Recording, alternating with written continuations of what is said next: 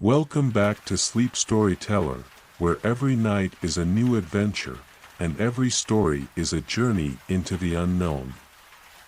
I'm so glad you're here, ready to relax, unwind, and let the gentle sound of rain guide you into a peaceful slumber. As we begin tonight's story, I invite you to close your eyes, take a deep breath, and let the world outside fade away. Remember, this is your space, a place to let go, to dream, and to find the calm you need. If you're ready for tonight's story, go ahead and hit that like button, subscribe to the channel, and leave a comment below sharing what helps you relax most at night. Now, let's begin. The Cloud Weaver's Dream. Once upon a time, high in the endless sky, there lived a quiet soul known as the Cloud Weaver. She was a gentle spirit, with delicate fingers that danced through the heavens, weaving the clouds into shapes and forms that filled the sky with wonder. Her work was unlike any other, for she crafted the very dreams that the world would dream at night. Each evening, as the sun began to set, casting its golden light across the world below, the Cloud Weaver would climb to her perch at the highest point of the sky. From there, she could see everything: the rolling hills, the deep forests, and the shimmering oceans that stretched far and wide. But it was not the land she cared for. No. It was the dreams of the world that called to her. With every thread of cloud, the Cloud Weaver would spin dreams of adventure and peace, of joy and sorrow, of memories lost and hopes found. She had the power to create the softest, most soothing dreams, or the most exciting and wild adventures. And though she had the gift of shaping every dream, there was one dream she had longed to weave for herself, the dream of the stars. You see, the Cloud Weaver was not just any ordinary weaver of dreams. She had been born with the gift to make others' dreams come true, but her own dreams were always fleeting, vanishing as soon as she tried to grasp them. The dream of the stars was a dream she had only ever seen in glimpses. A vision of twinkling lights that filled her heart with longing. One evening, as the stars began to blink awake in the darkening sky, the Cloud Weaver closed her eyes and whispered a wish. "Oh, how I long to touch the stars, to weave a dream that belongs to me alone." As her fingers gently brushed the soft clouds, she felt something strange stir in the air around her. The winds whispered, the clouds swirled, and for the first time in all her years of weaving, she felt a tug, a pull towards something far greater than she had ever imagined. And so, with a heart full of wonder and a mind set on a new path, the Cloud Weaver began her journey, not to weave dreams for others, but to discover the dream that was waiting for her, a dream that would take her farther than she had ever gone before. The winds grew stronger as the Cloud Weaver followed the mysterious pull. The sky around her began to shimmer, as if the very fabric of the heavens was alive, guiding her towards something unknown. She floated on the soft clouds, her fingers now tracing patterns in the air, searching for the path that would lead her to the dream of the stars. As the night deepened, a cool, silvery mist began to form around her, blanketing the sky in a gentle haze. In the distance, she saw a glowing light, faint at first, but growing brighter with every passing moment. It was not the light of the stars, but something else, something unfamiliar and full of promise. Her heart quickened with excitement. With a deep breath, the Cloud Weaver let herself be carried by the winds, gliding closer to the mysterious light. As she approached, the mist parted, revealing an ancient and radiant tree. Its branches stretched high above, reaching toward the heavens, and its leaves shimmered like stardust. The tree stood alone in the vastness of the sky, its roots invisible, as though it were born from the stars themselves. The cloud weaver hovered in awe before the tree, her eyes wide with wonder. It was a sight more beautiful than anything she had ever imagined. She reached out, her fingers brushing the glowing leaves, and in that moment, she felt a connection, a bond to something ancient and powerful. The tree spoke to her in a voice that echoed through the heavens, soft yet strong, like the whisper of the wind through the clouds. You seek the dream of the stars, little weaver. But know this, the dream you seek is not just a gift. It is a journey, a path that will lead you to the heart of the sky itself. The cloud weaver listened, her heart filled with both fear and excitement. How can I find this dream? She asked, her voice trembling with anticipation. The tree's branches swayed gently, and its leaves shimmered brighter. To weave the dream of the stars, you must first understand the light that lives within you. You must gather the stars that are scattered across the sky, piece by piece, and weave them into the fabric of your own soul. With that, the tree's glowing leaves began to fall, each one drifting softly toward the cloud weaver. As the leaves touched her hands, she felt a surge of energy, warm, gentle, yet powerful. The stars, it seemed, were calling to her, waiting to be woven into the dream she had longed for, and so, the cloud weaver began her journey, not just to weave dreams for others, but to find the light within herself, the light that would guide her toward the dream of the stars. The cloud weaver stood before the ancient tree, her hands filled with the glowing, shimmering leaves. Each one pulsed with a quiet energy, and as she held them, she felt something stir deep within her, a spark, a warmth, a light that seemed to be waiting for her to discover it. The wind whispered around her, urging her forward. How do I gather the stars, tree? She asked, her voice soft but determined. How can I weave them into the fabric of my soul? The tree's voice rumbled gently, as though it was speaking from the very core of the sky. To gather the stars, you must first understand what they are. They are not just lights in the sky, little weaver. They are the dreams of the world, the hopes, the desires, and the memories of all who live beneath the heavens. Each star holds a story. Your task is to find them, one by one, and listen to their tales. The cloud weaver nodded, her heart racing. She had always known that dreams were more than just fleeting images, they were the essence of everything, the quiet whispers of the heart. Now, it seemed, she had been given the chance to gather those dreams, to understand them, and to weave them into something greater. She closed her eyes and took a deep breath. The mist around her swirled, and the stars above began to twinkle more brightly, as if they, too, were waiting for her.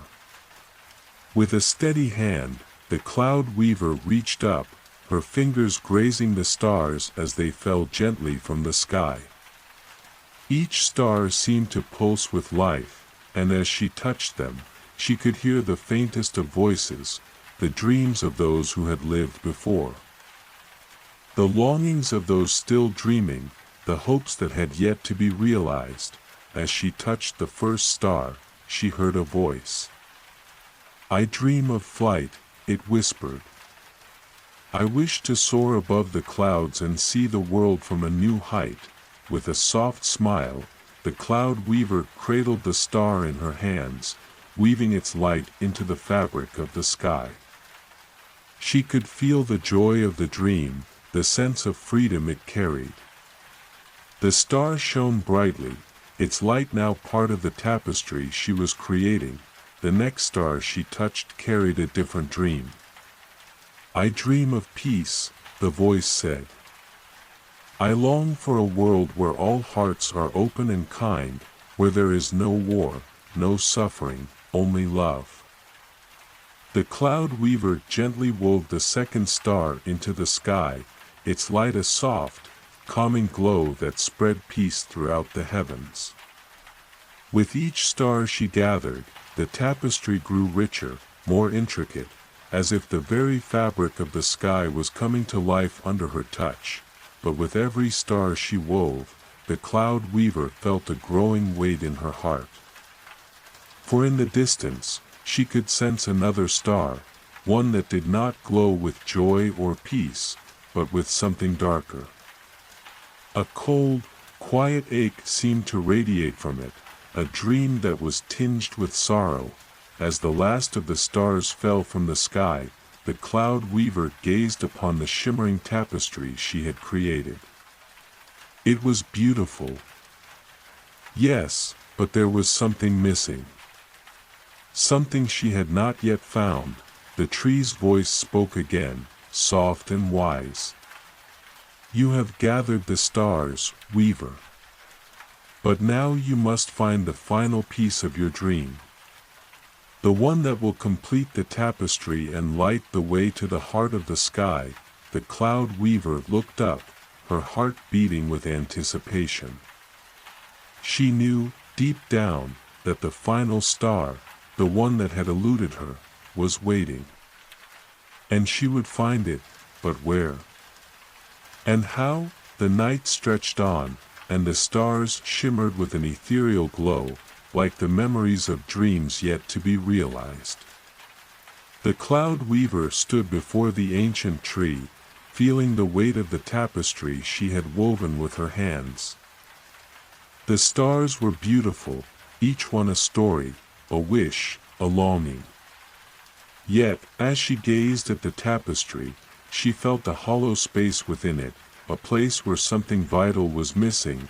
The tree, sensing her uncertainty, whispered, "The final star, dear weaver, is not something you can find by reaching out. It is something you must create from within." The cloud weaver's brow furrowed in confusion. "Create from within?" she echoed softly. "But how can I create a star from within me?" The tree's branches swayed in the wind, as though contemplating the question. The final star is not made of light alone. It is made of the deepest part of your soul, the part that longs for connection, for understanding, and for the ability to heal. It is the star of your own heart. The words echoed in the cloud weaver's mind, and she closed her eyes, letting the weight of them settle upon her. For the first time, she truly understood. All her life, she had been weaving the dreams of others, gathering the hopes and wishes of the world, creating beauty in the sky. But she had never truly woven her own dream, had never understood the depth of her own longing. The cloud weaver had always been driven by a sense of duty, a need to bring peace and joy to the world through her creations. But now, she realized that her dream was not just about weaving dreams for others, it was about healing herself, about finding the connection she had longed for with the stars. With the sky, with the world beneath her feet, she sat down on a cloud, her fingers resting gently on the tapestry of stars she had woven. She took a deep breath and closed her eyes, allowing her heart to speak, to guide her toward the final star. Slowly, a warmth began to spread within her, like the gentle glow of a distant fire. She could feel the dream stirring inside her, a dream not of flight or peace, but of love, a love that embraced all, that healed all wounds, that connected all things. The light from her heart began to glow softly, and from within her, a new star was born. It was not as bright as the others, but it was steady and strong, a quiet, steady light that pulsed with warmth and compassion. It was the star of understanding, of love that flowed not only to others but to herself as well. With reverence, the cloud weaver held the new star in her hands, her fingers trembling as she wove it into the tapestry. As soon as the star touched the fabric of the sky, a wave of peace and light spread through the heavens.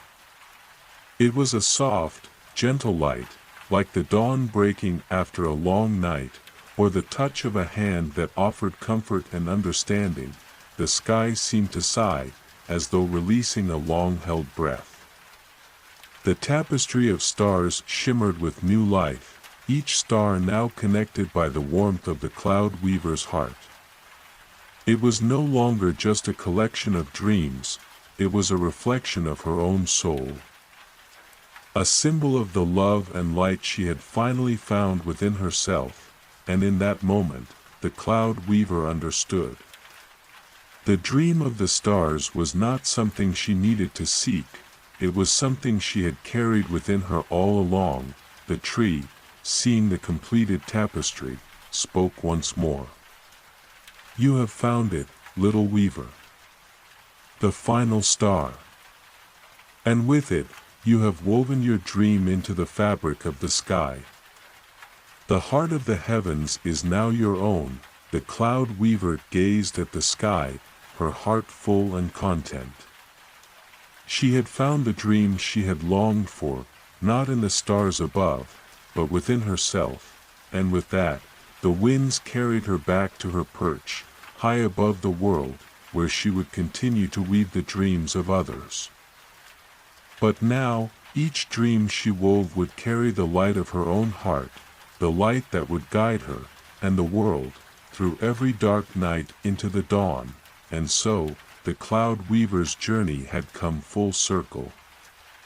She had discovered the dream of the stars, not through seeking, but through understanding the love and connection that lived within her all along. The cloud weaver had returned to her place among the stars, but everything had changed. The sky was no longer just a canvas for her to paint upon, it was a living, breathing reflection of her soul.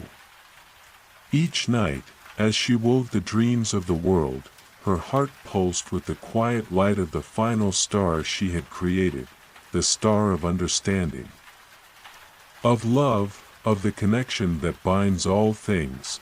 But there was something new in the air now, something she couldn't quite explain. It was a calling, gentle but insistent, like the soft pull of the moon on the ocean tides. It wasn't a need to find more stars, nor to weave more dreams, it was a need to share her journey, to connect with others who might understand the truth she had discovered. One evening, as the stars began to twinkle softly in the vast sky, the cloud weaver stood up, her fingers still resting on the tapestry she had woven. She looked down upon the world, wondering if anyone down below had ever felt the same longing she had once known, the same pull to something greater. She could sense the dreams of the world rising up to meet her, and yet, she felt a strange emptiness, a yearning to reach beyond the sky, to find those who might share in the light she had discovered within herself. As if answering her unspoken question, the wind began to stir, swirling around her with a gentle warmth. She felt a presence, something not from the sky, but from the earth below. It was as if the world was reaching out to her, calling her to join in something greater than just weaving dreams.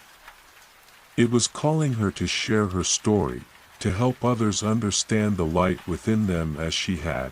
The cloud weaver closed her eyes, feeling the pull of the earth below her.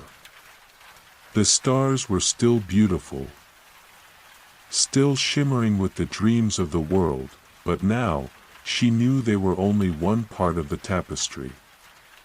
The true magic lay in the connection between all things, the sky, the earth, and the hearts of those who walked beneath the heavens.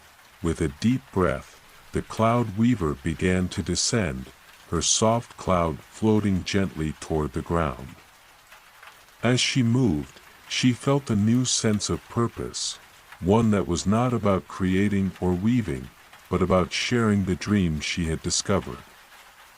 She was no longer just the weaver of dreams, she was now a messenger, a guide to those who needed to find their own light within.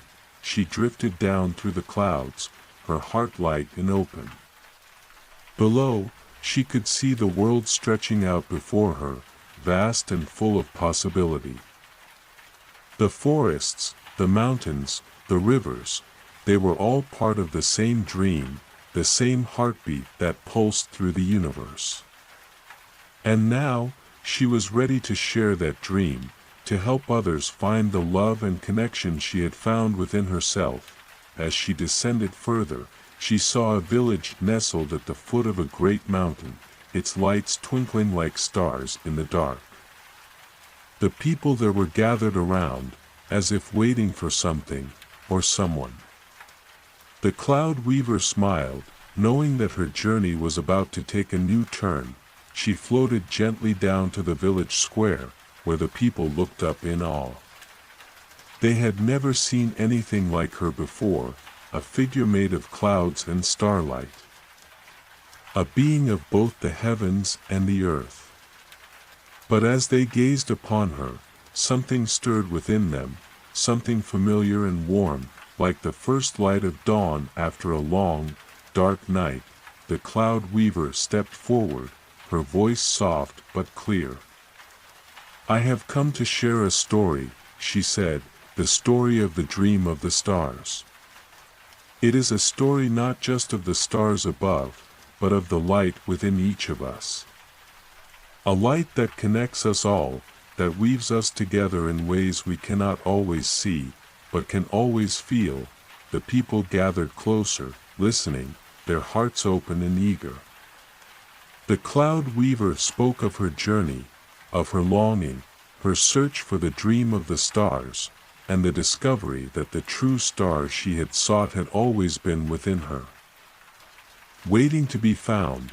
And as she spoke, something beautiful began to happen. The people, one by one, began to feel the light within themselves stirring. They began to remember the dreams they had once forgotten, the hopes they had set aside, the love they had kept hidden deep inside. The cloud weaver smiled, for she knew that this was the true magic, that by sharing her own light, she was helping others to find theirs. And in that moment, she understood something profound. The dream of the stars was not just hers to weave, but everyone's. It was a shared dream, a collective light that could never be extinguished, and so, the cloud weaver's journey continued, not just through the skies, but through the hearts of all those she touched. She had woven her dream into the fabric of the heavens, but now she was weaving it into the hearts of the world. As the days passed, the cloud weaver's presence in the village became a source of warmth and light. The people who had once looked up at the sky in search of answers now looked inward, discovering the stars that resided within their own hearts. It was as if the very air had changed, brighter, gentler, filled with the quiet hum of dreams waking from their long slumber.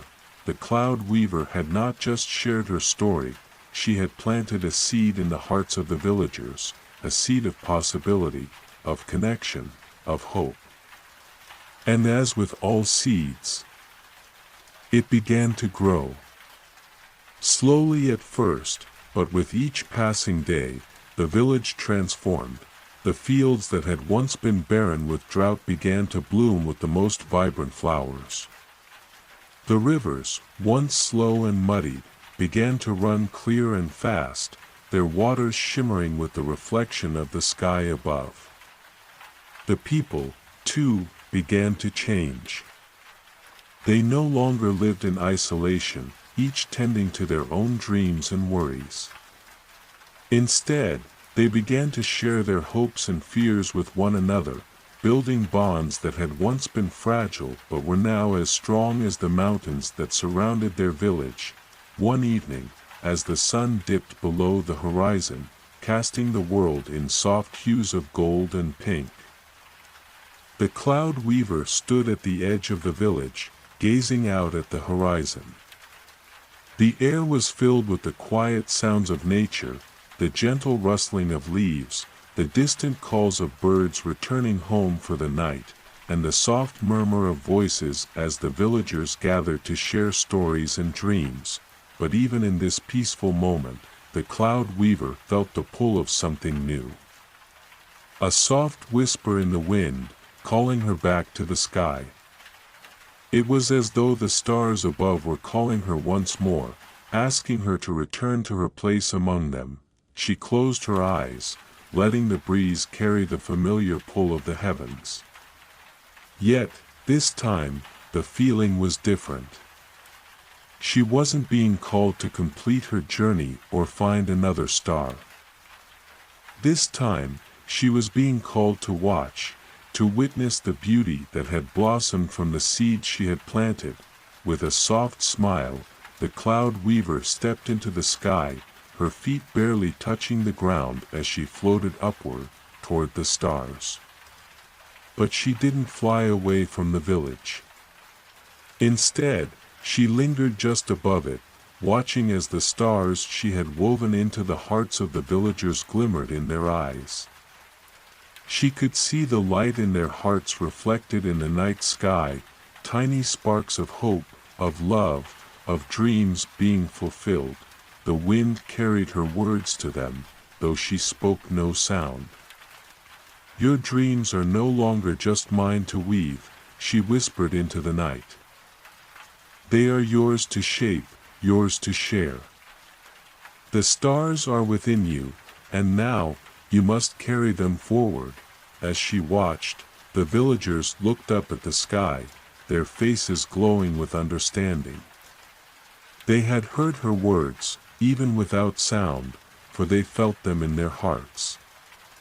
The dream of the stars was no longer just a dream to be found, it was a way of being, a way of living in connection with each other, with the earth, and with the sky.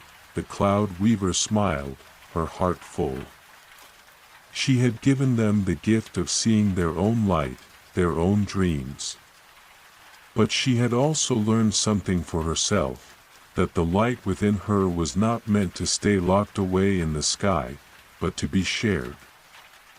To inspire others to find their own stars. The true beauty of the dream of the stars was not in its discovery, but in the way it spread, weaving through the hearts of all who sought it. And so, with one final look at the village below, the cloud weaver turned her gaze back toward the heavens. She no longer felt the longing she once had, the feeling that something was missing.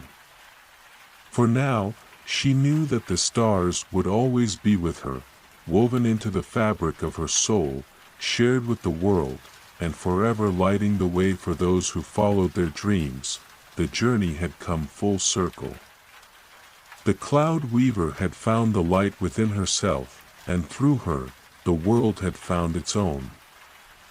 As the days turned into seasons, the cloud weaver's legacy continued to spread far and wide. What began as a single, quiet journey, one of discovery, healing, and connection, had transformed the entire world. The village, once a small and isolated place, had become a beacon of light for others who felt lost, who longed to discover their own dreams. From the village, the light of the dream of the stars spread like ripples across a calm sea. People from distant lands traveled to see the weaver's work, this magical village where hearts were opened, where the stars above met the dreams within. They came with questions, with struggles, with hopes that had been dimmed by the weight of the world. And in this village, they found what they had been searching for. They found connection. They found the light within themselves, waiting to be recognized, to be woven into the greater tapestry of life. The cloud weaver, though she no longer needed to gather stars or weave them into the sky, found herself returning to the village often, walking among the people she had helped. She watched as they grew stronger in their own dreams, each one creating something beautiful, something uniquely their own. One day, as the sky stretched out in shades of violet and gold, the cloud weaver stood at the edge of the village, gazing toward the horizon. The winds were still, but there was a quiet stirring in her heart, an understanding that her journey had not yet come to its final end. While the people now held the stars within them, she had always known that there was something deeper, something even more profound waiting to be understood, and so, she began her final journey. This time, she didn't climb the skies alone. She invited others to join her, the villagers whose hearts had been awakened, whose dreams had blossomed. Together, they ascended toward the stars, their feet leaving no trace upon the earth, only the gentle whispers of hope and possibility. The cloud weaver guided them gently, showing them how to connect with the stars, how to touch their hearts, how to weave the dreams of the world into the tapestry of the heavens. But as they ascended, something remarkable happened. The people, each with their own dream, began to weave not just for themselves, but for the world at large. Each person added their own thread to the sky, threads of love, of peace, of hope, of healing. The tapestry of stars grew even more brilliant, each star now reflecting not only the dreams of individuals, but the dreams of communities, of the earth, and of the universe itself. The sky was no longer a blank canvas, it was alive with the interconnectedness of all dreams. The cloud weaver smiled, for she saw the truth. The dream of the stars was not just a solitary pursuit, it was a collective journey, one where each soul had a place, a thread to add. She had started the journey alone, seeking the stars, but now she knew that the stars had always been there, woven into the hearts of all beings, waiting to shine. The winds of change began to stir again, this time with a different kind of energy, a warm, embracing breeze that wrapped around the cloud weaver and the people who had joined her. It was a sign, she knew, of something profound. The cycle had come full circle. With a final, radiant smile, the cloud weaver released the last of the stars she had carried, sending them out into the universe. The stars scattered, lighting up the vast expanse of space. Each one, now glowing with the love and dreams of countless souls, became a part of the greater tapestry. A symbol of the interconnectedness of all things. And then, with the gentlest of whispers, the cloud weaver faded into the sky, her journey complete. But her spirit, her light, remained in the hearts of those she had touched. For the dream of the stars was not an end, it was a beginning, an endless cycle of light, love, and connection that would continue to grow and weave itself into the very fabric of the universe. Years passed, but the legacy of the cloud weaver did not fade. It lived on, not just in the village that had once been small and now thrived as a hub of connection and possibility, but in the hearts of all those who had ever heard the story. The dream of the stars had woven itself so deeply into the world that it was no longer just a memory, but a living force. The stars, once scattered and distant, now felt closer. People spoke of them not as distant lights in the sky, but as companions, as guides. They felt their own dreams aligning with the stars, like constellations drawing themselves together into patterns of love, wisdom, and peace. And though the cloud weaver was no longer physically present, her essence, her spirit of connection, of healing, of shared dreams, lived in every single thread of that grand, celestial tapestry. But in this new world of light, there came a time when a new question emerged. a question that had always lingered at the edge of human consciousness. What would happen when the stars were all woven? When all dreams had been shared, all connections made, and the universe had reached its perfect, radiant balance, the people of the village, now flourishing, turned to the skies, searching for answers. And in their search, they discovered that the answer was not something to be found, but something to be lived. The village had become a gathering place for all who sought to understand the deeper layers of the dream of the stars. People from distant lands came not to be taught, but to share, each bringing their own dreams, their own wisdom, their own heart. And as they did, the sky above them began to shimmer with new stars, new constellations. Even as the old ones faded and transformed, the villagers began to understand that the tapestry of the stars was never meant to be a static thing, a completed work to be admired from afar. No, the dream of the stars was always in motion, always evolving. Just as the stars were born from the hearts of those who dreamed them, they also faded as those dreams were lived, as they became real in the world. The stars were not just to be admired, they were to be embodied, to be lived out through the actions and love of those who dared to dream, and so, the cloud weaver's spirit was alive in the actions of those who came together. The people no longer just shared their dreams with the stars, but with each other. They understood that the true magic of the dream of the stars lay not in perfect harmony, but in the ongoing dance of creation, the way each heart, each soul, added to the ever-changing tapestry, contributing to a universe that was always becoming. One evening, as the stars twinkled brightly above the village, a young dreamer stood at the edge of the fields, looking up at the vast sky. She was a child born long after the cloud weaver had ascended, but she had heard the stories, felt the connection.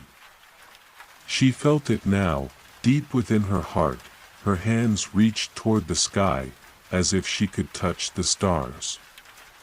And in that moment, a single star flickered and fell, not from the heavens, but from within her own heart.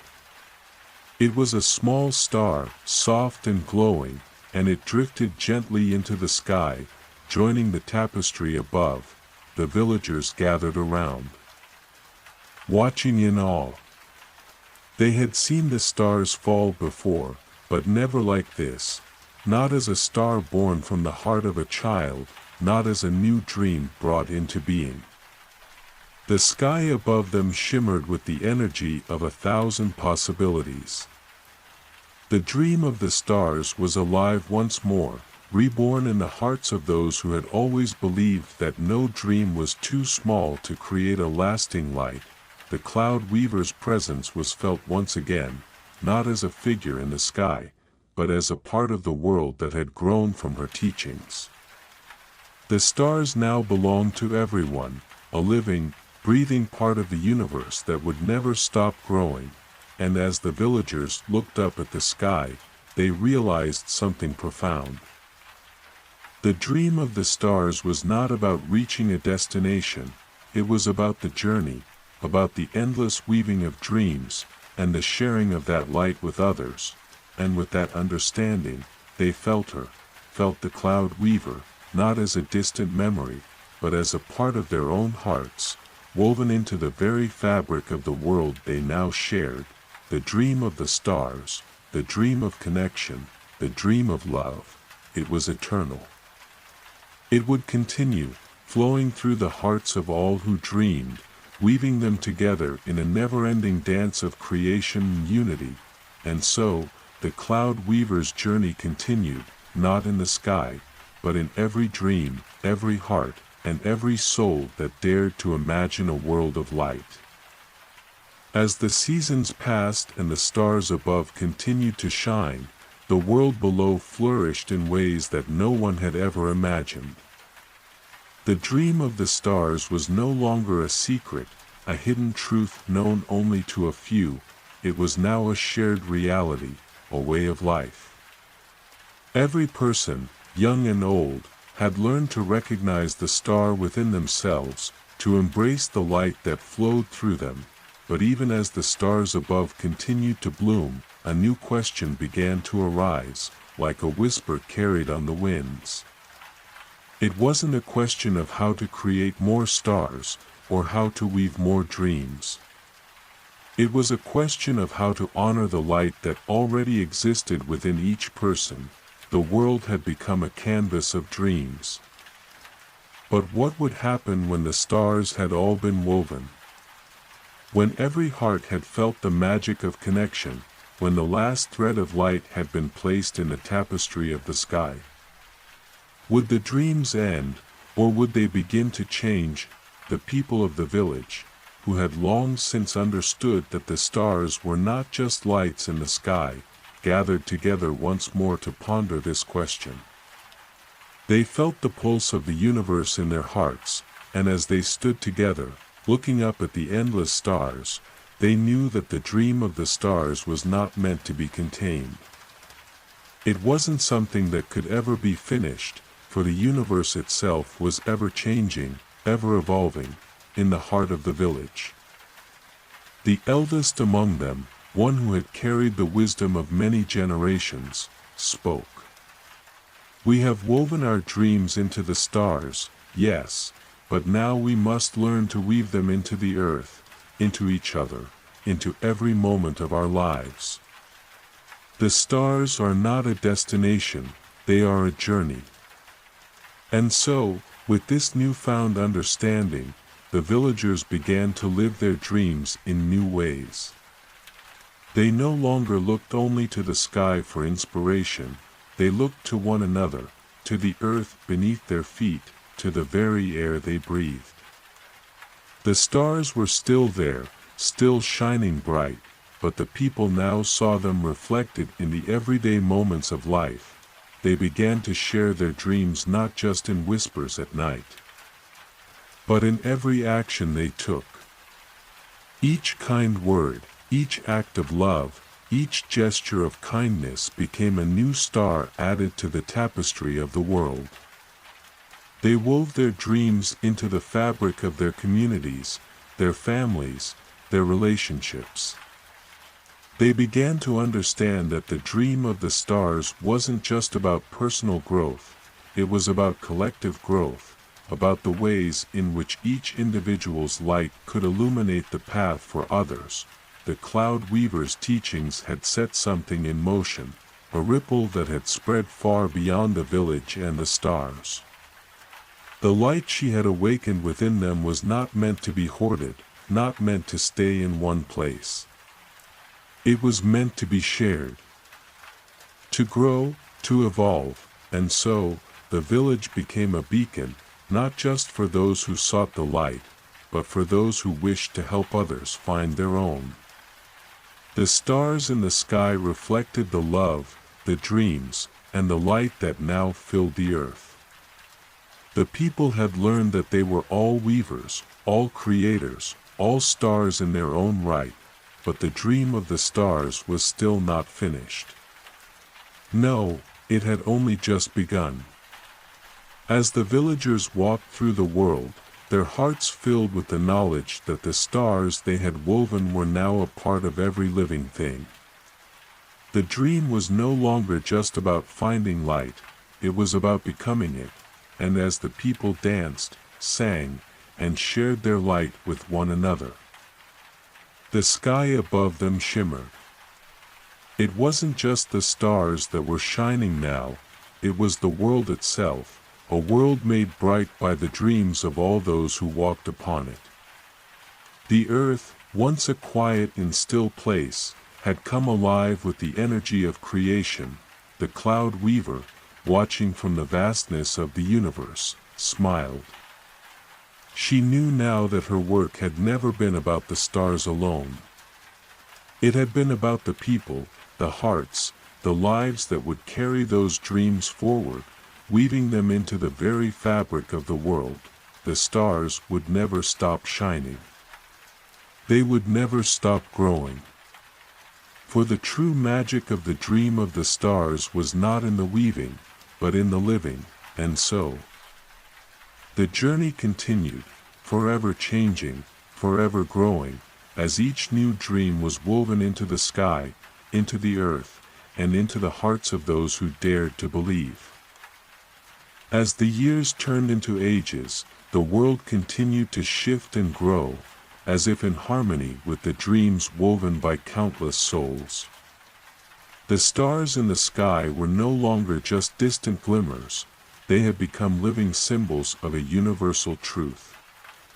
Every person, every creature, every tree and stone was connected by the light of the dream of the stars. It was no longer just the hearts of humans that beat with the rhythm of dreams, but the very fabric of existence itself had been touched, and yet, the story of the cloud weaver, though told and retold by generations, had begun to take on a new form. What had once been a tale of one weaver, one heart, and one journey had become something much greater. It was no longer just a single story. It had evolved into an endless tapestry, a living, breathing narrative that spanned across time and space. The dream of the stars was not a destination, but a perpetual journey, a journey of infinite possibility. And it had become clear to all that the cloud weaver had not simply created the stars or woven the dreams of the people. She had opened a door, one that could never be closed. She had shown the world that the true magic was not in the act of weaving itself, but in the very act of dreaming, of creating, of living. A new chapter of the story began to unfold, not with the birth of a new star, but with the birth of a new dream, one that had existed for as long as time itself, but had only just begun to be fully understood. The people, who had once looked to the sky for guidance, now looked within. They had learned the truth that had been passed down through the ages. The stars were not just above them, they were within them. The dream of the stars was not just a force in the heavens, it was the force of life itself, beating in the hearts of every living being. Every person was a weaver, every person a creator, every person a dreamer of infinite potential, and so, with this newfound understanding, the villagers, now wise beyond measure, began to teach the next generation the greatest lesson of all. The dream of the stars was not something that could be owned. It was not a gift, a possession, or even a treasure. It was an energy, a force that flowed through everything, touching every life, illuminating every path. The stars were not meant to be revered from afar, they were meant to be lived, experienced, and shared. One evening, as the sun began to set and the sky turned into a canvas of deep blues and purples, the villagers gathered together once more. The stars above began to twinkle as they always had, but this time, they were no longer just lights in the sky. They were reflections of the people gathered below, reflections of the dreams that had been woven by each person's heart. It was then that the greatest revelation came, a quiet whisper in the wind. A shift in the air, a realization shared by all. The stars, once seen as the end goal of dreams, were not the true treasure. The true treasure was the journey itself, the act of creation, of weaving dreams together with others. The true gift was not in having stars to look at, but in being the stars, living them, sharing them, and watching as the light spread and grew, touching the lives of everyone it encountered. In that moment, the cloud weaver's spirit was felt more strongly than ever.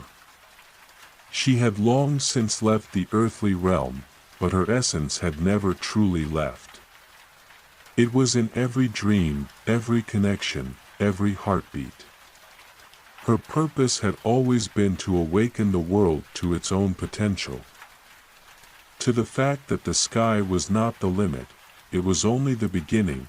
The people, now fully aware of their role in the grand dance of creation, stepped forward into their new reality. They no longer needed to look to the heavens to find the stars. They understood that the stars were already within them, waiting to be shared with the world. And as they did, they saw the stars begin to multiply, not in the sky, but in the hearts of all beings who chose to embrace their own dreams. The dream of the stars was no longer a singular dream, it was a collective, an ever-evolving tapestry woven by the dreams of all who dared to dream. And with that, the cloud weaver's journey reached its final transformation. Not an end, but a beginning of infinite new journeys, infinite new dreams, each one a part of the never-ending cycle of creation. Though the stars above continued to shimmer and pulse with the dreams of countless souls, a subtle change began to take place. The people, now fully aware that the dream of the stars was a journey with no clear end, began to shift their focus. The stars, they realized, were not meant to simply exist above them. They were meant to live through them, to become a part of their very essence. As the sky continued to glow with the light of 1,000 dreams, the villagers, now a thriving community of dreamers, began to weave those dreams not only into their lives but into the earth itself.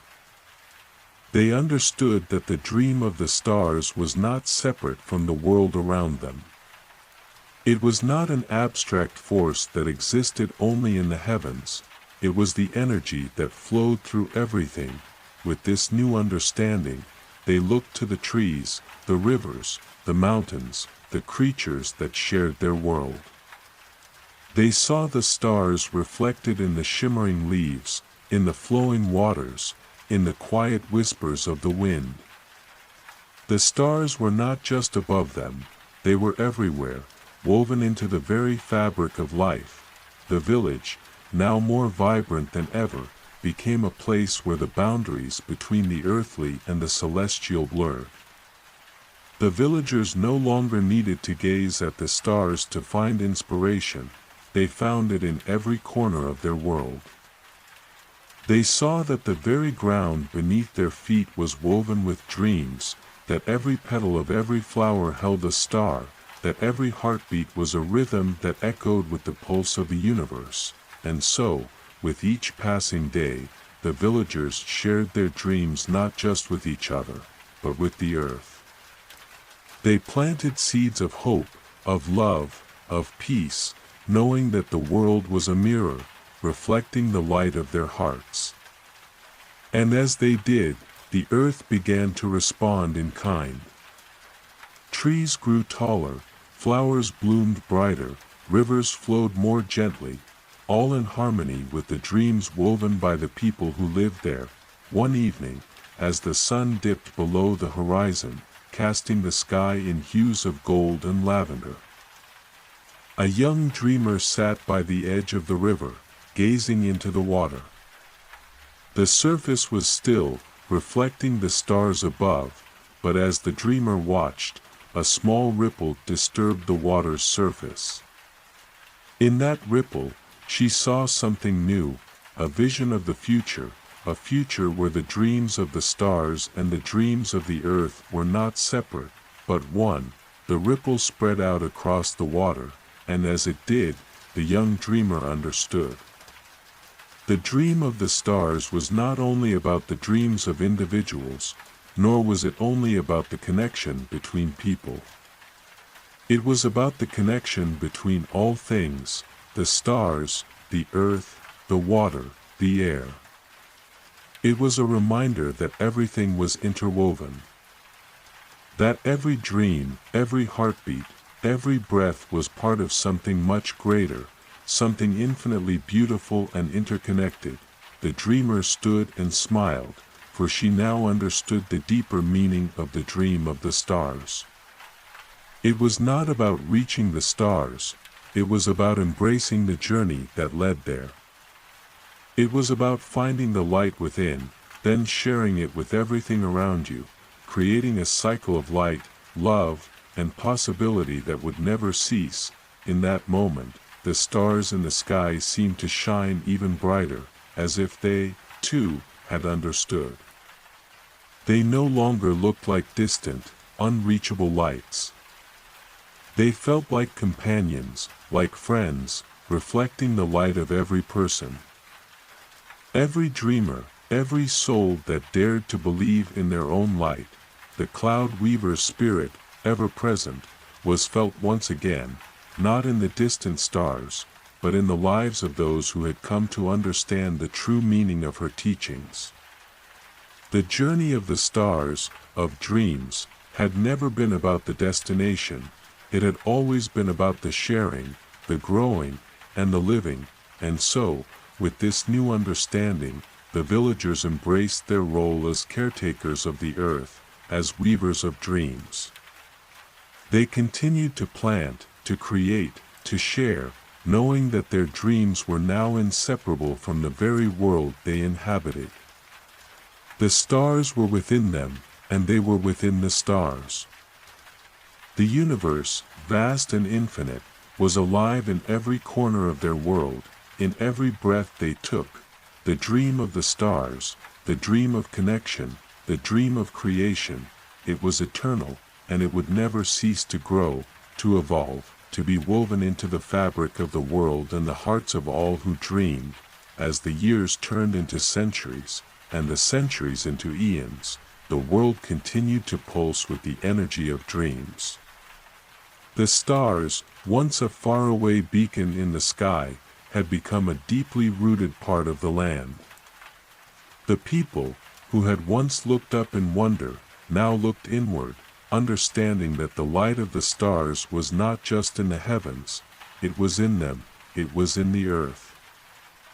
It was in everything. It was a living force, growing, shifting, evolving with every thought, every heart, every dream. The village, now a thriving metropolis of connected souls, had become a symbol for all the worlds that lay beyond it. Though far from its humble beginnings, it still held within its walls the same wisdom. The dream of the stars was a shared dream. It belonged to no one, yet it belonged to everyone. The journey of weaving was never a solitary one, it was a collective, a gathering of lights, each one a reflection of the other. One night, as the village rested beneath the luminous sky, a child was born, a child who carried within them a deep, ancient wisdom. They were not just born of the earth, nor of the stars, but of the very fabric of the universe itself. As the child grew, so too did their understanding of the interconnectedness of all things. The child often wandered into the fields at night, gazing at the stars and listening to the whispers of the wind. And in the stillness of those moments, the stars spoke to them, not in words, but in a language beyond language, in vibrations, in light, in love. They understood that the stars were not separate from the world around them. The stars were the breath of the earth, the heartbeat of the universe, the pulse of every living thing. As the child grew older, they began to see something new.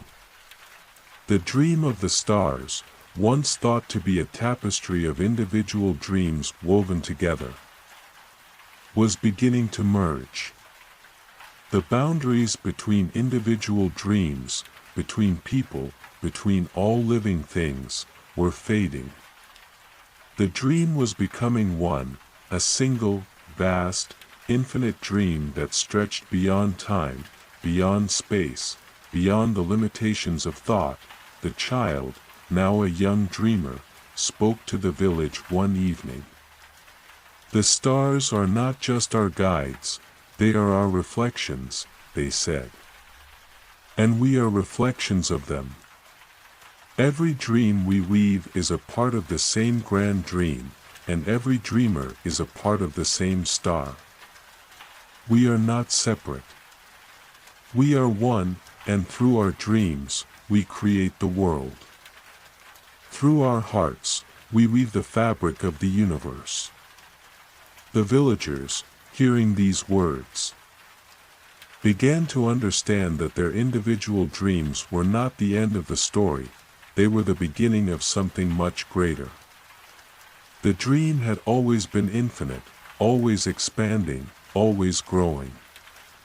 It was not meant to be a singular vision, it was meant to be a shared vision, a collective creation that grew and shifted with every person, every life, every moment. As they came to this realization, the stars in the sky began to shimmer even more brightly. They were no longer just symbols of distant dreams, they were alive, each one pulsing with the light of countless souls, all connected, all shining as one. The cloud weaver's spirit, once thought to have faded into the annals of time, was felt once more. Her presence was not in the stars alone, nor in the world of dreams, it was in every heartbeat, in every shared glance, in every act of love, kindness, and creation. She had woven the dream of the stars, yes, but what she had truly woven was the dream of connection, the dream of unity, and now, in the grand tapestry of the universe, the threads of connection began to intertwine in ways they never had before. The people saw that they were not just dreaming for themselves, they were dreaming for each other, for the earth, for the stars. And as their hearts opened to this truth, the dream began to take on a new form, a form that could no longer be contained by the stars alone. It was flowing into the earth, into the oceans, into the sky, into every living thing. It was a dream of oneness, of wholeness, of unity. The child, now fully awakened to their role in the universe, smiled. "We are all weavers," they said. "And together, we will continue to weave the dream. The stars will never stop shining, because the dream will never stop growing. We are the dream. And the dream is us." And so, with the heart of the dreamer beating as one with the universe, the dream of the stars continued. It was no longer just a story, nor a memory.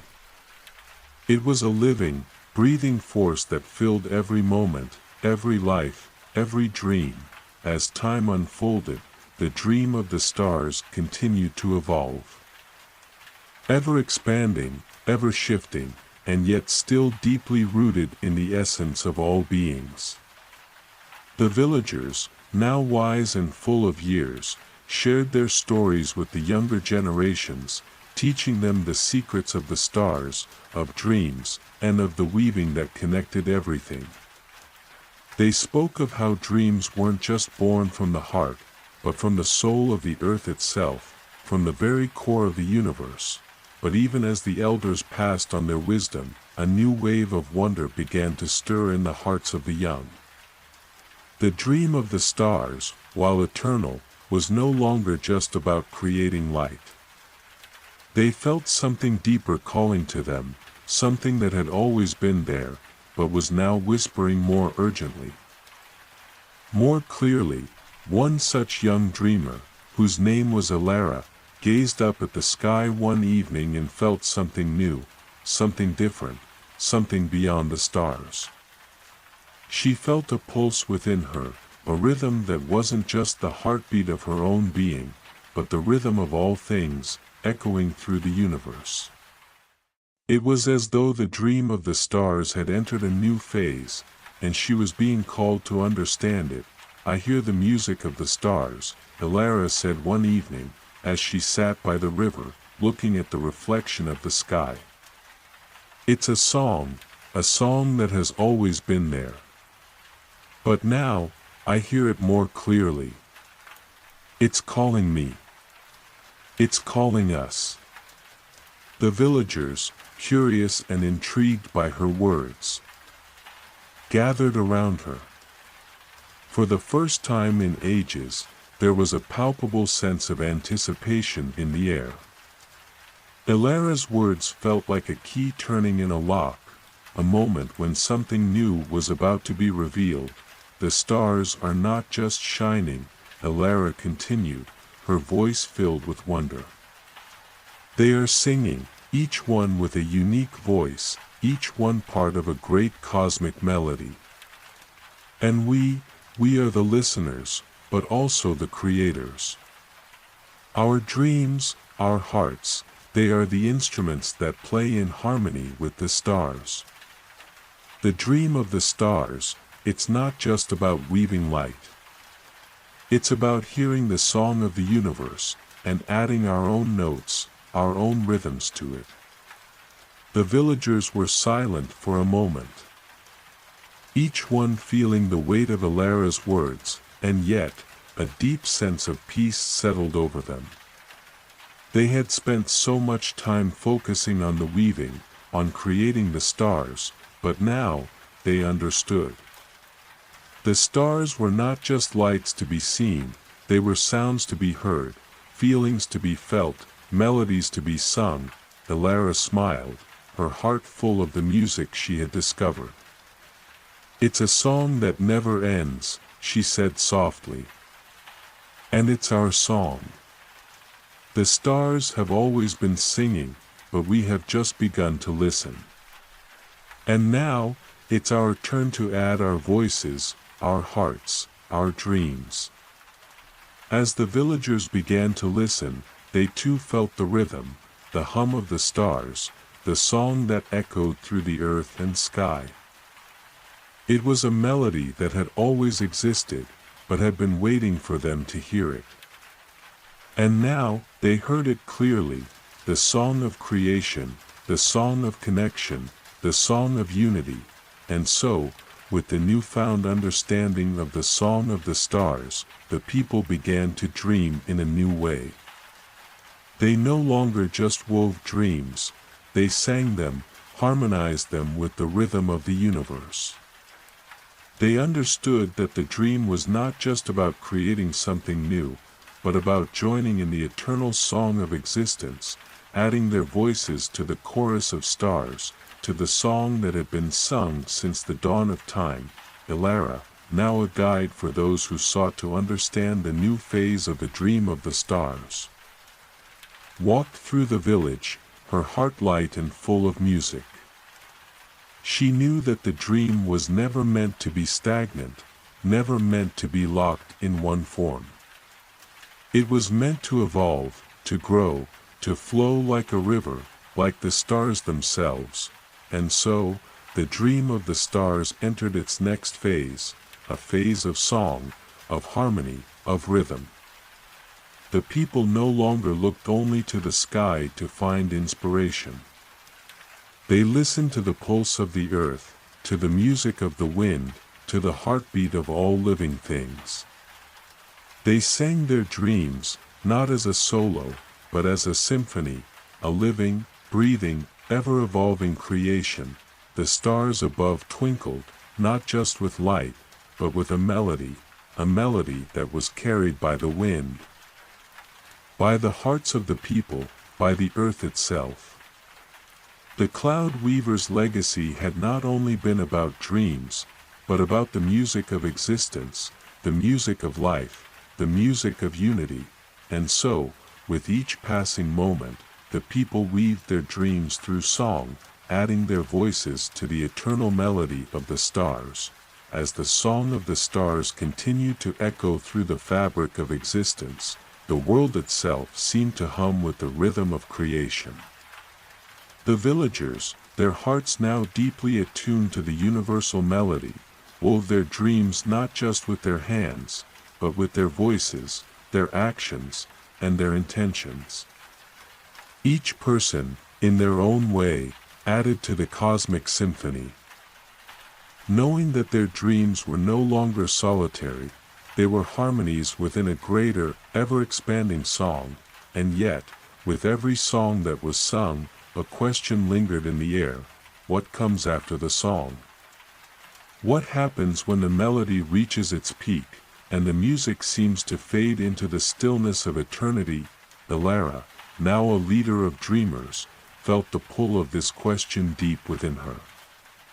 She had heard the song of the stars, understood its rhythm, and shared in its harmony, but she knew that the journey was not meant to be about reaching the end of the song. It was about understanding the space between the notes, the silence that followed the sound, the pause that gave the music its meaning.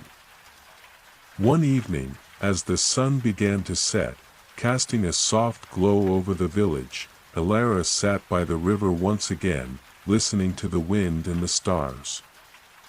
The stars still sang their song, but now, she began to notice something different.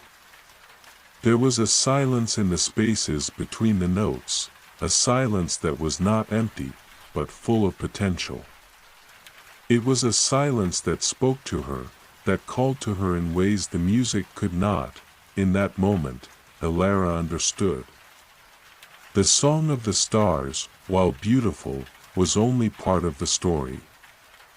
There was another layer to the dream of the stars, one that lay in the stillness, in the quiet, in the pause. It was the space between the notes that allowed the music to exist. The silence that made the sound meaningful. Elara stood and began to walk, her heart filled with a new understanding. She knew that the dream of the stars, the song of creation, was not just about what was heard, but about what was felt in the quiet moments, in the moments of reflection, of pause. The dream of the stars was about living in harmony with the rhythm of the universe, not just through the song, but through the spaces between the notes, the moments of peace, of stillness, of simply being. As Elara shared this revelation with the villagers, they too began to understand. They no longer needed to fill every moment with sound, with song, with action. The quiet, the pause, the stillness, these too were part of the dream of the stars. It was in the silence that they found clarity, in the pause that they found connection. The music of the universe was not constant noise, but a dance of sound and silence, light and dark, movement and stillness. The village, once filled with the constant hum of dreams, began to slow, to breathe. People no longer rushed to fill every moment with activity. They took time to sit in the quiet, to listen to the space between the stars, to feel the rhythm of life that was not always loud, but always present. They realized that the song of the stars was not something to chase, but something to embrace, something to live with. In harmony with the stillness of existence, as the stars shimmered in the sky, the people began to see that the dream had always been a balance between the active and the passive, the sound and the silence, the weaving and the resting. The dream of the stars was not just about creating light, or hearing music. It was about being in tune with the universe, about understanding that all things, both loud and silent, were interconnected. Elara stood beneath the vast sky, feeling the stillness and the rhythm of the stars. She understood now that the dream would never end, for it was not bound by time or space. It was a living, breathing force that moved through everything. In song and in silence, in light and in shadow. It was the rhythm of the universe itself, a never-ending dance of creation, of becoming. The dream of the stars was eternal, not because it was constant, but because it was always evolving, always finding new forms, new expressions, new harmonies. And in the spaces between those forms, the people found peace, connection, and understanding, and so, with this new wisdom, the villagers embraced both the music and the silence, the weaving and the resting. They understood that the dream was not something to possess, but something to live with, to dance with, to create and to listen to. As the years continued to unfold, and the people of the village learned to embrace the balance between song and silence. Between weaving and resting, a deeper understanding began to take root within their hearts. They had woven their dreams with the stars, had sung their songs in harmony with the universe, and had learned to listen to the stillness between the notes. But now, something new called to them, a quiet invitation that came not from the stars, nor from the earth, but from something much more profound, something that resonated deep within the very core of their beings. Elara, now an elder, sat one evening beneath the vast sky, her eyes closed in quiet meditation. She could feel the pulse of the universe around her, the rhythm of the stars, the soft hum of the earth, the gentle flow of time. But tonight, something was different. There was a new energy in the air, a new vibration that seemed to come from beyond even the stars themselves, and then, she understood, the dream of the stars, the great cosmic weave, was not the final destination. It was not the end of the journey, but a doorway to something even greater, something that had always been waiting just beyond the horizon of their understanding. For the first time, Elara saw that the dream of the stars was not just about the interconnectedness of all things. It was about the possibility of creation beyond creation. The stars, the earth, the people, they were all part of a much greater plan, a greater mystery that was unfolding in ways they had yet to comprehend. The dream, Elara whispered to herself, is not a thing to be completed. It is a journey that leads to more journeys, a path that stretches out infinitely, reaching into the unknown, the unimagined. The dream is not a single weave, but an endless web of possibilities, waiting to be discovered, to be lived, to be dreamed, and so, with this realization, Elara stood and turned to the village, her heart filled with a new sense of purpose. She knew that it was time to pass on this wisdom to the younger dreamers, to show them that the dream of the stars was not something they could ever fully understand, but something they could always be a part of. It was a never-ending dance of becoming.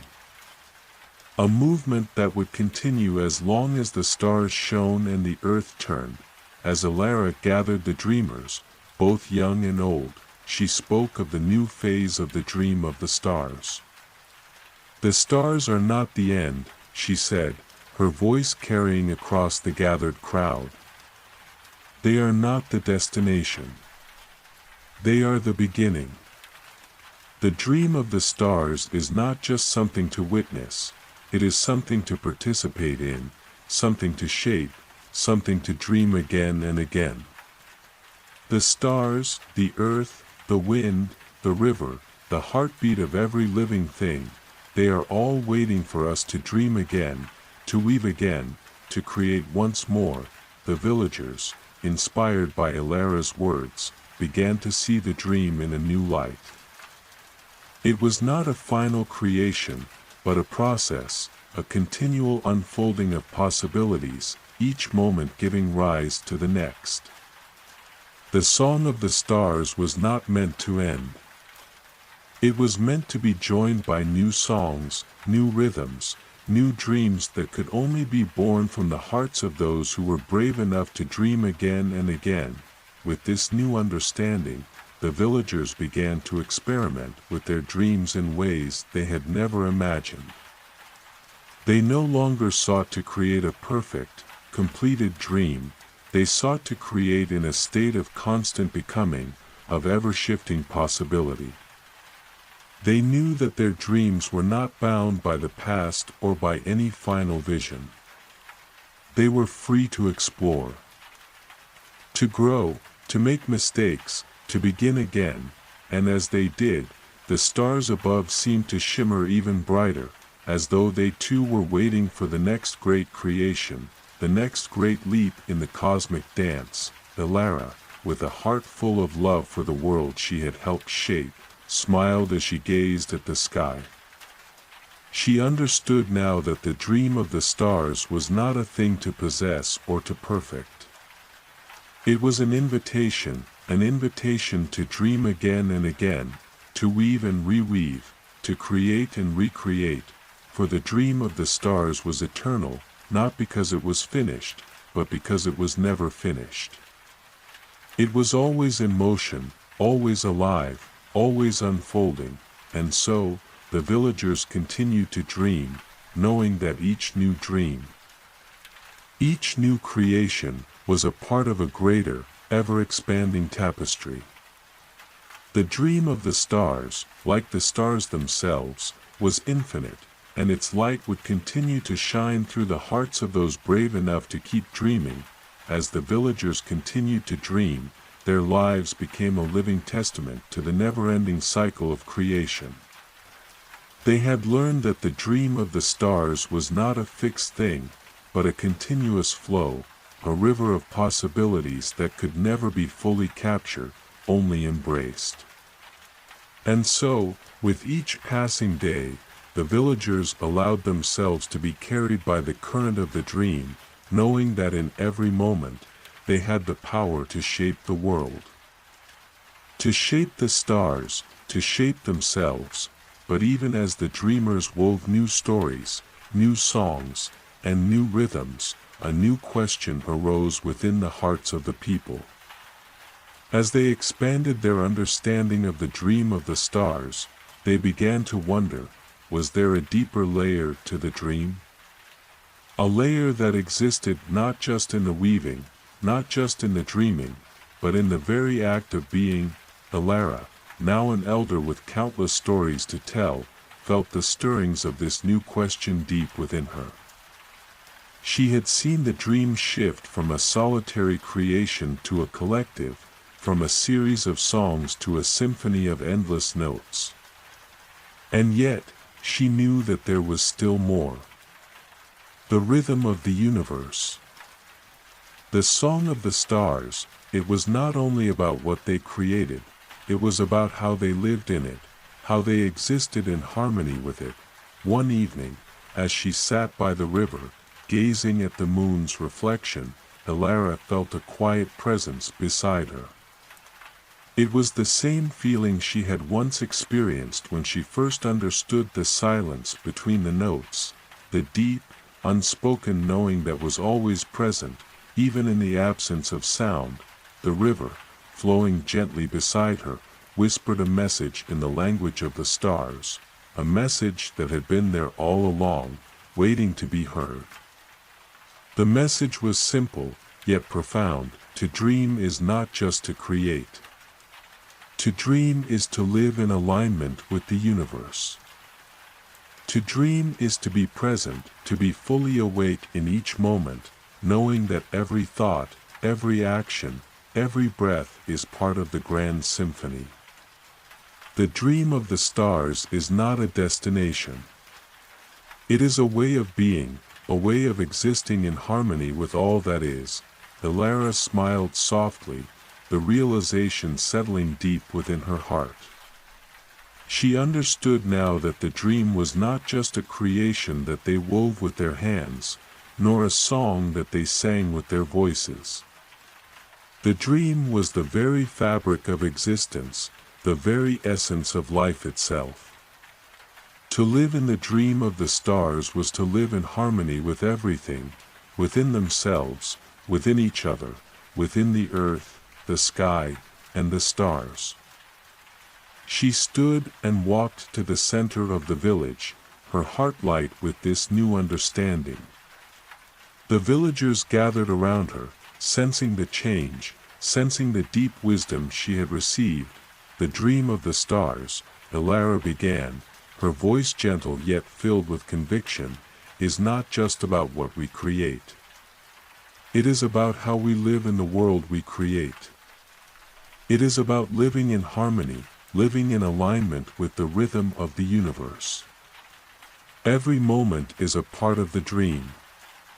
Every breath we take, every step we make, every thought we hold.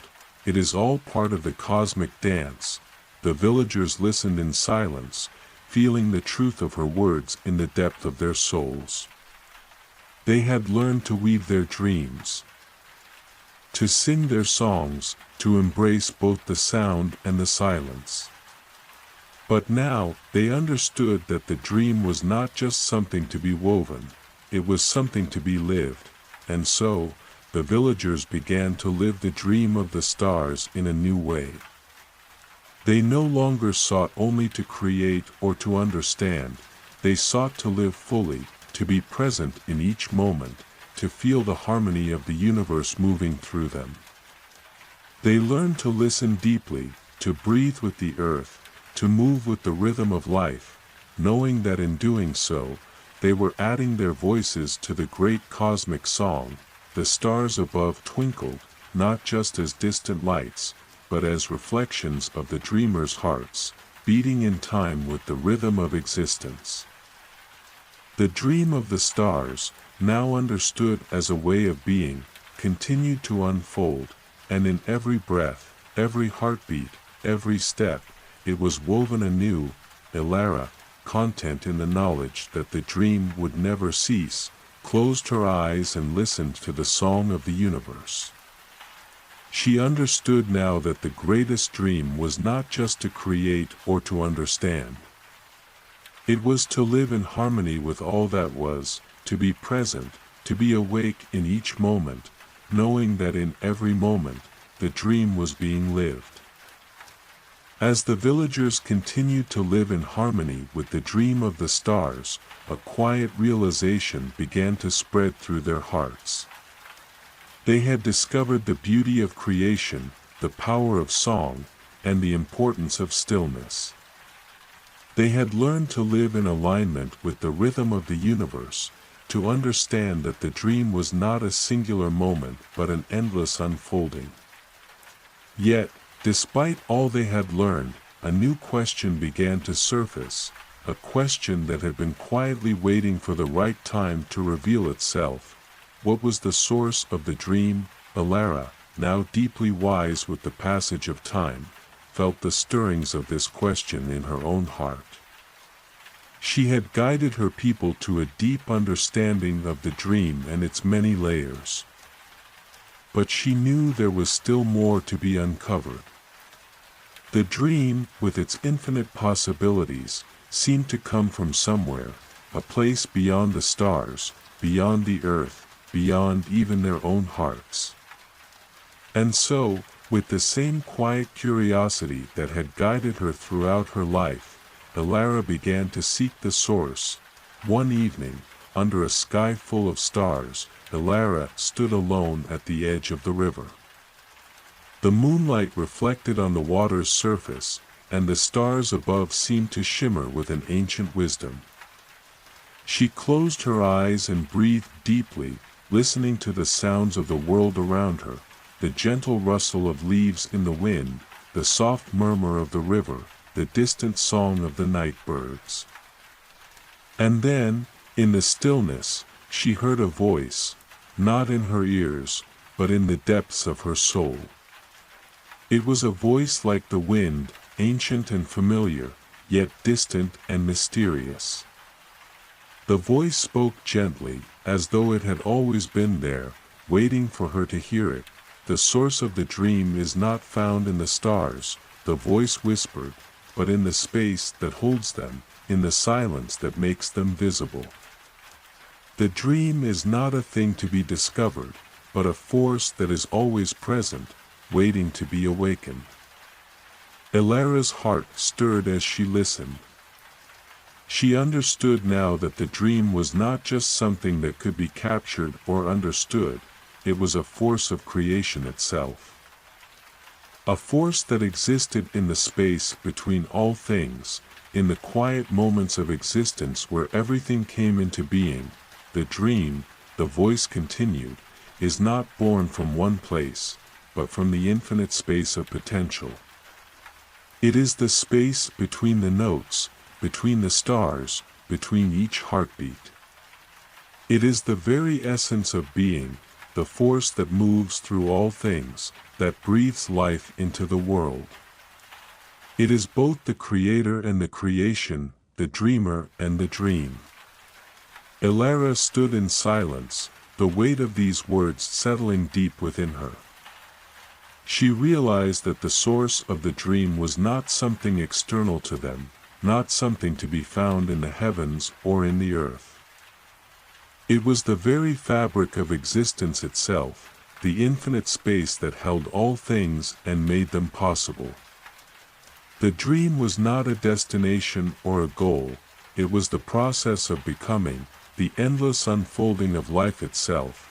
The next day, Elara gathered the villagers once more. They had learned so much already, how to weave their dreams, how to listen to the music of the universe, how to live in harmony with the stars. But now, they would learn something even deeper. The dream was not just something they participated in, it was something they were made of. The source of the dream, Elara said softly, her voice filled with awe, is the space between all things, the force that moves through everything. That creates everything.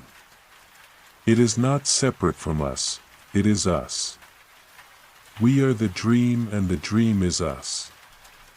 Every breath we take, every thought we have, every action we make, it is all part of the great, endless dream of existence.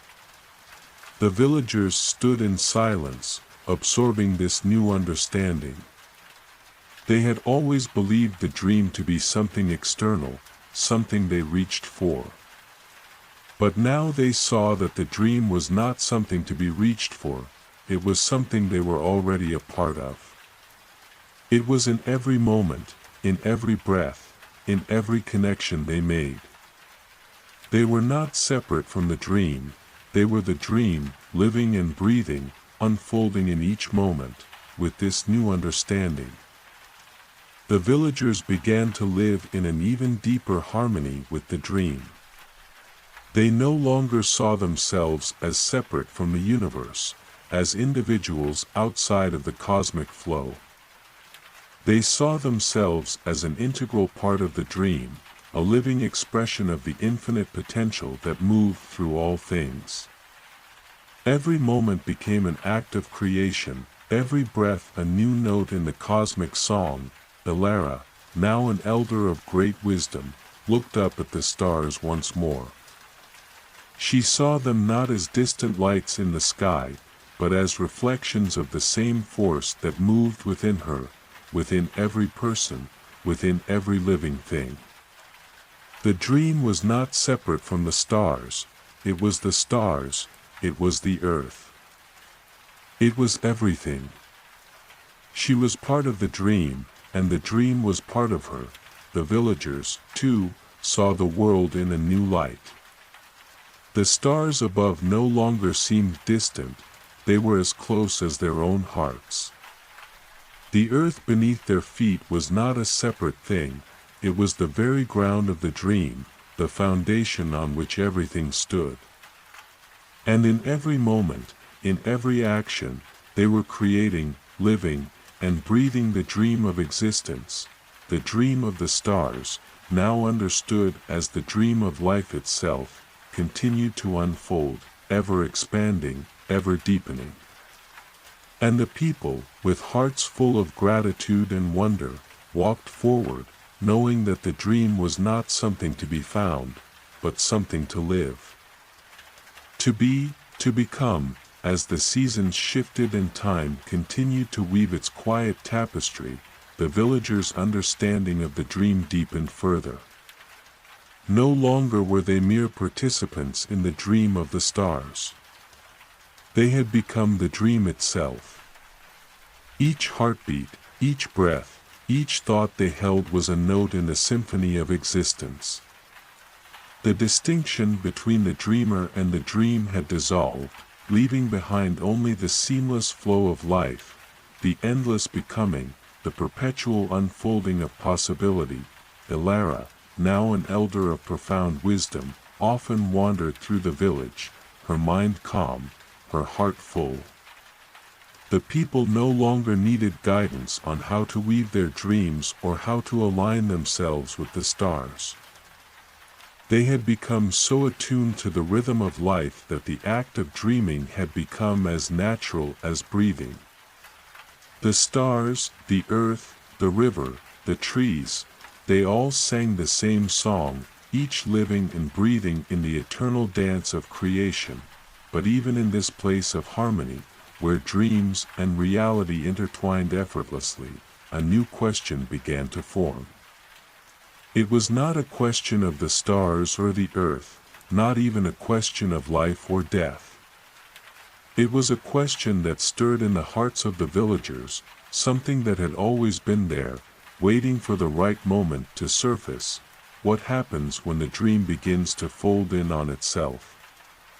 What happens when the dreamers, having become one with the dream, begin to seek what lies beyond it? Elara, sensing the stirrings of this question, gathered the villagers once more beneath the vast sky. They had learned to live in harmony, to dance with the rhythm of the universe, and to understand that life itself was the dream. But now, it seemed, a new understanding was waiting to be unlocked, a deeper layer of existence, a truth that had been present all along but had not yet been seen. The villagers gathered, their faces alight with curiosity. Elara stood before them, her eyes filled with both quiet knowing and deep wonder. Many of you have come to understand, Elara began, her voice soft but resonant, that we are the dream and the dream is us. We are not separate from the universe. We are the very essence of life, living and breathing as part of the great cosmic song. But now, a new question arises, a question that seeks not to answer the dream, but to understand the very nature of its unfolding. If we are the dream, if the dream is us, then what lies beyond it? What lies beyond the endless becoming? The villagers fell silent, the weight of the question settling into their hearts. For so long, they had danced with the dream, had embraced the flow of existence, had understood that life itself was the dream. But what came after? What was the nature of the space between each becoming, between each unfolding? Elara smiled softly as she felt the collective heart of the villagers reach out, seeking the answer. And then, as though the universe itself had whispered its secret, she understood. The dream of the stars is not an end, she said, her voice filled with awe.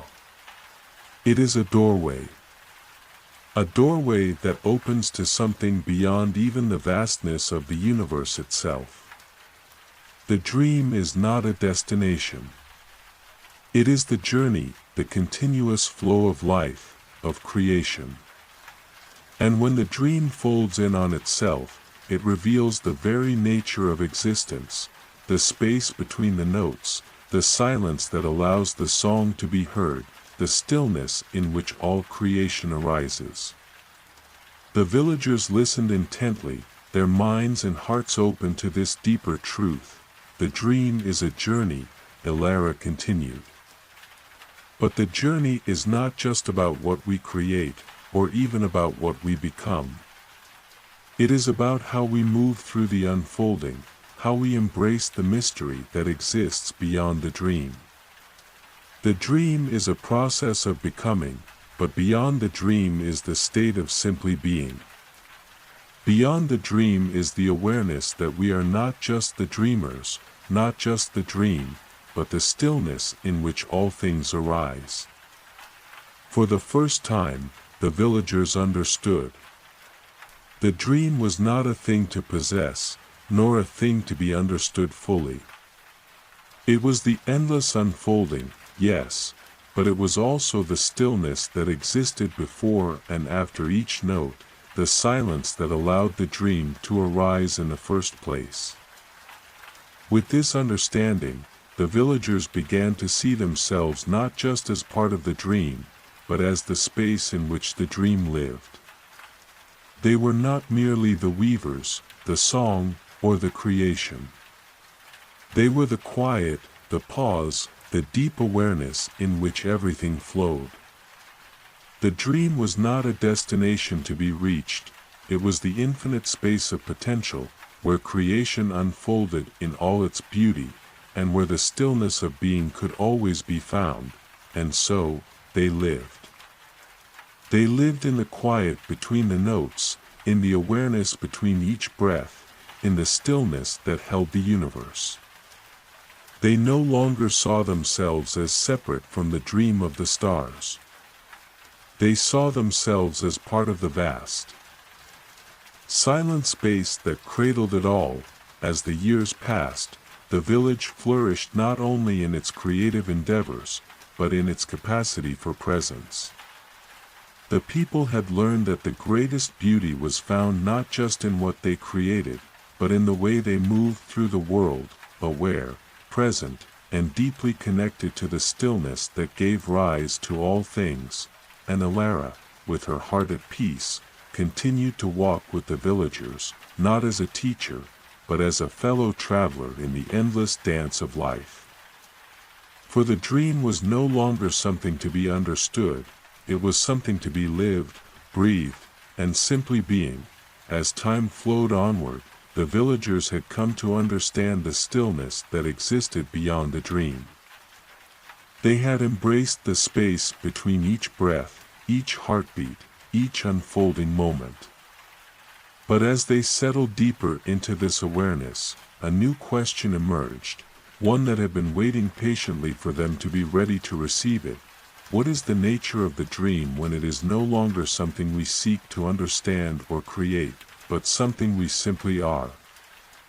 What happens when we reach a point where the distinction between the dream and the dreamer completely dissolves, leaving behind only the vast expanse of being?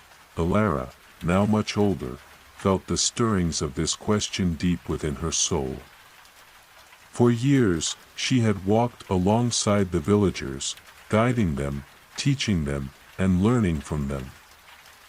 They had embraced the rhythm of existence, and now they lived in harmony with the dream, as one with the stars, the earth, and the silence that held them all. But what came next? What came after the dissolution of all distinction?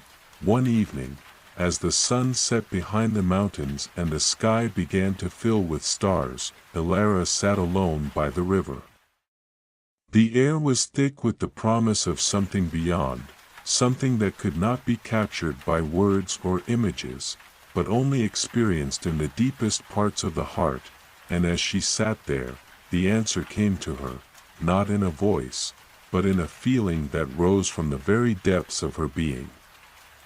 The answer was simple, yet profound: the dream does not end. It simply shifts. It shifts from being something that is created, something that is woven, to something that is simply lived. And when we no longer see ourselves as separate from the dream, when the distinction between dreamer and dream fades completely, we enter into the space of pure existence. And in that space, all things are one. We are the dream, we are the stillness, and we are the process of becoming. And in that oneness, the dream continues to unfold, not as a thing to be grasped, but as a force that moves through us, through all things, in endless flow. Alara smiled softly, the peace of this understanding settling deep within her. She knew now that the dream was not a destination, it was not something that could be arrived at or fully understood. The dream was the ever-present flow of existence, the endless unfolding of life. And in the stillness that held it all, there was no need for distinction. There was only the constant, quiet presence of being. The next morning, Alara gathered the villagers once more. They had come so far, learned so much, and had become so deeply attuned to the rhythm of the universe. But now, they would learn something even deeper, that the dream, in its truest form, was not something to be done, to be created, or even to be understood. It was something to be lived, to be experienced, and to be known in the deepest part of the soul. The dream, Alara began, her voice soft but filled with quiet power, is not something that is created by us. It is not something we can grasp or hold. It is the unfolding of existence itself. The moment we stop trying to control or understand it, we enter into the pure flow of being. And in that flow, we discover that the dream is not separate from us. We are the dream, we are the stillness, we are the space that holds it all. And when we realize this, we are no longer bound by the dream. We become the dream, living and breathing in every moment, flowing through the universe without resistance, without effort. The villagers stood in silence, feeling the weight of Alara's words. They had spent so much of their lives weaving their dreams, shaping their realities, and creating their lives. But now, they understood that the true power of the dream lay not in what they could create, but in how they moved through the world. They were the dream, the stillness, the process of becoming. And when they embraced this, they no longer sought to shape the dream. They simply were the dream, flowing effortlessly with the current of existence, and so, they lived. The villagers no longer saw themselves as separate from the dream, nor as something outside of the flow. They became the dream itself, experiencing every moment as a part of the endless unfolding of life.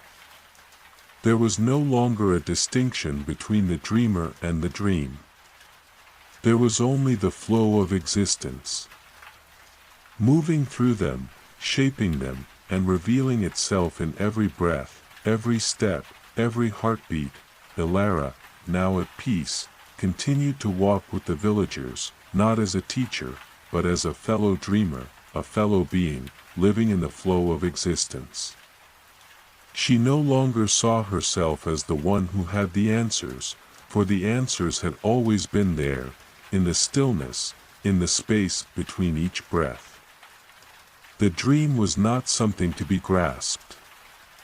It was something to be lived, and so, the village continued to thrive, not because they had found the answers, but because they had learned to live the questions. They had learned to move with the flow of the dream, to breathe with the stillness that cradled it all. And to simply be.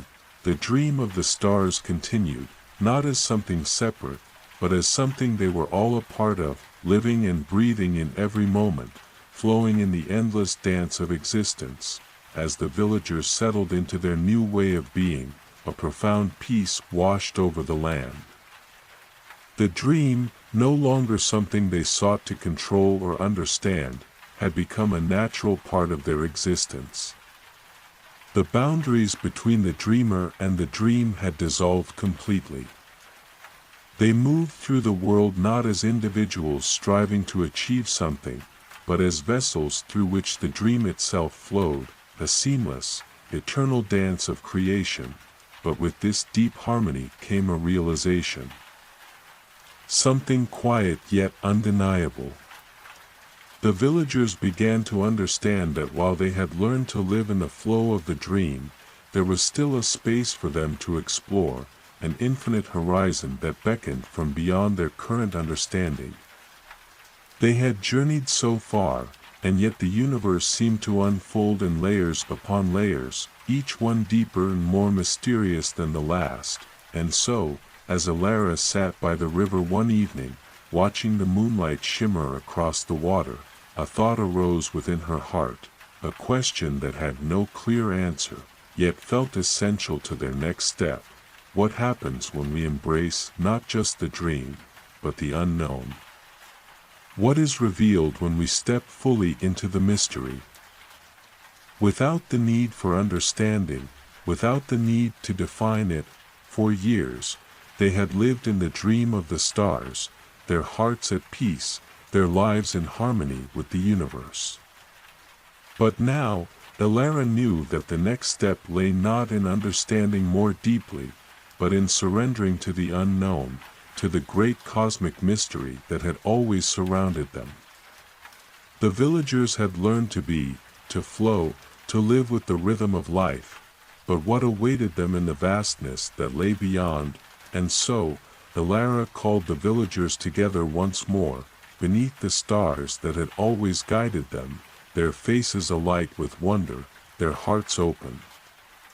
She spoke not of answers, but of the invitation to explore the deepest mysteries that still lay ahead. The dream of the stars is not a destination, Elara said, her voice soft, yet carrying the weight of the eternal. It is a journey without end, a process of continuous unfolding.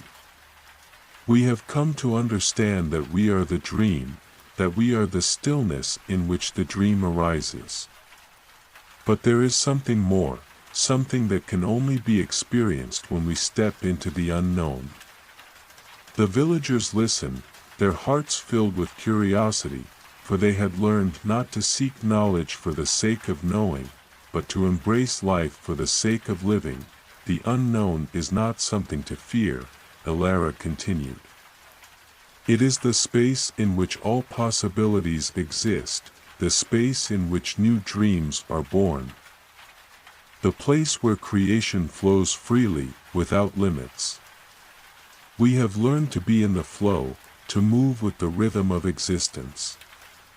But now, we must surrender to the mystery that lies beyond our understanding. For it is in that surrender that we find our true freedom. The villagers stood in silence, the weight of Elara's words settling into their hearts. They had always embraced the rhythm of life, the unfolding of creation, but now they understood that the greatest mystery was not in what they could create, but in what they could allow, allowing themselves to move through the world with open hearts, without the need to know or control. It was an invitation to step into the vast unknown with trust, with acceptance, and with reverence for the mystery of existence. With this understanding, the villagers no longer saw themselves as separate from the mystery. They no longer sought to define it, to hold it, or to understand it in full. They had come to realize that the mystery was the very fabric of existence itself. It was the space between the notes, the silence between the breaths, the endless, unfolding journey that had no beginning and no end, and so, they began to live not with the need for certainty, but with the embrace of the unknown. They lived in the present moment, fully aware that each step, each breath, each thought was a part of the unfolding mystery. They allowed themselves to move with the flow of life, trusting that they did not need to know the destination. They knew only that they were part of something much greater than themselves, a mystery that could never be fully understood, but could always be experienced. As the days passed, the village continued to thrive. Not because they had answers, but because they had learned to live in the question, to exist in the mystery. Their hearts were open, their spirits light, and their lives filled with a quiet, deep joy. They had learned that the most profound wisdom was not in understanding the mysteries of the universe, but in being with them, in surrendering to the flow of existence. And Elara, now at the end of her journey, looked out at the village with a heart full of gratitude. She had walked this path for so long, and had shared all she knew. But now, she saw the villagers living not just in the dream, but in the great unknown, the place where all things arose and returned. They had embraced the mystery, and in doing so, had found a deeper peace than she could have ever imagined, for the dream, the mystery, the silence, they were all the same. They were the eternal unfolding, the endless becoming. And in that becoming, there was no end. The dream of the stars, now seen as the dream of life itself, continued to weave through all things, through all beings, forever and always. As time moved forward, the villagers lived with a deep, unshakable peace. The mysteries of existence. Once a distant and unknowable force, had become a familiar companion, embraced with open arms and tender hearts. They no longer sought to grasp or control the unknown. Instead, they allowed it to flow through them, trusting that whatever came next was exactly as it should be. But with this peace came a new kind of awareness, a realization that even in the mystery, there was an inherent guidance. The dream was not just an abstract force, nor was it something they were passively swept along by. It was a presence they could attune themselves to, a subtle pulse that moved through every moment, every action, and every breath. It was not separate from them, it was their very heartbeat. Their collective intention, their shared journey, and so, Elara, now a wise elder, began to notice something new stirring within her, an awareness that, while they had learned to live fully in the unknown, there was a deeper layer to explore. The villagers had fully surrendered to the mystery, yes, but what came after surrender? What was the next step in their journey toward understanding the dream they were living? One evening, as the villagers gathered under the stars, Elara stood before them with a quiet sense of anticipation. They had come so far, together, weaving their lives into the fabric of the universe, surrendering to the flow of existence. But now, Elara felt that it was time for them to take yet another step, a step that could not be explained in words, but only felt in the deep, silent core of their beings. "My dear friends," Elara began, her voice carrying the weight of 1,000 stars, "we have journeyed far together, and we have come to know the mystery that lies in the spaces between. But now, we must learn something deeper still. We must learn to trust the mystery, not just in our hearts, but in the very depths of our souls. For when we trust the unknown completely, something new begins to emerge, an awareness of the interconnectedness of all things. We are no longer separate, no longer bound by the need to control or understand. We are one with the flow of the universe, one with the dream itself." The villagers listened, their hearts open, feeling the weight of Elara's words. They had come to understand the flow, the surrender, the mystery, but now they sensed that there was a deeper level of trust, a level that could only be realized in the experience of living without boundaries. "The dream," Elara continued, "is not a thing we can control. It is not something we can own or possess. But when we trust the dream fully, without resistance or fear, we begin to experience the truth of our oneness with all things. We see the connections between us, between the stars and the earth, between the river and the trees, between every living being. There is no separation, no division. The dream is not something outside of us, it is the very essence of who we are." As Elara spoke, the villagers felt a profound stillness settle within them, as though something deep and ancient was awakening. They had always known that they were part of the dream, but now they understood that the dream was also a part of them, a living, breathing force that moved through them, connecting them to everything and everyone. "What we seek," Elara said softly, "is not something outside of us. It is not a place to reach or a thing to possess. What we seek is to live fully in the trust that we are already one with all things." We are the dream, and the dream is us. And when we trust this, with every fiber of our being, we will come to understand that we are not separate from the stars, from the earth, from one another. We are the flow, the current, the pulse of existence itself. The villagers sat in silence, absorbing these words, feeling the deep resonance within them.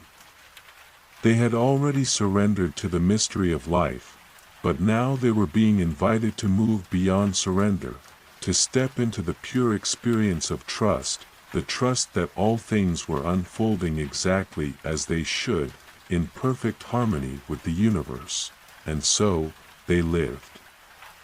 The villagers no longer saw themselves as separate individuals, each living their own life. They saw themselves as part of a greater whole, an endless web of interconnectedness. The flow of the dream moved through them, and they trusted it completely. They no longer needed to understand or control their path.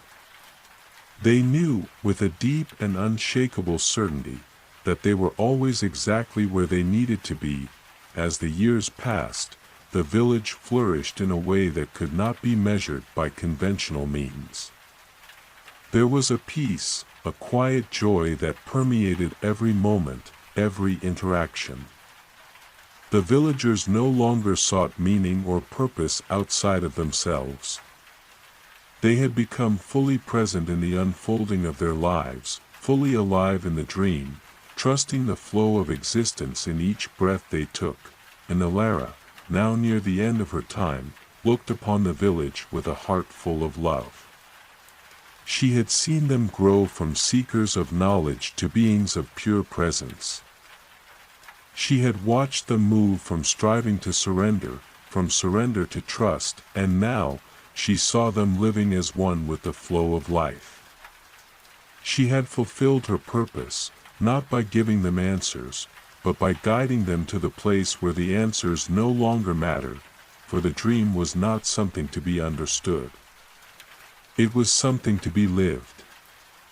And the villagers, now more fully alive than ever, had come to realize that their very existence was the dream. It was their breath, their song, their movement through the world. And in this, they had found their deepest peace. The dream of the stars continued, ever unfolding, ever flowing, forever and always. As the seasons passed, the village continued to thrive in a harmony that was beyond words, a quiet, unspoken beauty that echoed through every corner of their existence.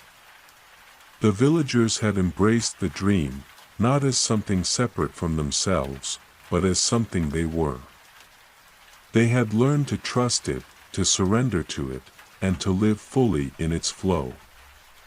But, as the dream unfolded, something new began to stir deep within the heart of the village, a stirring that was subtle, yet undeniable. It was the realization that the dream, while boundless, was not a passive force. It was not something that merely moved through them, it was also something that called them to participate, to contribute, to co-create. The villagers, having lived so deeply in the trust of the dream, began to sense that there was something more, something they had yet to fully understand. Alara, now older than she had ever imagined she would be, sat one evening beneath the great tree in the heart of the village. The sun had just dipped below the horizon, and the sky was filled with stars that seemed to shimmer and pulse with life.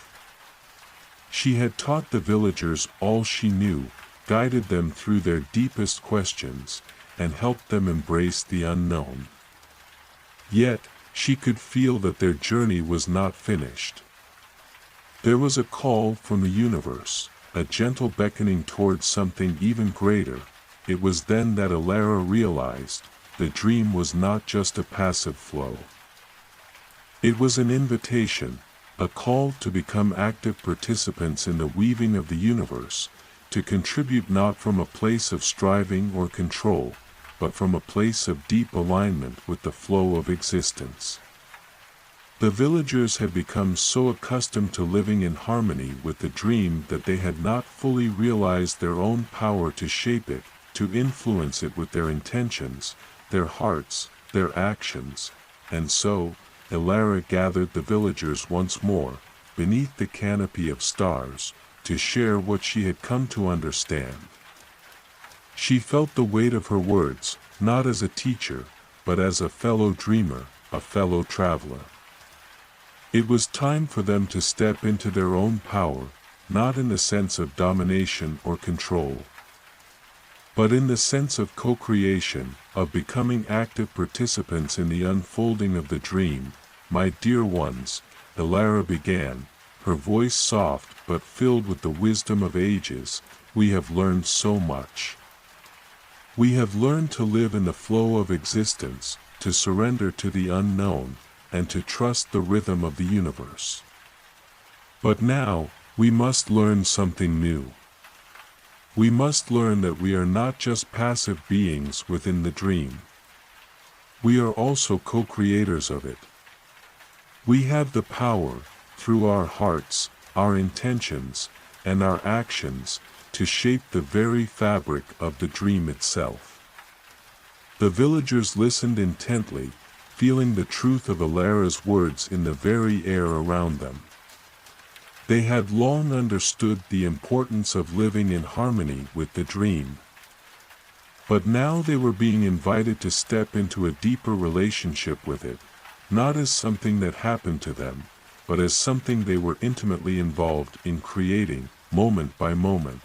"The dream," Elara continued, "is not just a force that moves through us. It is a force that responds to us.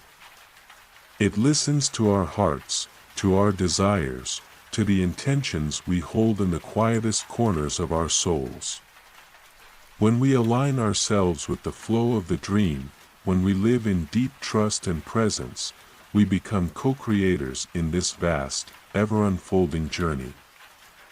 And as we create, we are also shaped by the dream, for it is an eternal dance between the two." The villagers felt a shift within themselves, a new awareness awakening in their hearts. They had lived in trust, yes, but now they understood that trust was not just a passive acceptance, it was an active engagement with the flow of existence, a participation in the co-creation of the universe. What we choose to focus on, what we choose to believe, what we choose to love, all of these things shape the dream, Elara said, her eyes sparkling with quiet wisdom. The dream is not set in stone. It is a living, breathing force, and it responds to the energy we send into it. When we focus our hearts on love, on peace, on connection, we contribute to the creation of a world filled with these things. When we focus on fear, on separation, on division, we contribute to the creation of those things as well. The dream is not a fixed outcome. It is an ongoing creation, an unfolding mystery that we are all a part of. The villagers stood in awe, their hearts opened wider than ever before. They understood now that they were not simply recipients of the dream, they were active participants in it, co-creators shaping the world with every thought, every word, and every action. The flow of the dream was not separate from them, it was a reflection of them, a mirror of their deepest intentions and their most heartfelt desires. Elara smiled softly, knowing that the village had reached the next step in their journey. They had embraced the unknown, trusted the flow, and now they had been invited to step into their power as co-creators, to live fully in alignment with the dream and to shape it in the ways that resonated with their highest selves. And so, the villagers began to live with a new awareness, a new sense of purpose. They still trusted the dream, still surrendered to the flow, but now they knew that their actions, their intentions, and their love were shaping the very fabric of the universe. They were no longer passive observers. They were active participants in the grand, eternal dance of creation. As the years passed, the village continued to thrive, not just because they had learned to live in harmony with the dream, but because they had learned to create within it, to shape it with their hearts and their souls. They had become living expressions of the dream, ever evolving, ever expanding, ever growing, and Alara, now older than ever, looked upon the village with a heart full of gratitude. She had watched them grow, from seekers to surrenders, from surrenders to trust, and now from trust to creation. She knew that their journey was far from over, for the dream was infinite, ever-changing, ever unfolding. The dream of the stars, now woven into the very fabric of their beings, would continue to guide them, as they moved forward as active co-creators, ever shaping and being shaped by the endless flow of existence.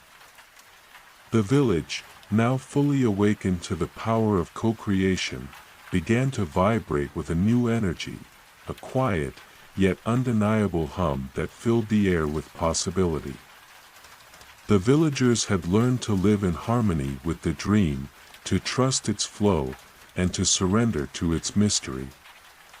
But now, with the awareness that they were active participants in shaping the very fabric of existence, they felt a deeper sense of responsibility, an awareness that their thoughts, their choices, and their actions carried weight in the vast dance of creation.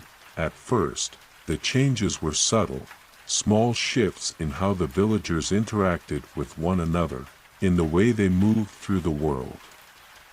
There was an ease, a flow, a quiet confidence in their actions. They no longer lived in fear or doubt. They trusted that their intentions, aligned with the dream, would guide them toward the right path. They knew that whatever challenges arose would be met with the wisdom and love that they had cultivated within themselves, but as time passed, the power of their co-creation began to reveal itself in more profound ways. The crops flourished in ways they had never experienced before, richer, more vibrant, and plentiful than ever. The animals, too, seemed to respond to the village's energy, living in harmony with the land in ways that felt almost magical. The villagers had become one with the dream, and the dream was reflecting their inner state of peace and trust. Yet, with this newfound power came a deeper realization: co-creation was not just about shaping the world around them. It was about the constant, ongoing process of shaping themselves. For the dream, they now understood, was not a fixed creation, but an ever-evolving force. And just as the villagers had learned to trust the dream, they now realized that the dream was, in turn, trusting them, to evolve, to grow, and to become more fully aligned with the highest truth of their beings. One evening, as Alara sat by the river, watching the moonlight dance upon the water, a thought settled within her mind. The villagers had come so far, embracing trust, surrender, and co-creation. They had learned to live in harmony with the flow of existence, to shape their world with love and intention. But now, there was something more, something deeper that was calling them forward. The next day, Alara gathered the villagers once again, beneath the vast, starry sky that had always been their guide. This time, there was no agenda, no teaching, no grand revelation. She simply stood before them, allowing the silence to settle between them, to breathe, to expand. She waited for the moment when the call from the dream would come, not as a voice, but as an invitation, a quiet stir in their hearts, and then, it came. Alara, one of the villagers, a young woman named Lyra, spoke softly, her voice filled with reverence. "We've learned so much. But there's a feeling deep within me that there is something we are being called to, something beyond even what we have created together. I feel the dream stirring inside me, urging me to step forward in a way I don't yet understand." Elara smiled, for she knew that Lyra's question was not hers alone. It was the call of the dream itself, an invitation to step even further into the unknown, into a deeper level of co-creation, into a place where the boundaries between dreamer and dream could dissolve entirely. Elara, another villager, an elder named Kieran, spoke up, "I, too, feel it. It is as though the very fabric of our existence is shifting, becoming something more.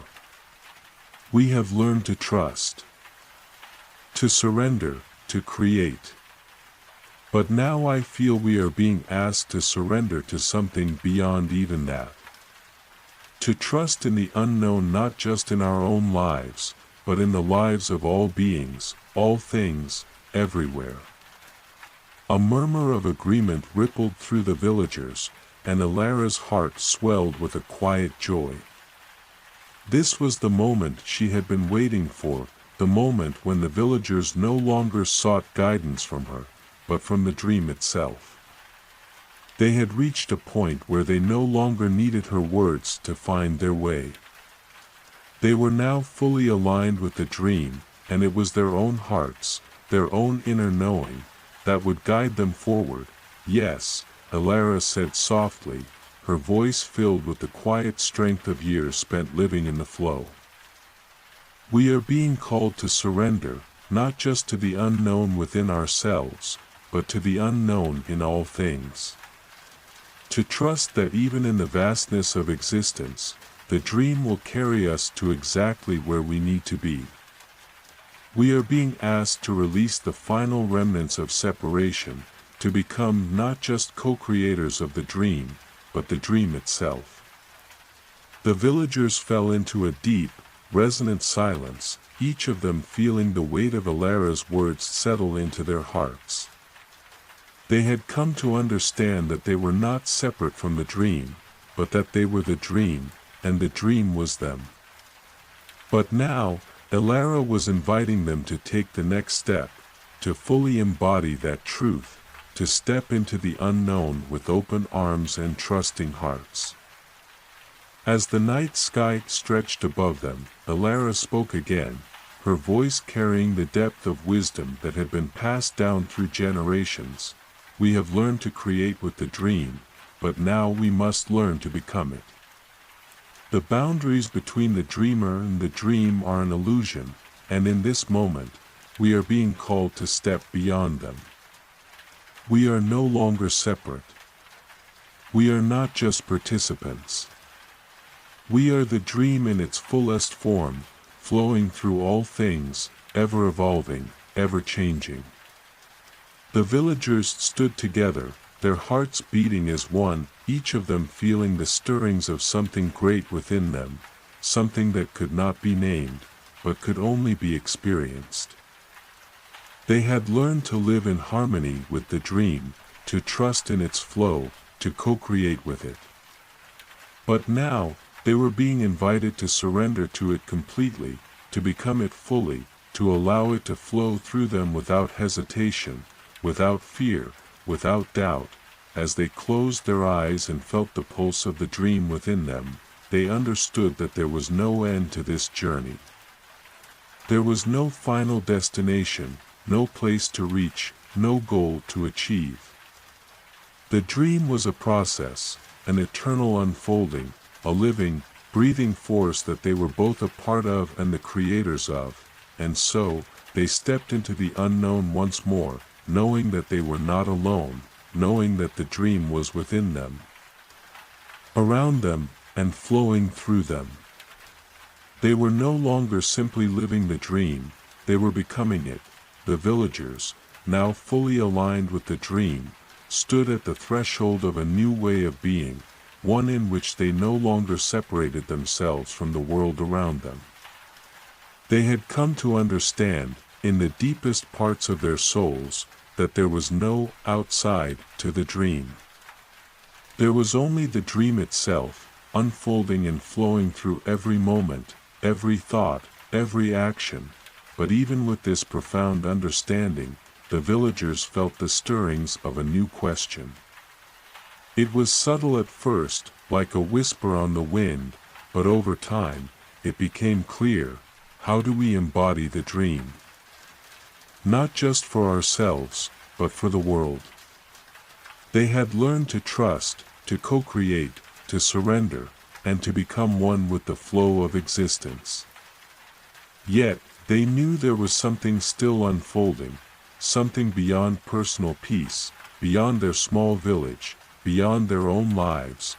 The dream, it seemed, was not bound by the limits of the individual. It was a force that connected all things, and now the villagers could feel that the time had come to step beyond their village's borders. It was time to bring the wisdom of the dream to the wider world, to share the light that had been kindled within them. But how would they do this? How could they, humble villagers living in harmony with the stars, bring this peace and understanding to others? Elara, now old and wise beyond measure, sensed this stirring in the hearts of the villagers. It was a quiet call, not for more knowledge or understanding, but for a deeper embodiment of the dream.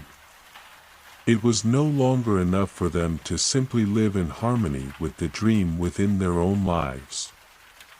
They were being called to carry the dream outward, to share its truth with the world, not through words or teachings, but through living example. One evening, as the villagers gathered at the edge of the forest, Elara stood before them, her face illuminated by the soft glow of the setting sun. Her eyes were full of love and quiet determination. For she knew that this next step would take them into unknown territory, into places where the dream had not yet fully been embraced. But she also knew that it was the next necessary step in their collective journey. "My beloveds," Elara began, her voice steady and filled with the weight of years of wisdom, "we have come to the point where we can no longer separate our lives from the world. The dream is not something that belongs only to us, to our village. The dream is universal. It is the very force that flows through all things, through every heart, every tree, every mountain, every star. And now, we must learn to carry this dream out into the world." The villagers listened in silence, each of them feeling the depth of Elara's words. They had been living in alignment with the dream for so long, but now they understood that their peace, their harmony, their oneness with the flow of existence could not be kept to themselves. The dream, like the river that fed their village, had to flow outward, touching the hearts of others, awakening them to the truth that had become so clear to the villagers. "We have learned to live in peace with the dream," Elara continued, her voice soft but resolute, "but now it is time to share this peace with the world. We are not just participants in the dream. We are carriers of it, bearers of its light. And as we carry it outward, we do not do so by force, or by imposing our understanding on others. We do so by living it, by embodying it fully in every moment of our lives." Elara paused, her eyes sweeping over the villagers who had gathered before her. Each face was filled with love, with a deep understanding, and with a quiet strength. They had become the dream itself, and now they were being asked to carry it to others. "We do not need to speak of the dream with grand words or philosophies," Elara said, her voice now a soft whisper. "We need only to live it.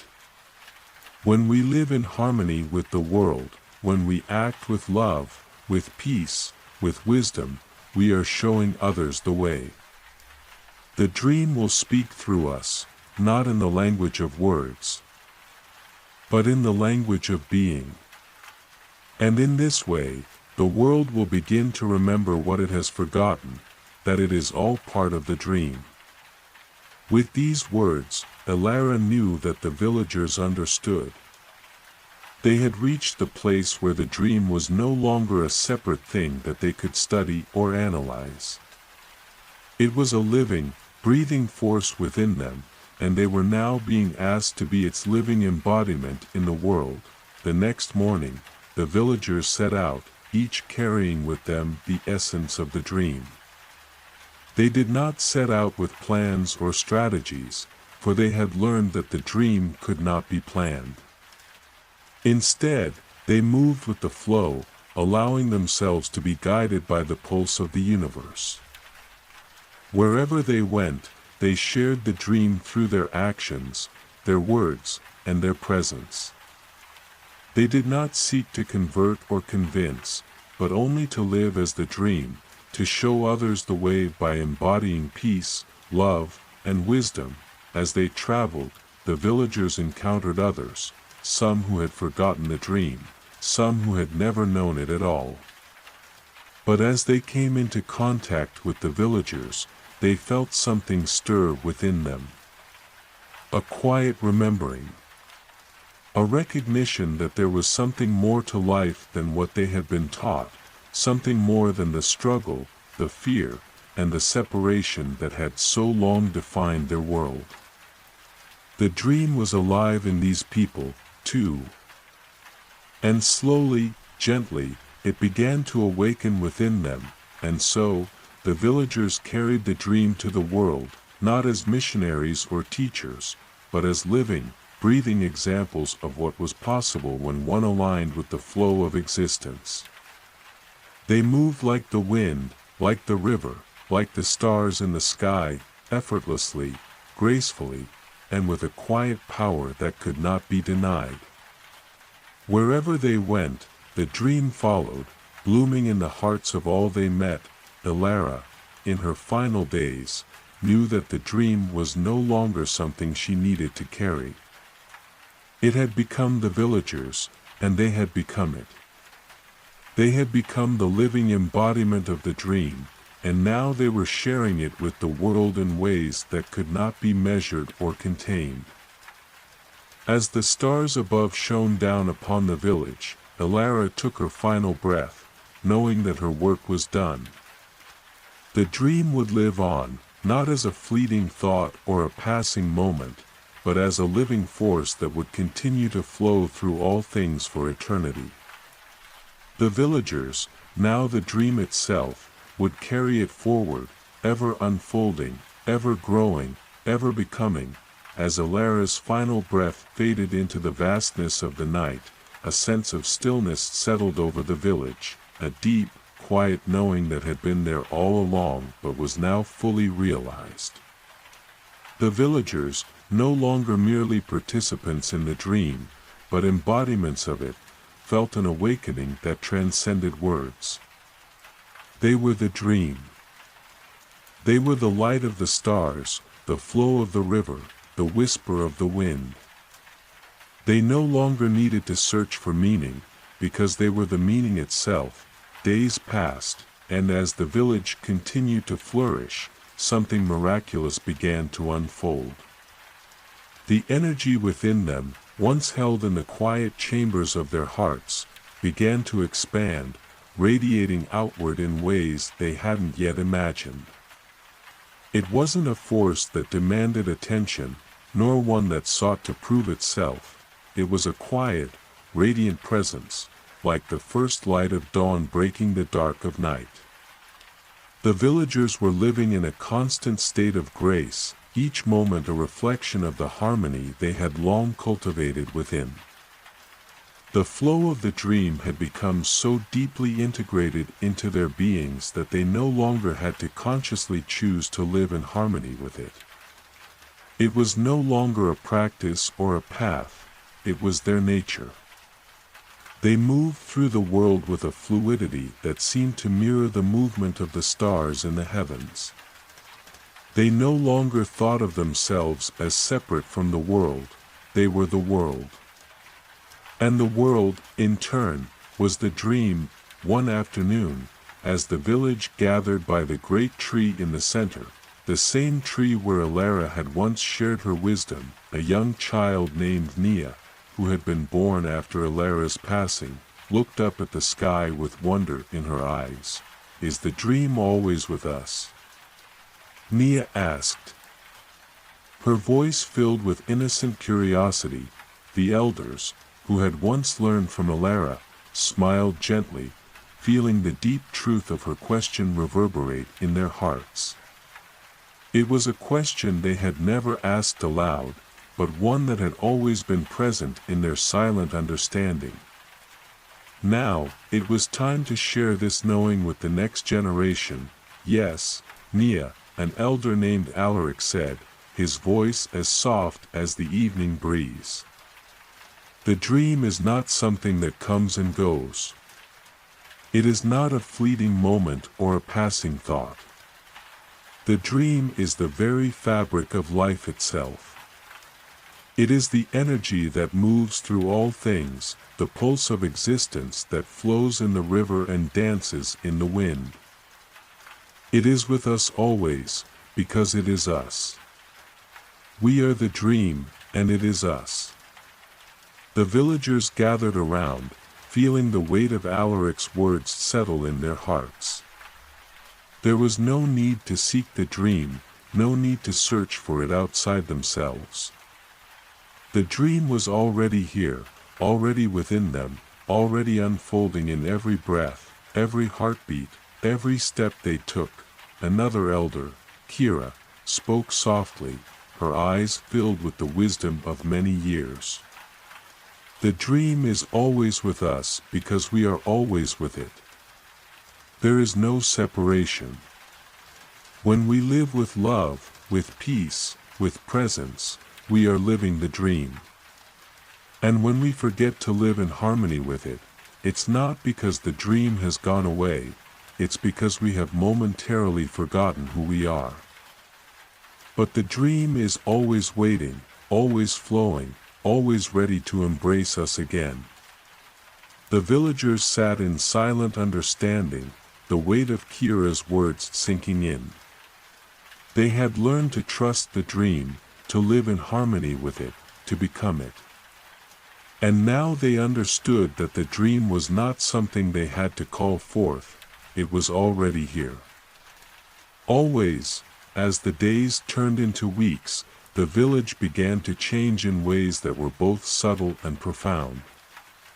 There was a quiet radiance that filled the air, a gentle hum of energy that permeated every interaction, every touch, every word. The villagers no longer needed to speak of the dream, they lived it, breathed it, became it. Their presence was enough. And wherever they went, the dream followed, not as something they carried, but as something that flowed through them, effortlessly, naturally. News of the village's peaceful, harmonious way of life spread, carried by those who had visited and experienced the quiet, radiant energy that filled the air. People began to seek the village, not for answers or teachings, but for the simple experience of being in the presence of those who embodied the dream. And as they came, they too began to remember that they were not separate from the dream, but a part of it. They too began to live with the same quiet radiance, the same deep peace. The village became a place of gentle awakening, where anyone who stepped foot on its land felt the stirrings of something greater, something that could not be named, but could only be felt. It was the dream unfolding, not through force or effort, but through the natural, effortless flow of life itself, and in time, the villagers came to understand that this was their greatest gift, not to spread the dream through words or actions, but simply by being. The more they lived as the dream, the more it spread, touching the hearts of all who came near. They had learned that the dream was not something that could be contained, controlled, or taught. It was something to be lived, to be experienced, to be shared through the simple act of being, and so, the village continued to thrive, not in the sense of outward success or achievement, but in the sense of deep, abiding peace. The villagers were the dream, and the dream was them, flowing through the world like the river that flowed through the village, a living, breathing force that would never cease, for it was eternal. As time continued its quiet march through the seasons, the village began to embody something that could only be felt, never fully captured in words. The dream, ever flowing, became a presence woven into the fabric of the earth itself, and with each passing day, it deepened its roots.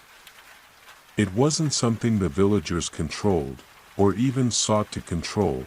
It was something they allowed to flow through them, like the air they breathed or the water that ran through the land. But, as often happens in the unfolding of any great truth, there came a moment when the villagers began to feel something stir beneath the surface, a subtle invitation, not from the dream itself, but from life, from the universe, from the very heartbeat of existence. They had reached a state of profound harmony within their village, yet there was an unspoken question that arose. What happens when the dream no longer needs to be shared with others? They had already learned that the dream was not something to be spread through words or force. It was something to be lived, embodied, shared through presence. The villagers had come to understand that they were the dream, and the dream was them. But this question now hung in the air like a gentle fog. What would life look like once they had shared the dream with the world? One evening, as the villagers gathered under the tree once again, the question lingered in their hearts. They had no answers, only the quiet wisdom of knowing that there was more to discover. It was not an answer they sought, but an experience, an invitation to step deeper into the flow.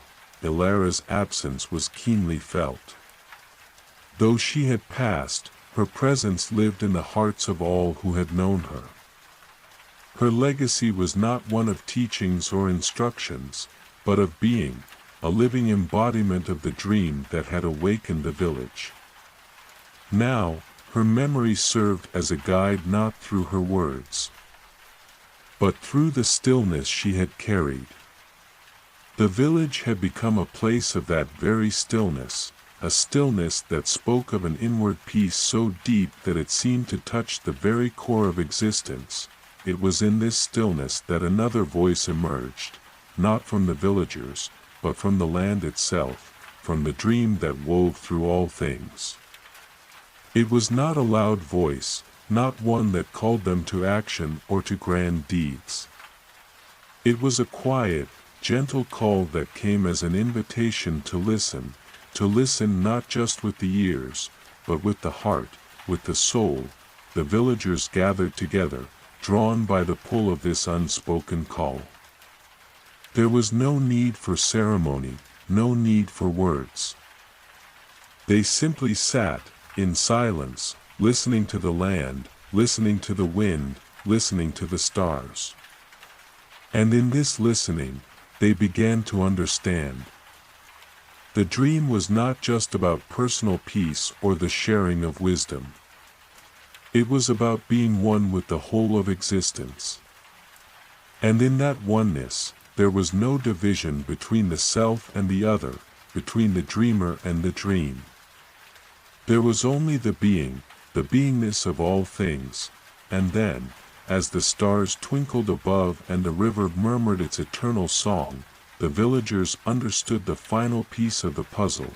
The dream was not something that needed to be shared or spread, it was something that needed to be experienced in its fullest form.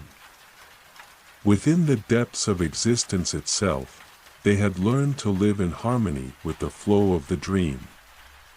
They had come to understand that they were the dream, and now they were being invited to simply be, to be present in every moment, to feel the pulse of the world as their own, to experience the interconnectedness of all things. There was no need to search for meaning, for they were already a part of it. There was no need to strive, for they had already become it. In the days that followed, the villagers lived with a quiet joy. There was no rush, no urgency. They moved through the world as the river moves through the landscape, gently, effortlessly, with no desire to control or force. They didn't need to seek anything beyond what was already before them. The dream had unfolded within them, and they had become one with it, as it had always been. The land around them flourished in new ways. Crops grew not just in abundance, but with a vibrancy that spoke of the villagers' deep connection to the earth. The animals seemed to live in a state of peace, and the air felt fresh and alive. The dream was no longer something they carried. It was their life, it was the pulse of the earth, the heartbeat of the stars.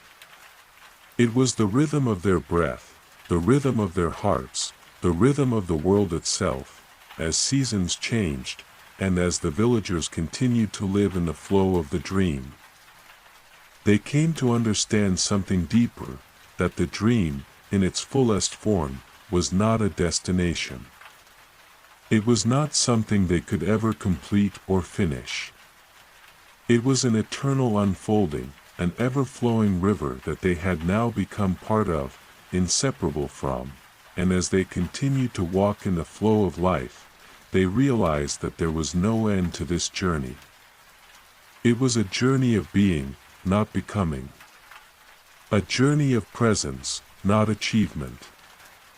They had already arrived, and yet, they were constantly arriving. Each moment was both an end and a beginning, both a stillness and a movement.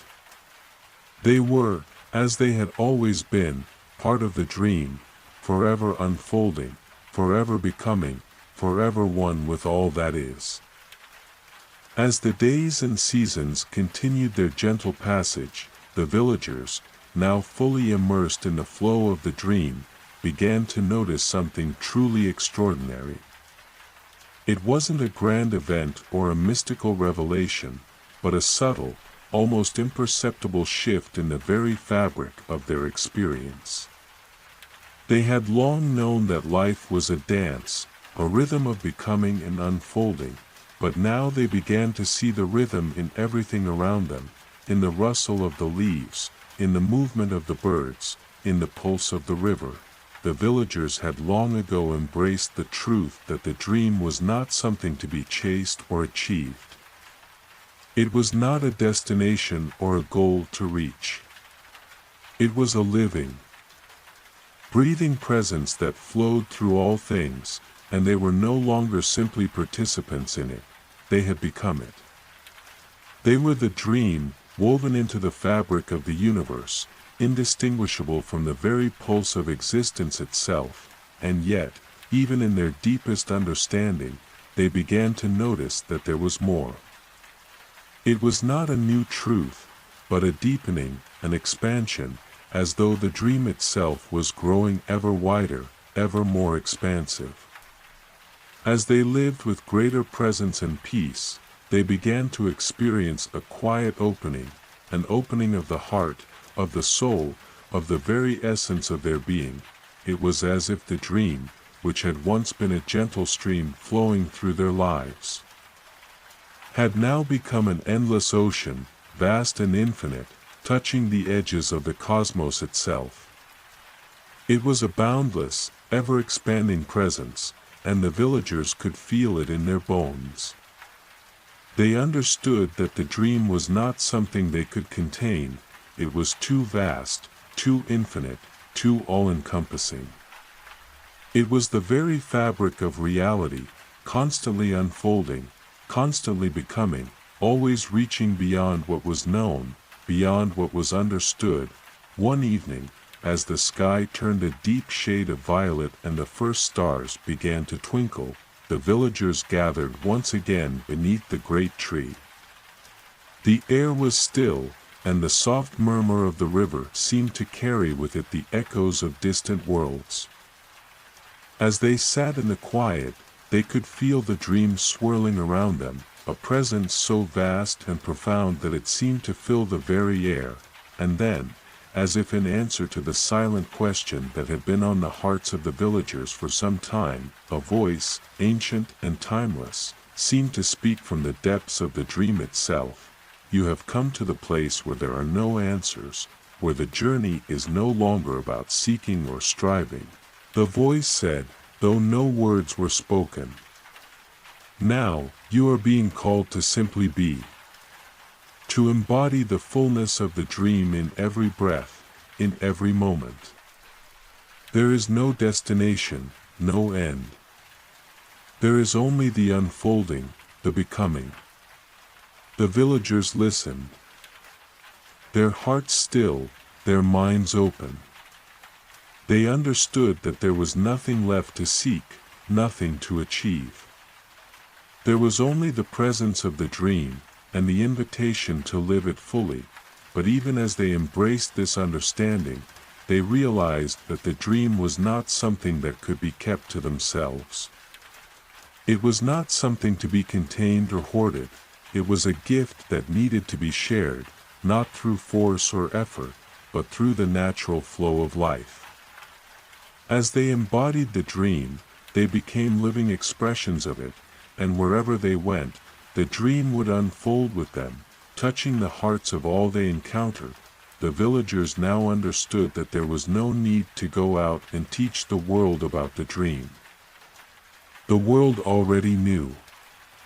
The dream was not a separate thing, but the very essence of all that is. It was the quiet hum of the universe, the heartbeat of the earth, the breath of the stars. They did not need to bring it to others, it was already present, woven into every living thing, and so, they lived as they had always lived, in peace, in harmony, in presence.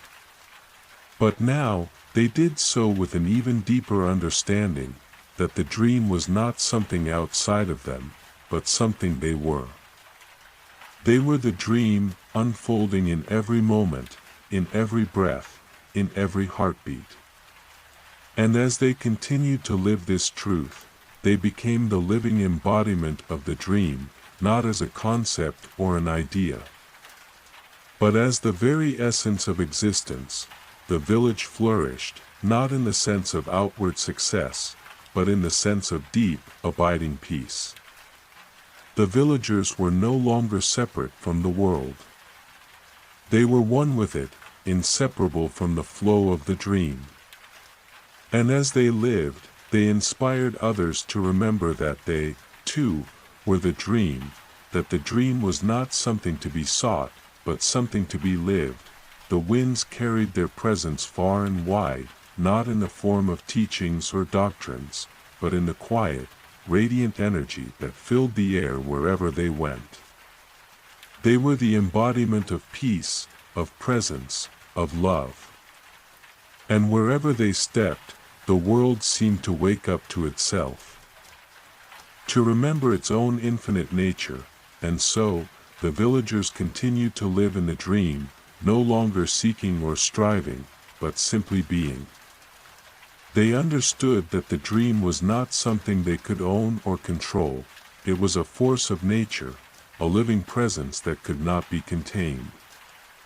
They were the dream, and the dream was them, forever unfolding, forever becoming, forever present in the world and beyond. The village continued its quiet dance with time, its people no longer bound by the limitations of the past or the anticipation of the future. They were simply living, alive in every moment, in every breath, in every step they took. There was no urgency, no striving, only the gentle unfolding of existence itself. They had come to understand something profound, that life was not a journey to be traveled, but a state of being to be experienced. It was as if the very air around them had shifted. The earth beneath their feet seemed to hum with a resonance that matched their own heartbeat. They had become attuned to the rhythm of the universe, and in that attunement, they found a deeper sense of peace than they had ever known. They no longer sought to change the world, because they understood that the world was already perfect, as it was. It was not in the altering of things, but in the acceptance and the embrace of what was, that true transformation occurred. One afternoon, as the village gathered in the quiet shade of the great tree. The same tree that had once been the seat of Alara's wisdom, a gentle presence seemed to settle over them. It was not an external force, but an inner knowing that arose from the depths of their being. It was as if the very essence of the dream had become more pronounced, more tangible, more present in their daily lives. They could feel it in the soft rustling of the leaves, in the warm glow of the sun filtering through the branches, in the rhythm of their own breath. It was the dream, not as a distant ideal or abstract concept, but as the very pulse of existence. It was the quiet hum of the universe, the infinite energy that flowed through all things. And they were part of it, inseparable from it. As they sat together, each villager was aware of the others in a way that transcended the usual bonds of friendship and family. They were not separate, but interconnected, a web of being woven together by the very fabric of the dream. Each person was a thread in the tapestry of existence, and together, they formed a beautiful, living whole. There was no distinction between one and another, no separation between self and other. There was only the oneness, the dream manifest in every living being. It was in this space of oneness that a new understanding began to take shape. The villagers had long known that the dream was not something to be taught or shared through words alone. It was something to be lived, embodied, experienced in every moment. But now, they began to understand that their role was not just to live the dream, but to invite others to experience it as well, not by teaching it, but by being it. Their very presence was a living invitation. As they moved through the world, they no longer needed to speak of the dream. It was enough simply to be, to walk in peace, to live in harmony, to radiate the quiet energy of the universe. In doing so, they became a reflection of the dream for all who crossed their path. The world was not something they needed to change, it was something they needed to witness, to honor, to love. And by doing so, they offered others the opportunity to remember their own connection to the dream.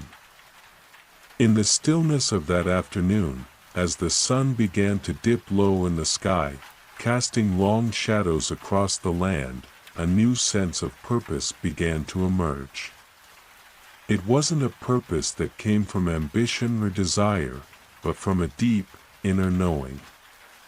The villagers understood that they had been given the gift of the dream, and now it was their task to simply be a living reflection of it, to embody it fully, to live in harmony with it, to share it not by teaching, but by being. And so, the village continued to thrive, not because of any outward success, but because of the quiet, radiant energy that filled every corner of their lives. The villagers were no longer concerned with the future, for they understood that the future was already unfolding in the present moment. They were no longer bound by the past, for they understood that the past was simply a memory, a fleeting shadow that no longer had power over them. They were fully alive in the here and now, and in that aliveness, they found everything they needed. The dream had become so deeply integrated into their being that it no longer felt like something separate from them. It was who they were, and they were it. It was the stillness in the air, the peace in their hearts, the love in their actions. The dream was not something they sought or needed to find, it was already within them, unfolding in every breath, every moment, every step they took, and as the village continued to live in this state of deep presence, something miraculous began to happen. The world around them, too, seemed to respond. The plants grew taller, the animals more vibrant, the sky clearer. The flow of the river seemed to hum with the energy of the dream, and the earth itself seemed to breathe in unison with the villagers. It was as though the entire world was in harmony with their being, and their being was in harmony with the world. The villagers came to understand that this harmony was not something they had to force. It was not something they had to strive for. It was simply the natural state of being when they lived in alignment with the dream. The world was not something to be changed, it was something to be witnessed, to be honored, to be loved. And in doing so, they became the living embodiment of the dream, not just for themselves, but for all of existence, and so, the village continued to flourish, not in the sense of worldly achievement, but in the sense of a quiet, radiant peace that permeated everything. They had become the dream, and the dream had become them. Forever unfolding, forever present, forever alive in the eternal now, the village, now a place of radiant peace, continued its quiet existence, ever present in the flow of the dream. There was no longer any distinction between the villagers and the world around them. They were no longer separate, no longer apart from the earth or the sky, the river or the trees. They were one with it all, woven into the very fabric of the universe, like threads in a grand tapestry that stretched beyond time and space. Days passed in a tranquil, timeless rhythm. The sun would rise, casting its golden light over the land, and the villagers would begin their day in the same quiet, peaceful way. No one rushed. No one hurried. They moved through their lives with the gentleness of a breeze, with the grace of a river flowing through a valley. There was no need to push or pull. Everything unfolded naturally, effortlessly, as it was meant to be. One evening, as twilight began to settle over the village, a soft breeze stirred the air, carrying with it the scent of the earth and the promise of new beginnings. The villagers gathered once more beneath the great tree. They sat in silence, as they often did, feeling the pulse of the land beneath them, the steady rhythm of the earth that had always been there, ever present, ever patient. It was in this stillness that a new understanding began to arise, a quiet knowing that life, in its deepest essence, was not a series of events or milestones to be achieved. It was not a quest for meaning or purpose, nor a race toward an unseen destination. Life, in its truest form, was a gift, something to be experienced, savored, and loved in each passing moment.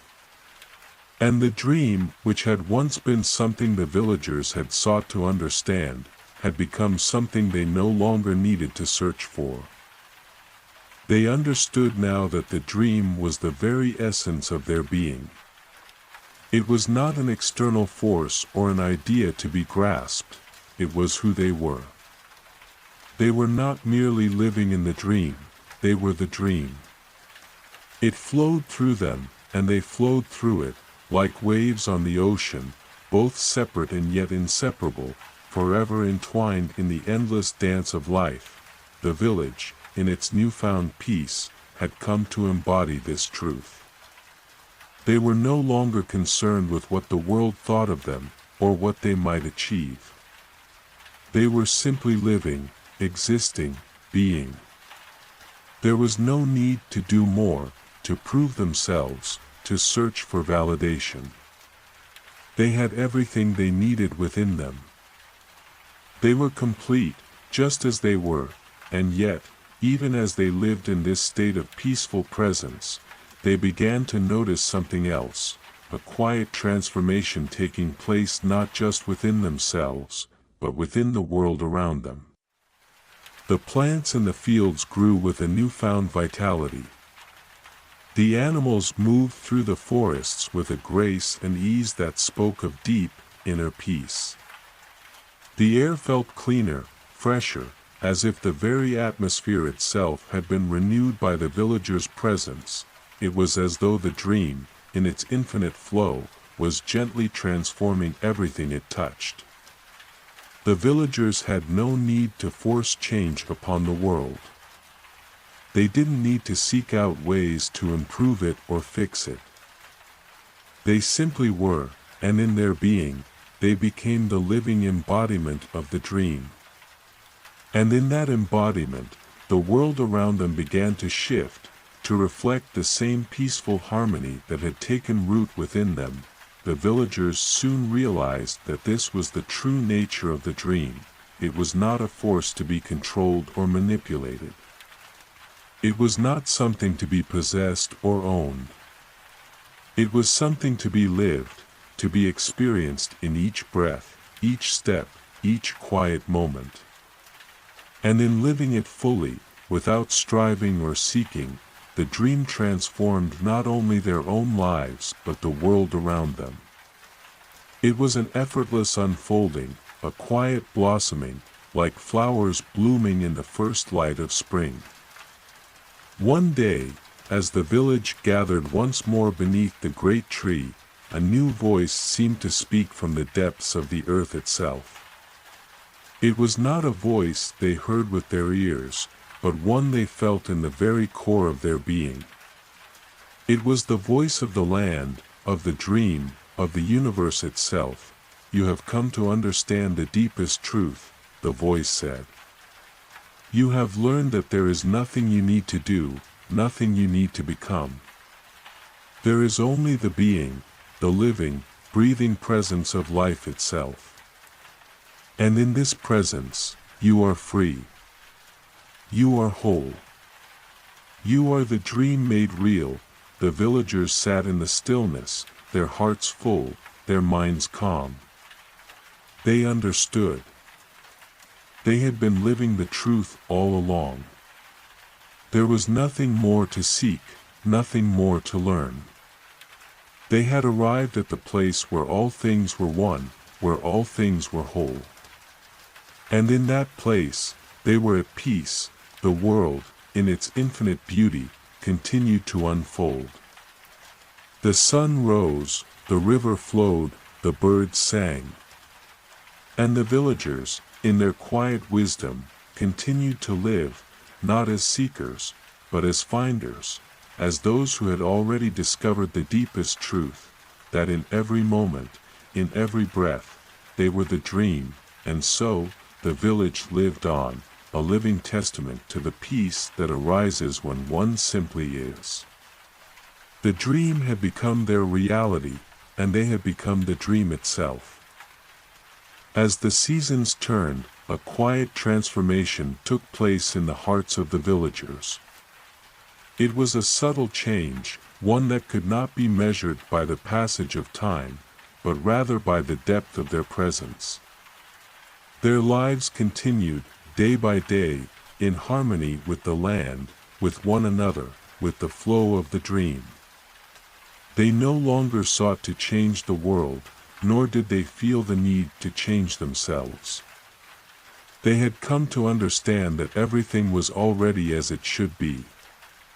The world was in perfect order, and they were part of that order, just as the river is part of the sea, and the stars are part of the night sky. The village had become a place of refuge, not just for those who lived there, but for anyone who happened to cross its path. Those who arrived in search of answers or guidance found instead a quiet space, a place where they could simply be. There was no need for words, no need for explanations. All who came to the village were invited to sit in the stillness, to rest in the peace that pervaded the land. And in that stillness, they, too, began to awaken to the truth that the villagers had long known, that life was not something to be fixed or controlled, but something to be embraced and lived fully. One afternoon, a traveler arrived at the village. She was weary from her journey, her face etched with lines of worry and doubt. She had been searching for something, something to give her life meaning, something to ease the restlessness in her heart. She had heard whispers of a village where people lived in peace, where the very air seemed to hum with a gentle energy. And so, she had come, hoping to find what she sought. The villagers welcomed her with quiet warmth, offering her food and a place to rest. They did not ask her questions or try to solve her problems. They simply sat with her in silence, letting her feel the peace that radiated from their hearts. As the days passed, the traveler began to notice something profound. The constant noise in her mind began to quiet. The restless yearning that had driven her for so long started to fade. She felt herself becoming more present, more aware of the simple beauty around her, the rustle of the leaves, the call of the birds, the warmth of the sun on her skin. One evening, as the sun dipped low in the sky, casting a golden glow over the land, the traveler sat beneath the great tree with the villagers. She had no words to offer, no questions to ask. She simply sat, feeling the peace of the land settle within her, as if it had always been a part of her, waiting for her to remember. And in that quiet moment, she understood. She understood that she had been searching for something outside of herself, something to fill the emptiness she had felt for so long. But now, she realized that the emptiness was not something to be filled, it was something to be embraced. It was the space in which life unfolded, the space in which she could simply be. The villagers did not speak to her then, for they knew that she had found the answer she sought. They did not offer her advice or guidance, for there was nothing more to say. They simply sat with her, their presence speaking louder than words. And in that silence, the traveler understood that peace was not something to be found, it was something to be lived. It was not something to be sought outside of herself, but something to be discovered within. The peace she had been searching for had always been there, waiting for her to return to it. As the days passed, the traveler became one with the village. No longer a seeker, but a being, a presence flowing in harmony with the land, with the dream. And in that becoming, she realized that the journey had never been about finding something, but about remembering what had always been true. She was part of the dream, just as the villagers were, just as the land, the river, and the sky were. There was no separation, no division. There was only oneness. When the time came for the traveler to leave, she did so without hesitation, without a single word of farewell. She knew that the village would always be with her, that the peace she had found there would be with her wherever she went. She no longer needed to search for meaning or purpose. She had discovered, in the simplest of ways, that to be was enough. To live fully, to love fully, to experience each moment as it came, this was the essence of the dream. The villagers, too, continued to live as they had always lived, quietly, peacefully, in the flow of the dream. They no longer thought of themselves as separate individuals, but as one living entity, a single thread woven into the vast tapestry of existence. And in that oneness, they found their deepest fulfillment, and so, life in the village continued, not as a series of events to be marked or measured, but as a flowing river, ever changing, ever unfolding, but always the same. The villagers had learned that the dream was not something to be possessed or understood. It was something to be lived, to be experienced, to be embodied in every moment. And in that living, they had found the greatest truth of all, that to live fully, to be, was the greatest gift they could give to the world. The sea of floating songs, the waves whispered secrets as they rolled gently onto the shore, their silken voices carrying melodies that seemed to belong to another world. It was dusk, and the golden sun had draped itself over the horizon, sinking slowly into the vast embrace of the sea. The world was quiet, save for the ebb and flow of the tide and the occasional call of a distant gull. On a small, weathered dock stood Evander, a man whose years had gifted him silver in his hair and wisdom in his eyes. He held a lantern, its soft glow illuminating the lines of his face as he gazed out at the endless water. Tonight was special, he could feel it in the air, a gentle hum that vibrated through his bones. The sea of floating songs was awakening, few knew the true nature of the sea. To most, it was a beautiful but ordinary expanse of water, stretching far beyond the eye's reach. But to the dreamers, the seekers, and the lost, it was a sacred place. Legends told of melodies that floated on its surface, songs that carried the memories of those who had come before.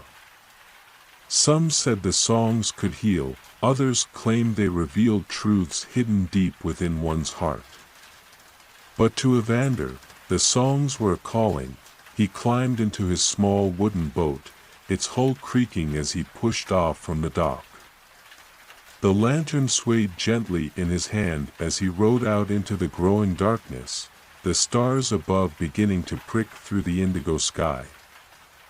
The further he drifted from the shore, the more the world seemed to shift. The air grew thick with something unnameable, a presence that hummed just beneath the surface of perception, and then he heard it, a single, delicate note rose from the water, so pure and clear that it seemed to pierce the very fabric of the night. Evander stilled his oars, letting the boat drift as he listened. The note was joined by another, then another, until a full melody emerged, weaving itself around him like a tender embrace. Each note shimmered with emotion, joy, sorrow, love, regret, a tapestry of feelings too vast and deep to comprehend all at once. Evander closed his eyes, letting the music seep into his soul. The song seemed to speak to him, though it used no words. Images flickered behind his eyelids, a young boy running through a meadow, laughter echoing in the air, a woman with eyes like the sea, her smile both a promise and a farewell, a lighthouse standing steadfast against a raging storm. Each image felt like a fragment of a life lived, a story etched into the essence of the sea. As the melody swelled, Evander felt a tug in his chest, a gentle pull that seemed to guide him further into the heart of the sea. He grasped the oars and began to row, the lantern casting rippling light across the water. The music grew louder, more intricate, as if urging him onward.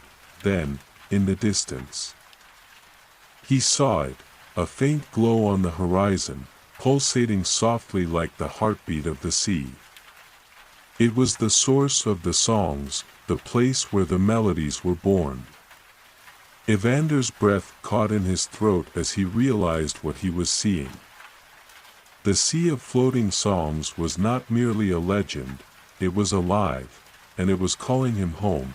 Hours seemed to pass as he rowed toward the light, though time itself felt slippery in the presence of the music. The stars above danced in patterns he didn't recognize, their reflections shimmering like liquid gold on the water's surface. The air grew warmer, carrying the faint scent of something sweet and unplaceable, like the memory of a summer long gone. As he approached the glowing heart of the sea, the water around him began to change. It was no longer dark and fathomless but clear and luminescent, as if lit from within. Beneath the surface, he could see shapes, figures moving gracefully, their forms shimmering like liquid light. They were neither fully human nor entirely other, their faces serene and ancient, their movements in perfect harmony with the music that filled the air. One of the figures rose slowly to the surface, her form solidifying as she emerged. She had hair like cascading moonlight and eyes that glimmered with the depth of countless lifetimes. She gazed at Evander with a gentle smile, her presence both calming and awe-inspiring.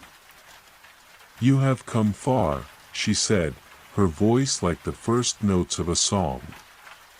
"Why do you seek the sea of floating songs?" Evander hesitated, the weight of her question pressing on him. Why had he come? Was it curiosity? The desire for answers? Or something deeper, something he couldn't quite name? I don't know, he admitted finally, his voice barely above a whisper. "I just felt that I had to." The woman nodded, as if she had expected his answer. "The sea calls to those who are ready to listen," she said. "Its songs are not merely sounds, they are the echoes of lives lived, the dreams and sorrows of those who have come before. To hear them is to understand, and to understand is to become part of the song." She reached out a hand, her fingers delicate and glowing. "Will you listen, Evander? Truly listen?" He nodded, his heart pounding in his chest. As her hand touched his, a surge of warmth spread through him, and the music around them swelled to a crescendo. The world seemed to dissolve, replaced by a kaleidoscope of light and sound. Evander felt himself being drawn into the song, his very essence unraveling and weaving itself into the melody, and then, just as suddenly, there was silence. Evander found himself standing on the shore once more, the lantern still in his hand. The sea stretched out before him, calm and endless, its surface reflecting the pale light of the moon. But something had changed. The world felt different, richer, as if he could sense the hidden threads that bound everything together. He looked down at the lantern, its glow now brighter than before. Inside, he could see a tiny, pulsating light, like a fragment of the sea's heart. He smiled, a deep sense of peace settling over him. The sea of floating songs had shared its gift with him, and he would carry its melody for the rest of his days. As he turned to walk back to the village, the first rays of dawn broke over the horizon, painting the world in hues of gold and rose. The sea's whispers followed him, a gentle reminder that its songs were always there, waiting for those who were willing to listen. As the morning sun stretched its golden fingers across the endless expanse of the floating sea, Elara found herself standing at the bow of the ship, the salty breeze brushing against her cheeks. The music had guided her through the night, soft, gentle harmonies that seemed to speak to her soul. Now, as the ship glided over waters shimmering like liquid crystal, she felt an overwhelming sense of calm, yet also a growing curiosity about the origins of these hauntingly beautiful melodies. Captain Oren approached her with his usual air of mystery. His boots creaked softly on the wooden deck, and the ornate compass in his hand spun wildly, as if bewitched. "Sleep well, lass?" he asked, his voice a low rumble, like distant thunder. Elara nodded, her eyes fixed on the horizon where the sky and sea seemed to merge into a single, endless canvas. The songs. They never stopped. I heard them all night. What are they? The captain leaned against the railing, his weathered face illuminated by the soft morning light. The sea of floating songs is no ordinary place, Elara. Every note you hear, every harmony that drifts through the air, is a fragment of a memory. Some are joyful, others not so much. They belong to those who have sailed these waters before us, Elara's brow furrowed. Memories? How can songs be memories? Oren chuckled, the sound rich and deep. The sea has its secrets, lass. It carries the echoes of those who have come and gone, preserving their stories in the form of music. Some say it's a gift. Others. He trailed off, his gaze darkening. Others what? Elara pressed, her curiosity burning brighter now. He hesitated before answering. Others say it's a curse. That the songs are the only thing left of the souls who were lost here. A shiver ran down Elara's spine, though the sun was warm on her skin. She wanted to ask more, but a sudden change in the air stopped her.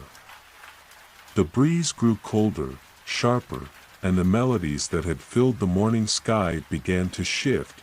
The once soothing harmonies turned dissonant, clashing like waves in a storm. Elara's chest tightened as the ship slowed, the air around them thick with tension. What's happening? She asked, her voice barely above a whisper. Oren straightened, his jaw set. We're nearing the Isle of Forgotten Chords. Stay close, lass. This part of the sea doesn't take kindly to strangers. The crew, usually jovial and light-hearted, moved with a quiet urgency. They secured ropes, adjusted sails, and whispered prayers under their breath. Elara could feel the unease spreading like a shadow over the ship. As they approached the isle, the water turned a deep, inky black, and the songs grew louder, more chaotic. The island itself was a jagged mass of stone and twisted trees, its shores littered with shattered instruments, harps with broken strings, flutes snapped in half, and drums with torn skins. Elara's heart ached at the sight. What is this place? The Isle of Forgotten Chords, Oren repeated. It's where melodies come to die.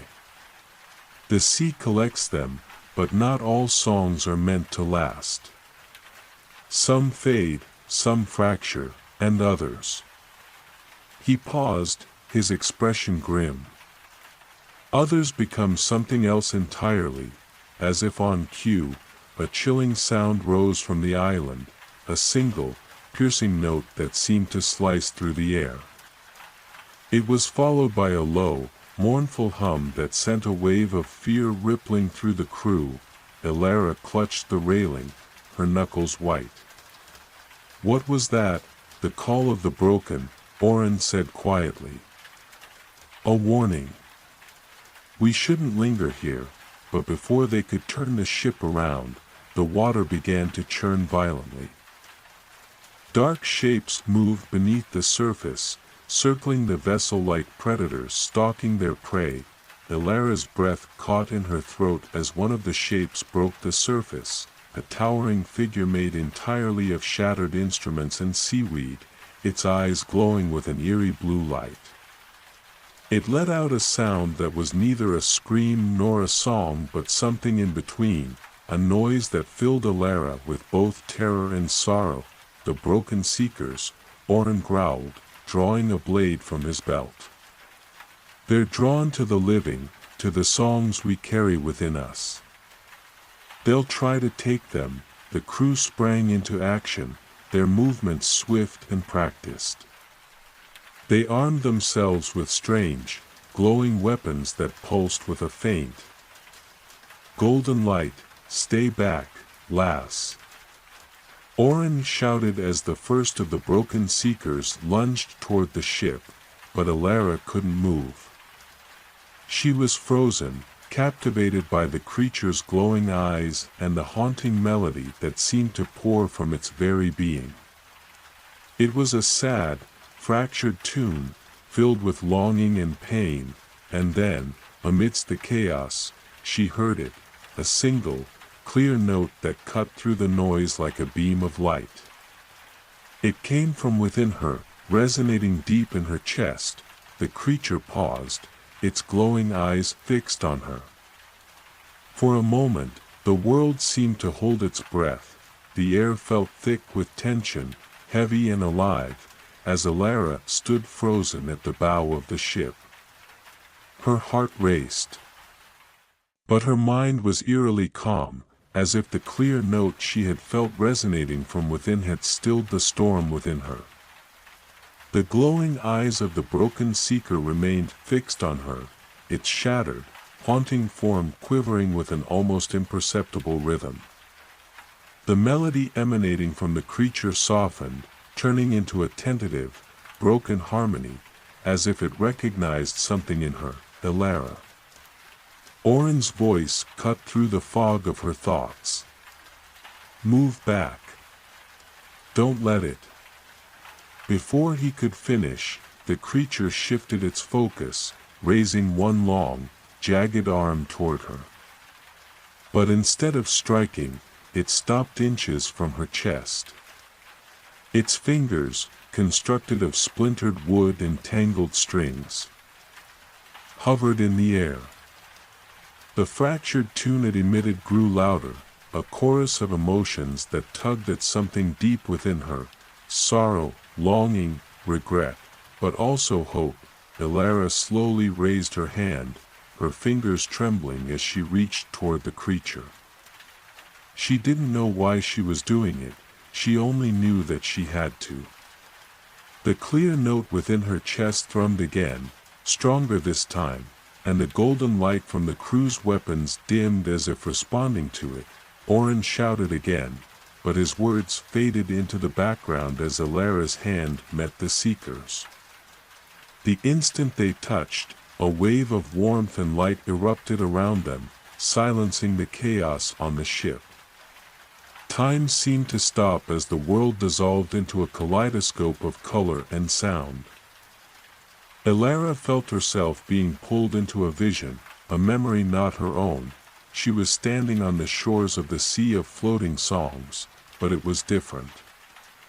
The water was calm and clear, reflecting a sky that shimmered with hues of gold and silver. Around her, figures moved, sailors, travelers, dreamers, and seekers, each of them carrying instruments that glowed softly with the light of their own songs. They walked along the shore or sailed out onto the water, their melodies blending into a symphony that filled the air with life and meaning. In the center of it all stood a towering figure cloaked in flowing robes of blue and gold, their face obscured by a mask shaped like the crescent moon. They held a staff that pulsed with light, and as they raised it, the symphony swelled, lifting the spirits of everyone around them. Alara realized this figure was the keeper of songs, the guardian of the melodies that gave the sea its magic, but the scene shifted. The glowing instruments began to dim, their melodies faltering as dark clouds rolled in. The keeper turned toward the horizon, where a great shadow loomed. It spread across the sea, consuming the light and leaving silence in its wake. The figures on the shore panicked, their songs turning dissonant as they fled. The keeper raised their staff again, but the light it emitted was weaker now, as if the darkness had drained its power. The shadow advanced, and with it came the fractured shapes of the broken seekers, their forms twisted and incomplete. Alara felt the keeper's despair, their desperation as they fought to hold the melodies together. But it wasn't enough. The darkness overwhelmed the shore, shattering the harmony of the sea. The last thing she saw was the keeper's staff falling into the water, its light extinguished. Elara gasped as the vision faded, her hand still resting against the seeker's. The creature's glowing eyes dimmed, and its form began to dissolve, breaking apart into streams of light that flowed into the air. The melody it had carried lingered for a moment, then faded into silence. What in the stars? Orin's voice was hoarse as he stepped closer, his weapon lowered. The rest of the crew stood frozen, their faces a mixture of awe and fear. Elara turned to face him, her hand still glowing faintly from where she had touched the seeker. It showed me something. A memory of the sea, of what happened here. Orin frowned, his weathered face lined with concern. What did you see? She hesitated, the weight of the vision still heavy on her. There was a keeper of songs, someone who protected the melodies. But something dark came and shattered everything. The seekers, the broken melodies. They're what's left of the songs that were lost. The captain's expression darkened. I've heard tales of a keeper, but no one's seen or heard of them in centuries. If the sea lost its guardian, it would explain the chaos, the broken songs. But why would it show you this? Elara looked down at her hand, the faint glow still pulsing in time with the clear note in her chest. I don't know. But I think it's asking for help. Orin stared at her for a long moment, then sighed. If the sea's chosen you, lass, there's no turning back now. We'll need to find the keeper's staff. If it's still out there, it might be the only thing that can restore the balance. The crew exchanged uneasy glances, but no one protested. They had all heard the legends, the whispers of a power that could heal the sea and bring peace to its songs. If there was even a chance that the staff still existed, they had to try. As the ship turned toward the horizon, Elara felt a renewed sense of purpose. The clear note within her chest grew stronger, guiding her toward the unknown. The sea of floating songs had chosen her, and she would not let its melodies fade into silence. The horizon stretched wide, painted in hues of lavender and gold as the ship glided through the calming waters. Despite the beauty surrounding them, a palpable tension hung in the air. The crew worked silently, their movements quick and precise, as if the weight of the task ahead had settled heavily on their shoulders. Elara stood at the bow, her hands gripping the wooden railing. Her mind replaying the vision again and again. What are you thinking, lass? Orin's voice broke through her thoughts. He approached her with a steady stride, his weathered face softening slightly as he spoke. Elara turned toward him, the faint glow in her chest still pulsing rhythmically. The keeper's staff. It's out there somewhere. But how do we find it in a sea so vast? Orin leaned against the railing, his gaze fixed on the endless expanse ahead. The sea of floating songs is alive, Elara. It won't let us wander blindly. If it's chosen you, it'll guide you. You just need to listen. Listen? She asked, tilting her head. The captain nodded. The sea's melodies are more than just songs. They carry messages, fragments of memories. If you focus, you'll hear what it's trying to tell you. Elara closed her eyes, letting the soft hum of the waves and the faint echoes of melodies wash over her. At first, it was a cacophony, a swirl of dissonant tunes that made her head spin.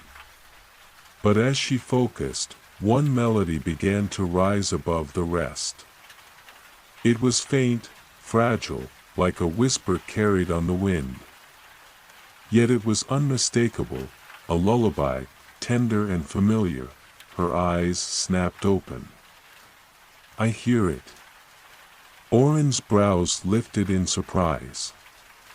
"Already? You're stronger than I thought." "It's a lullaby," Elara said, her voice tinged with wonder. "But it's incomplete, like it's missing pieces." "Then that's where we start," Oren said, straightening. He called out to the crew, his voice carrying authority. "Change course. Follow the melody." The crew sprang into action, adjusting the sails and aligning the ship with the direction Elara indicated. As they sailed further, the water beneath them began to change. The crystal-clear waves darkened slightly, shimmering with streaks of silver that pulsed in time with the melody Elara had heard. Hours passed, and the sun dipped lower in the sky, casting long shadows across the deck. The lullaby grew stronger, its notes weaving through the air like a thread guiding them forward. Elara felt a strange pull in her chest, as if the melody were tethered to her very being. "Land ahead!" A crew member shouted, breaking the silence. Elara and Oren moved to the bow, their eyes narrowing as they spotted a small island emerging from the horizon. Unlike the jagged, foreboding Isle of Forgotten Chords, this island was lush and green, its shores lined with trees that swayed gently as if in rhythm with the melody. As the ship drew closer, Elara's chest tightened. The island radiated a sense of peace, but it also felt sad, like a place mourning something lost. She stepped onto the deck, her boots crunching softly against the sand as the crew anchored the ship. "Be careful," Oren warned, his hand resting on the hilt of his blade. "Not everything in these waters is as it seems." Elara nodded, her eyes scanning the trees and the faint mist that clung to the ground. The melody was stronger now, wrapping around her like a gentle embrace. She followed it into the heart of the island, Oren and a few crew members trailing close behind. The path led them to a clearing, where a single tree stood at its center. It was unlike any tree Elara had ever seen, its bark shimmering like polished silver and its branches adorned with golden leaves that tinkled softly in the breeze. At the base of the tree lay a pool of water, so still and clear it looked like glass. And there, at the bottom of the pool, rested a staff. Elara's breath caught. The staff was exactly as she had seen it in her vision. Its surface etched with intricate patterns that seemed to shift and move like flowing water. It pulsed faintly with light, the same rhythm as the melody that had guided her here. "That's it," she whispered. "The keeper's staff." Before anyone could respond, the ground beneath them trembled, and the air grew heavy. The melody faltered, replaced by a deep, discordant note that seemed to come from the earth itself. "We're not alone," Oren said, drawing his blade as the crew readied themselves. The pool began to ripple, and a shadow rose from its depths. It was a figure cloaked in darkness, its form shifting and amorphous, its eyes glowing with a cold, blue light. The discordant note it emitted grew louder, drowning out the faint melody of the staff. Elara's chest tightened as fear gripped her. But the clear note within her, the one that had guided her since the beginning, flared to life. She stepped forward, her voice steady despite the terror she felt. "You can't silence the songs," she said, her hand reaching toward the pool. "They're not yours to take." The shadow hesitated, its form flickering as if caught between two states. Elara closed her eyes, letting the clear note within her resonate outward. It mingled with the staff's melody, weaving together into a harmony that pushed back the discord. The shadow let out a piercing wail, its form dissolving into streams of light that flowed into the air, leaving the pool calm once more. Elara opened her eyes, her heart racing as she stepped into the water and reached for the staff. The moment her fingers closed around it, a surge of energy coursed through her, and the melody became whole. As she lifted the staff, the island seemed to exhale, its sorrow lifting as the golden leaves of the tree began to glow. The crew watched in silence, their faces filled with awe. Orin approached her, a rare smile breaking across his face. "You did it, lass. The keeper's staff is yours now." Elara looked at the staff, its light reflecting in her eyes. She knew this was only the beginning. The sea of floating songs had chosen her for a reason, and its melodies still held many secrets waiting to be uncovered. The keeper's staff felt alive in Elara's hands, its surface warm and pulsing faintly with light. As the melody resonated from its core, the island itself seemed to respond. The golden leaves above shimmered brighter, and the air grew lighter, filled with a sense of renewal. Yet, Elara couldn't shake the weight of the task ahead. This wasn't the end, it was merely the first step. Orin stepped closer, his boots crunching softly against the grass. "The staff recognizes you, lass. You're its keeper now. But this isn't just a tool, it's a responsibility." Elara nodded, her grip tightening on the staff. "I can feel it. It's like the sea is speaking to me through it. But it's fragmented. Like a puzzle with missing pieces." "That's how the sea of floating songs works," Orin said, his voice steady but tinged with weariness. "Its melodies are scattered, broken by whatever darkness took hold of it. If you're going to restore the sea, you'll have to find those pieces and bring them back together." A gust of wind swept through the clearing, rustling the golden leaves and carrying with it a faint, mournful tune. Elara turned her head sharply, her heart skipping a beat as the melody called to her. "Did you hear that?" she asked, her voice barely above a whisper. Orin frowned but shook his head. "What did you hear?" "A song. But it's far away, faint. It feels like it's calling for help," she said, her voice trembling with urgency. Orin sighed, his gaze scanning the horizon beyond the island. "Then we follow it. But be careful, Elara. Not every song in this sea wants to be found, and not all of them are friendly." The crew worked swiftly to ready the ship, their movements purposeful and quiet. As the island faded into the distance behind them, the sea ahead seemed to shift. The once calm waters grew darker, their surface rippling with an unnatural unease. Elara stood at the bow, the staff resting against her shoulder, its light a small beacon against the growing shadows. "Anything yet?" Orin asked, joining her. She closed her eyes, focusing on the faint melody she had heard earlier. It was clearer now, a haunting tune that seemed to weave through her thoughts. "It's coming from the northwest," she said, opening her eyes. Orin gave a sharp nod. "Northwest it is." As the ship adjusted course, the crew fell silent, their expressions tense.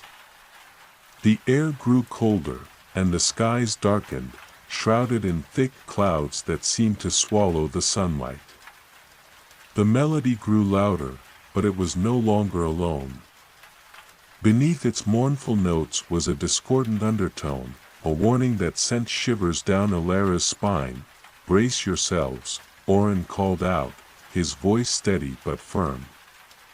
"We're heading into trouble." The waters ahead churned violently, waves rising and falling in chaotic patterns. The melody was deafening now, filling the air with a sorrow so profound it brought tears to Alara's eyes. As the ship crested a massive wave, she saw it, a shipwreck, half submerged in the swirling sea. Its sails were torn, and its once proud hull was covered in jagged, glowing runes that pulsed with an eerie blue light. "Alara," Oren said, his voice low. "Do you feel it?" She nodded, her grip tightening on the staff. "There's something here. Something trapped." The ship drew closer, and the runes on the wreck began to glow brighter, casting eerie reflections on the waves. Suddenly, a piercing wail erupted from the wreck, and the sea around it exploded into motion. Figures rose from the water, twisted forms made of shadow and light. Their eyes glowing with the same blue hue as the runes. "The lost choir," Oren muttered, drawing his blade. "I hoped we'd never encounter them." "What are they?" Alara asked, her voice shaking. "Sailors and travelers who tried to steal the sea's songs for themselves," Oren explained grimly. "The sea doesn't forgive greed. Their punishment is eternal, trapped between worlds. Their voice is used to protect what they can never have." The lost choir advanced, their movements fluid and unnatural. The haunting melody twisted, becoming a cacophony of despair. Alara's heart pounded as she raised the staff, its light flaring in response to the threat. "What do I do?" she shouted over the chaos. "Trust the staff," Oren said, slashing at a figure that lunged toward the ship. "It chose you for a reason." Alara took a deep breath, focusing on the staff's rhythm. The clear note within her chest resonated stronger than ever, harmonizing with the staff's light. She raised it higher, and a burst of golden energy erupted, sweeping across the deck and pushing the lost choir back. But it wasn't enough. The figures reformed, their wails growing louder. Alara's vision blurred as the melodies clashed, their discord overwhelming her senses. She stumbled, the staff slipping from her grasp. "No!" she cried, scrambling to retrieve it, as her fingers closed around the staff once more. A memory surged through her, a vision of the keeper standing tall, their staff glowing as they wove melodies together to calm the sea. Alara understood then, she couldn't fight the lost choir. She had to restore their song. Closing her eyes, she let the staff guide her, its light shifting to match the mournful tune of the lost choir. Slowly, she began to hum, her voice trembling at first but growing stronger as she sang. The clear note within her chest wove itself into the melody, creating a harmony that softened the discord. The lost choir paused, their forms flickering as the new melody reached them. One by one, they began to sing, their voices blending with Alara's in a hauntingly beautiful harmony. The runes on the wreck pulsed brighter, then faded, and the figures dissolved into streams of light that rose into the sky. When the last note faded, the sea grew calm once more. Alara collapsed to her knees, the staff clutched tightly in her hands. Oren rushed to her side, his face etched with concern. "You did it," he said, helping her to her feet. "You set them free." Elara nodded, her heart heavy but resolute. "It wasn't just me. The staff. The sea. They guided me." Oren placed a hand on her shoulder. The sea of floating songs chose well. As the ship sailed away from the wreck, Elara stared out at the horizon, the weight of her journey settling on her shoulders. The sea's melodies were far from whole. But she knew she had taken the first step toward restoring them. The ship sailed through the serene waters, the golden light of dawn painting the waves with soft hues of pink and orange.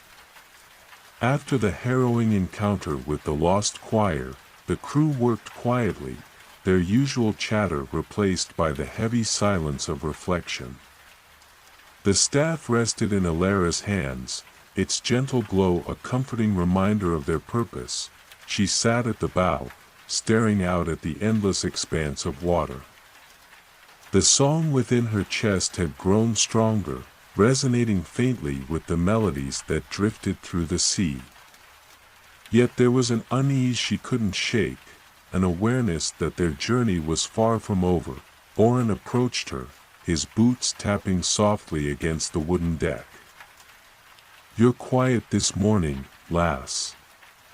Too quiet for someone who just tamed the lost choir." Elara gave him a faint smile. "I didn't tame them, Oren. I just gave them back their song. But the sea feels heavier now, like there's more sorrow waiting beneath the surface." He nodded, leaning against the railing. "The sea of floating songs is vast, and its wounds run deep. But you're not alone in this. Remember that." Before Elara could respond, a soft hum filled the air. It was faint at first, like a whisper carried on the wind, but it grew steadily louder. The crew paused their tasks, their heads turning toward the sound. "Another melody?" Oren asked, his hand instinctively resting on the hilt of his sword. Elara closed her eyes, letting the hum wash over her. It wasn't like the other songs they had encountered. It was neither mournful nor chaotic. Instead, it felt curious, as if it were reaching out to them.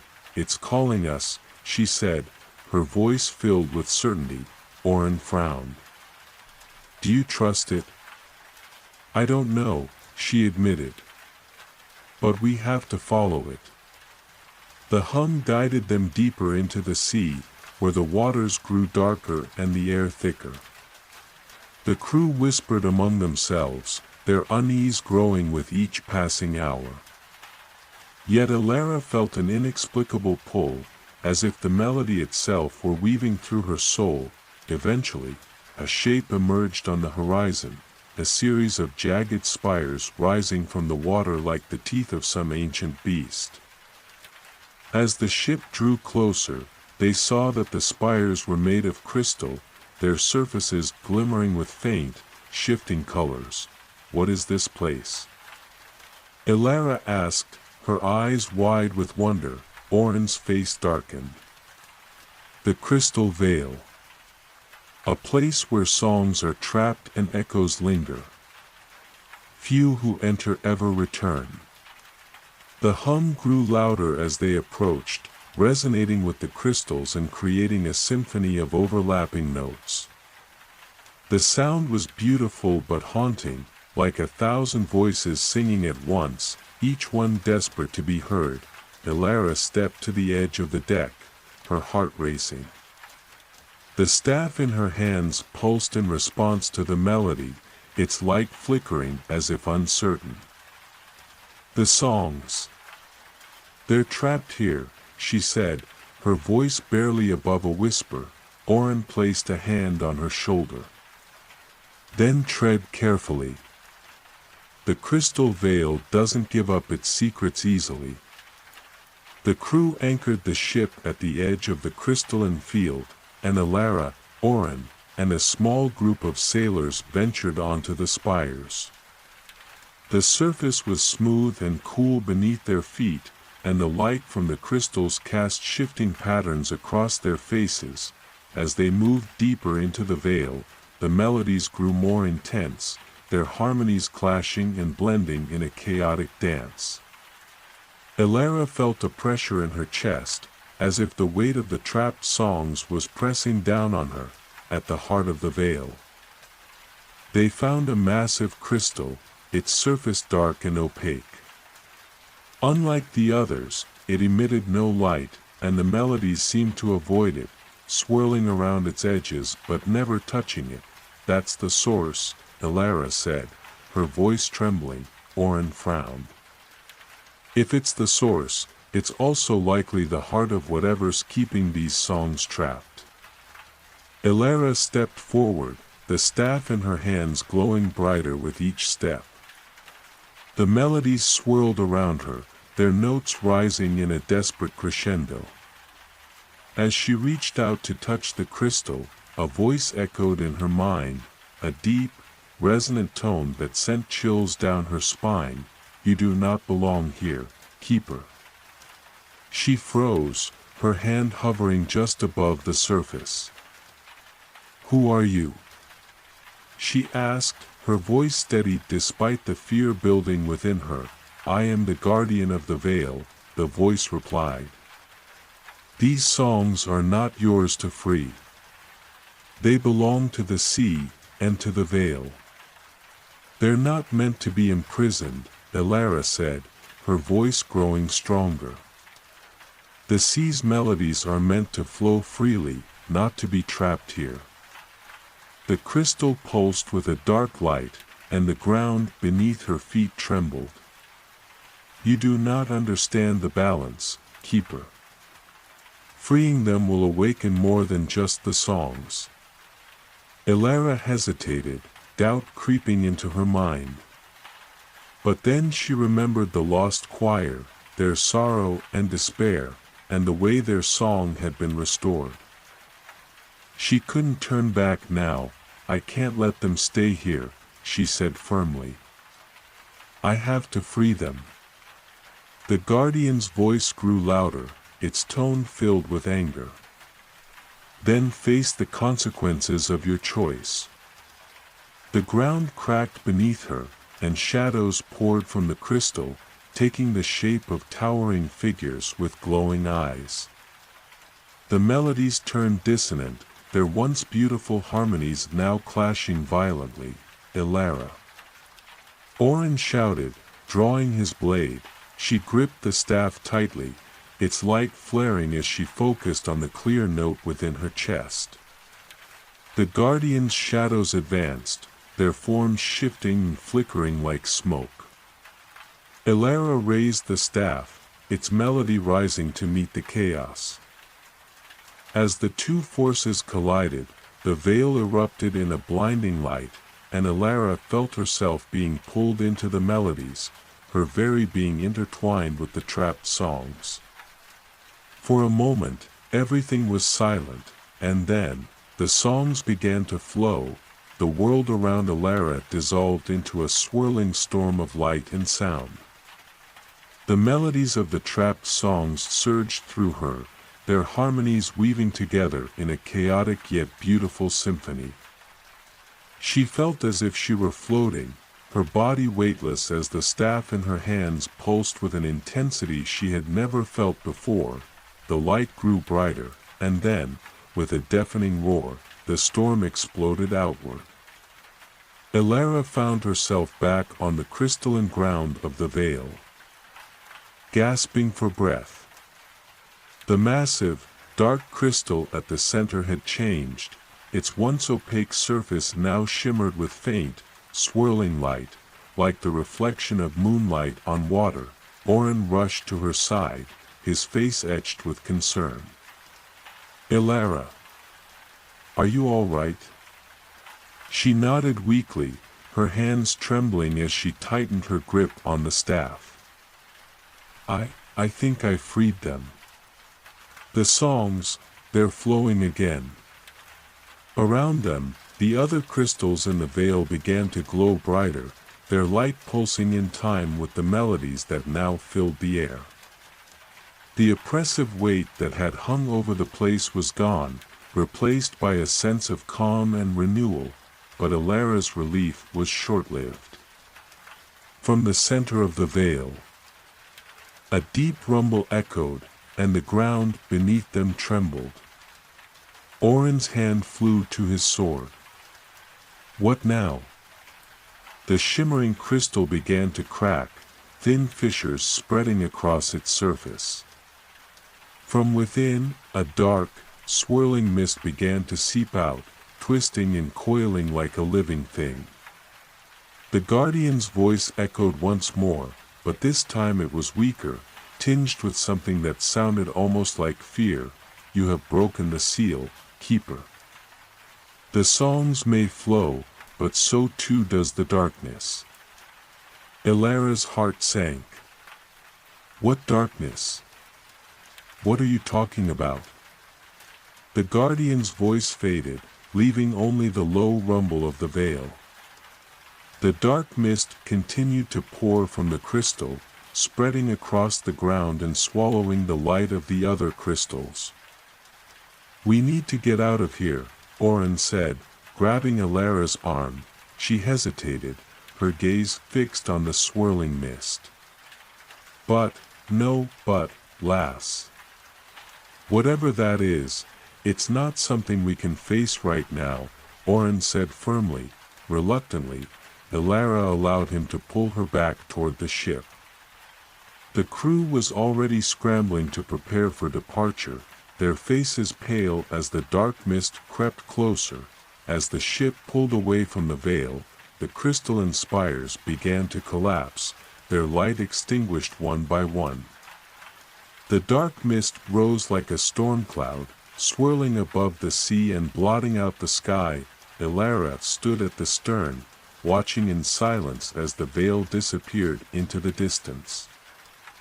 The staff in her hands no longer glowed, its light dimmed as if exhausted from the effort of freeing the songs. Oren joined her, his expression grim.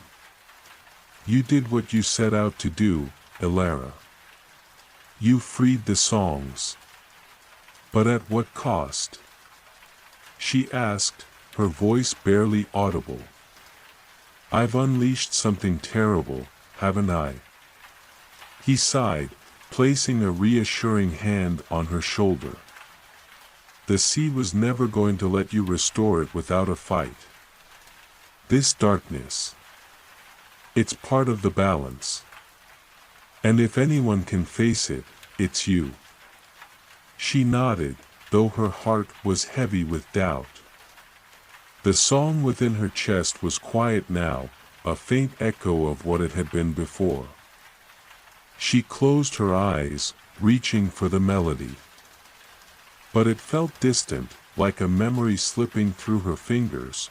That night, the crew gathered on the deck, their faces illuminated by the soft glow of lanterns. The dark mist lingered on the horizon, a constant reminder of what they had left behind. Alara sat apart from the others, staring out at the sea. The melodies that had once filled the air were faint now, barely audible beneath the sound of the waves. She felt a deep sadness, as if the sea itself were mourning. Oren approached, carrying 2 cups of steaming tea. He handed one to her before sitting down beside her. You've been quiet. I'm trying to make sense of it all, she admitted. The songs are free, but the sea still feels broken. He took a sip of his tea, his gaze thoughtful. The sea of floating songs is like a living thing. It won't heal overnight. And whatever darkness you unleashed, it was always there, waiting. You didn't create it, lass. You just brought it to light. She looked at him, her brow furrowed. Then how do I stop it? You'll figure it out, he said with a small smile. The staff chose you for a reason. And you've got a crew that believes in you. We'll face whatever comes next together. Elara managed a faint smile, though her heart was still heavy. She glanced at the staff, its surface dull and lifeless. It had been her guide, her connection to the sea's songs. But now it felt as if it had abandoned her. As the night wore on, the crew drifted off to sleep, leaving Elara alone on the deck.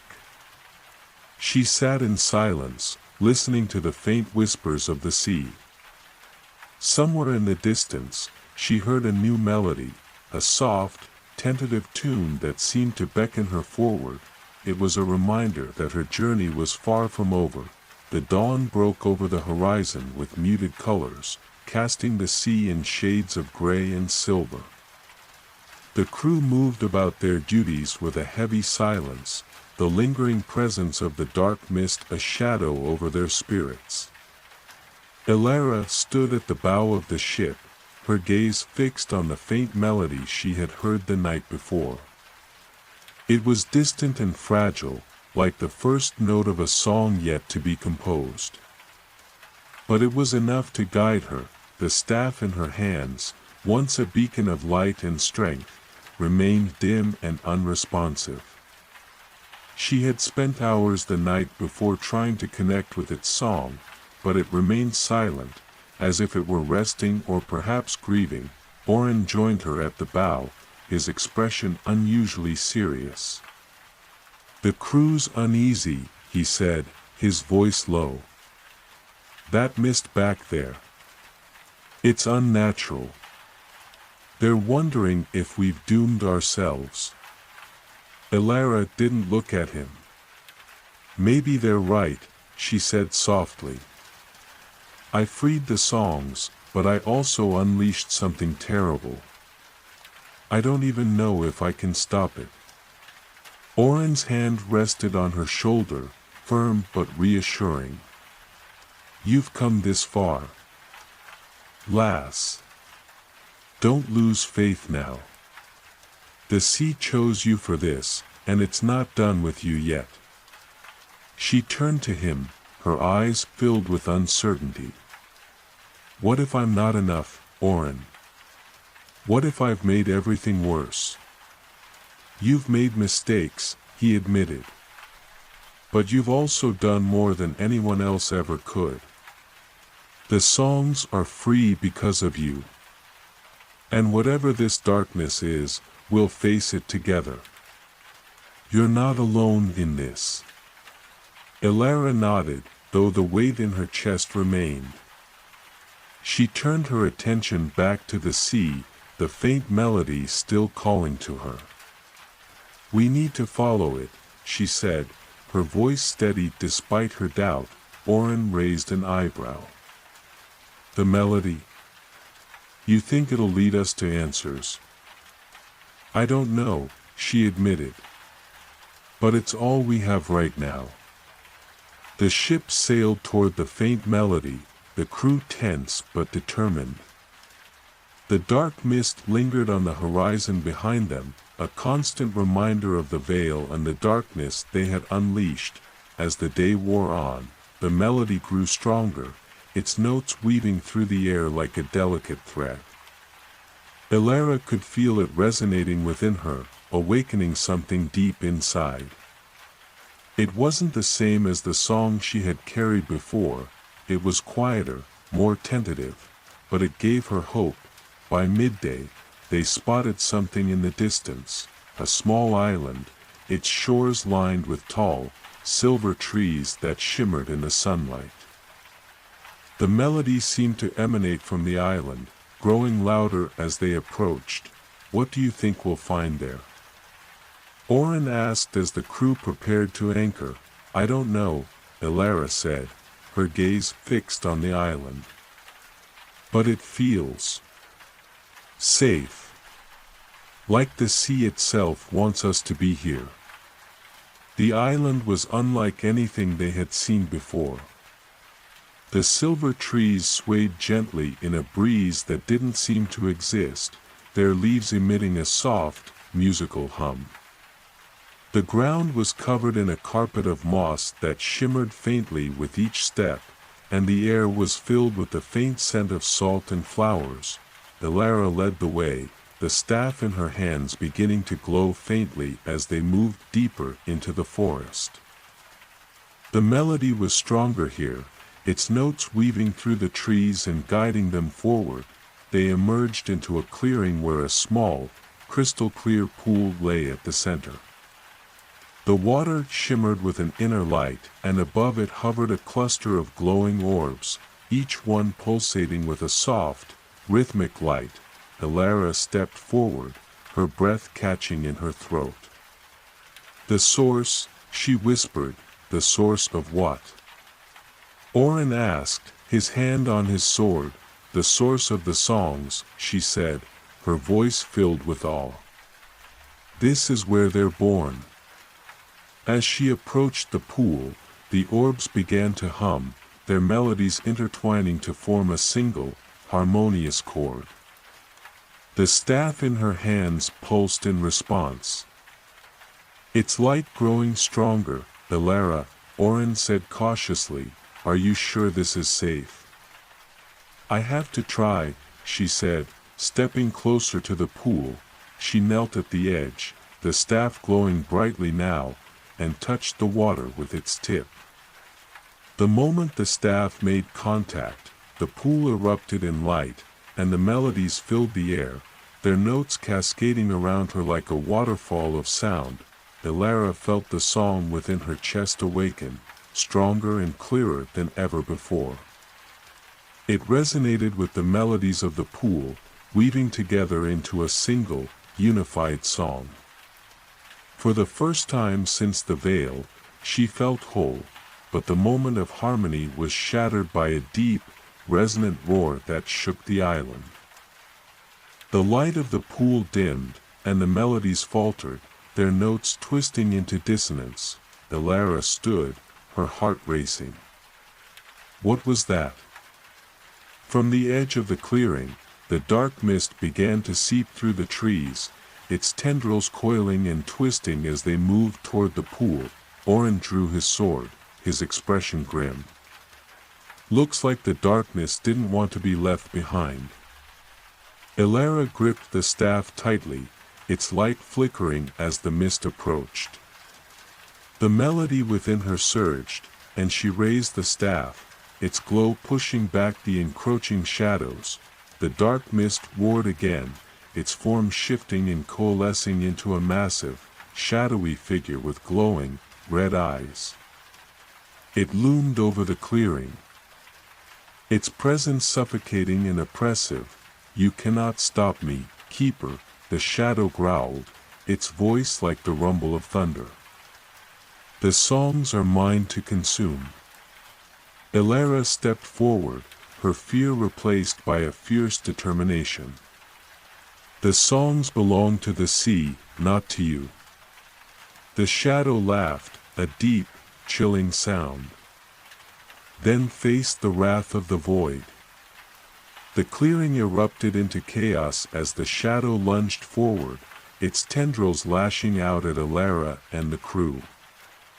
She raised the staff, its light flaring as she channeled the melody within her. The battle for the sea's songs had begun. The clearing erupted into a tempest of light and shadow. The dark figure, immense and menacing, unleashed tendrils of black mist that lashed out like whips, scorching the ground where they landed. Elara stood her ground, the staff in her hands pulsing with a radiant glow as the melodies within her rose to meet the threat. "Stay back."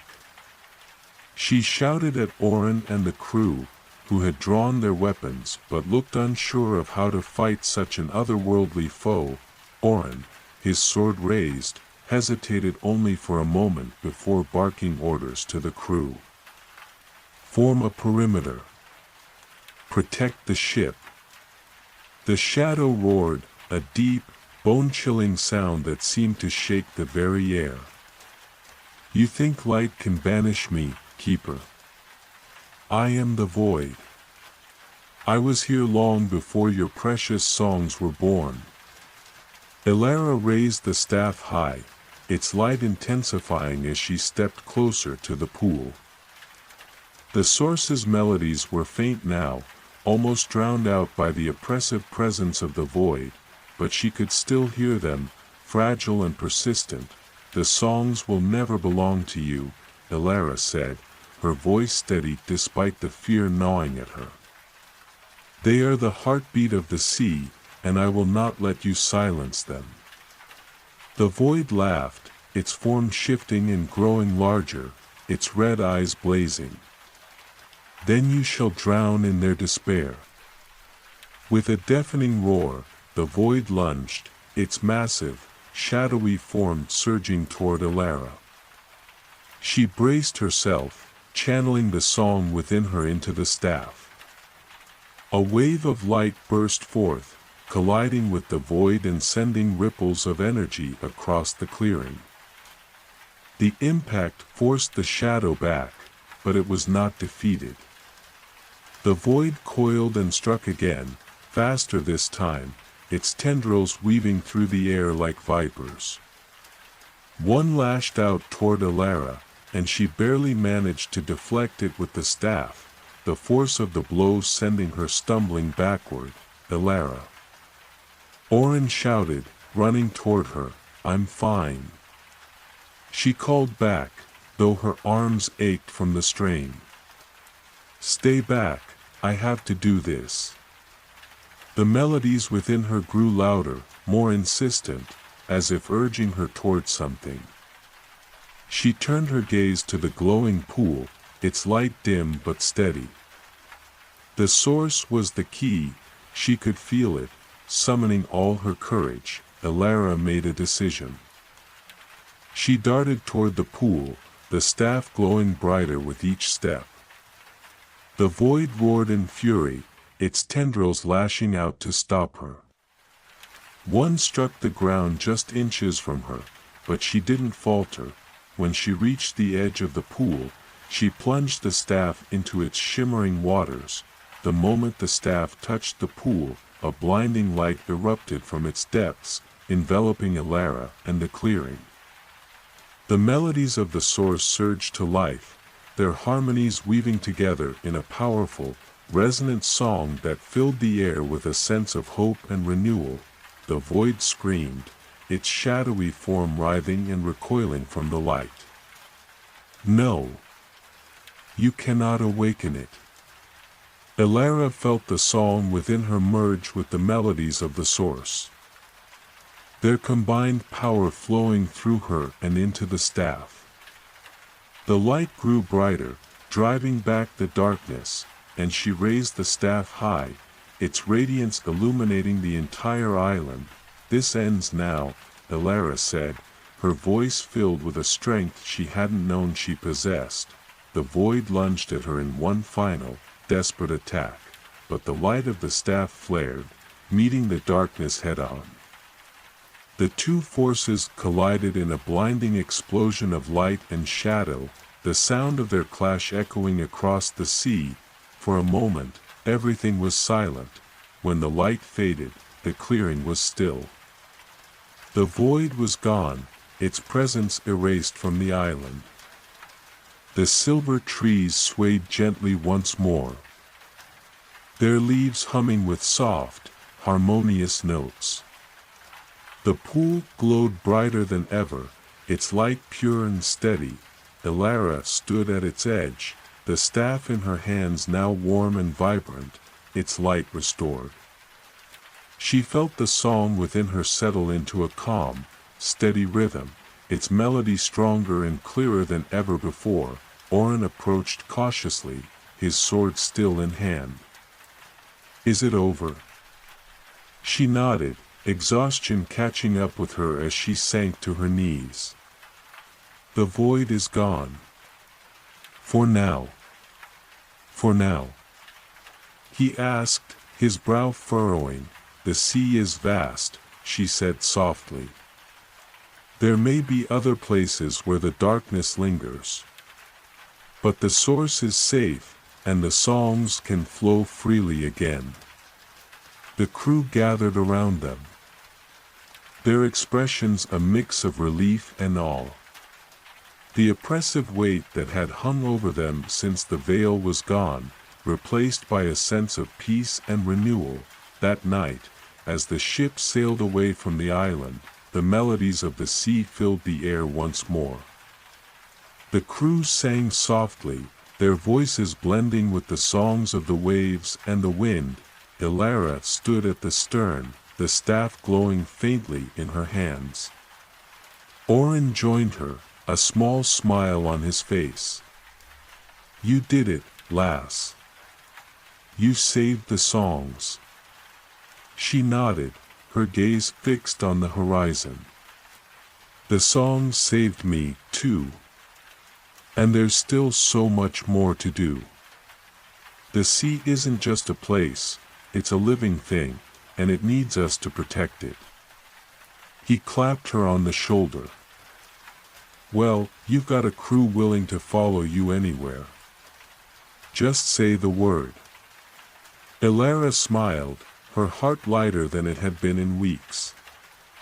The journey wasn't over, but for the first time, she felt ready to face whatever lay ahead.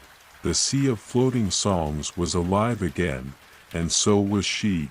The horizon stretched wide and golden as the Doncaster sailed into open waters once again. The melodies of the sea filled the air, weaving through the breeze like a gentle hymn. The crew worked with a renewed sense of purpose, their movements lighter, their conversations peppered with laughter and relief. Elara stood at the helm, the staff resting against her side, its glow steady and calm. She watched the rippling waves and listened to the songs that now resonated freely. Unbound by the darkness. Each note carried a story, of joy, of sorrow, of change. And yet, amidst the harmony, there was a faint discord, a subtle reminder that the void was not fully gone. Oren approached her, his boots tapping softly against the wooden deck. "You've been quiet all morning," he said, leaning against the railing beside her. "Thinking about what's next?" Elara nodded, her eyes never leaving the horizon. "The source may be safe, but the void isn't truly defeated. I can still feel its presence out there, lurking, waiting for another chance." Oren frowned. "You think it'll come after the songs again?"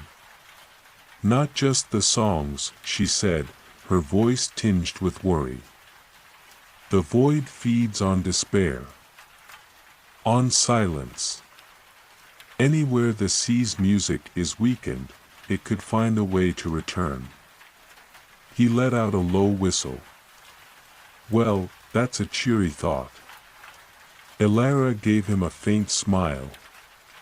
"I'm not trying to scare you, Oren. I know this isn't over. But at least now we're ready." As the day wore on, the ship sailed into uncharted waters, following the guidance of the melodies. Elara had learned to trust the songs. They had led her through danger, through doubt, and finally to the source itself. Now, they guided her towards something new, though what it was, she couldn't yet say. By mid-afternoon, the sea began to change. The water grew darker, not with the shadow of the void but with a depth that spoke of mystery. The air was cooler here, carrying the scent of salt and something else, something ancient. The songs grew quieter, their notes soft and questioning, as if they, too, were searching for answers. What is this place? Oren asked, standing beside her as they peered over the edge of the ship. I don't know, Elara said, gripping the staff tightly. But it feels important. By evening, they spotted land, a towering cliff of black stone rising sharply from the water, its edges jagged and imposing. At the base of the cliff, a narrow inlet glowed faintly, as if lit from within by a hidden light. The crew murmured among themselves, their voices hushed with awe and trepidation. Oren crossed his arms, his expression skeptical. Let me guess, you want to go in there? Elara nodded.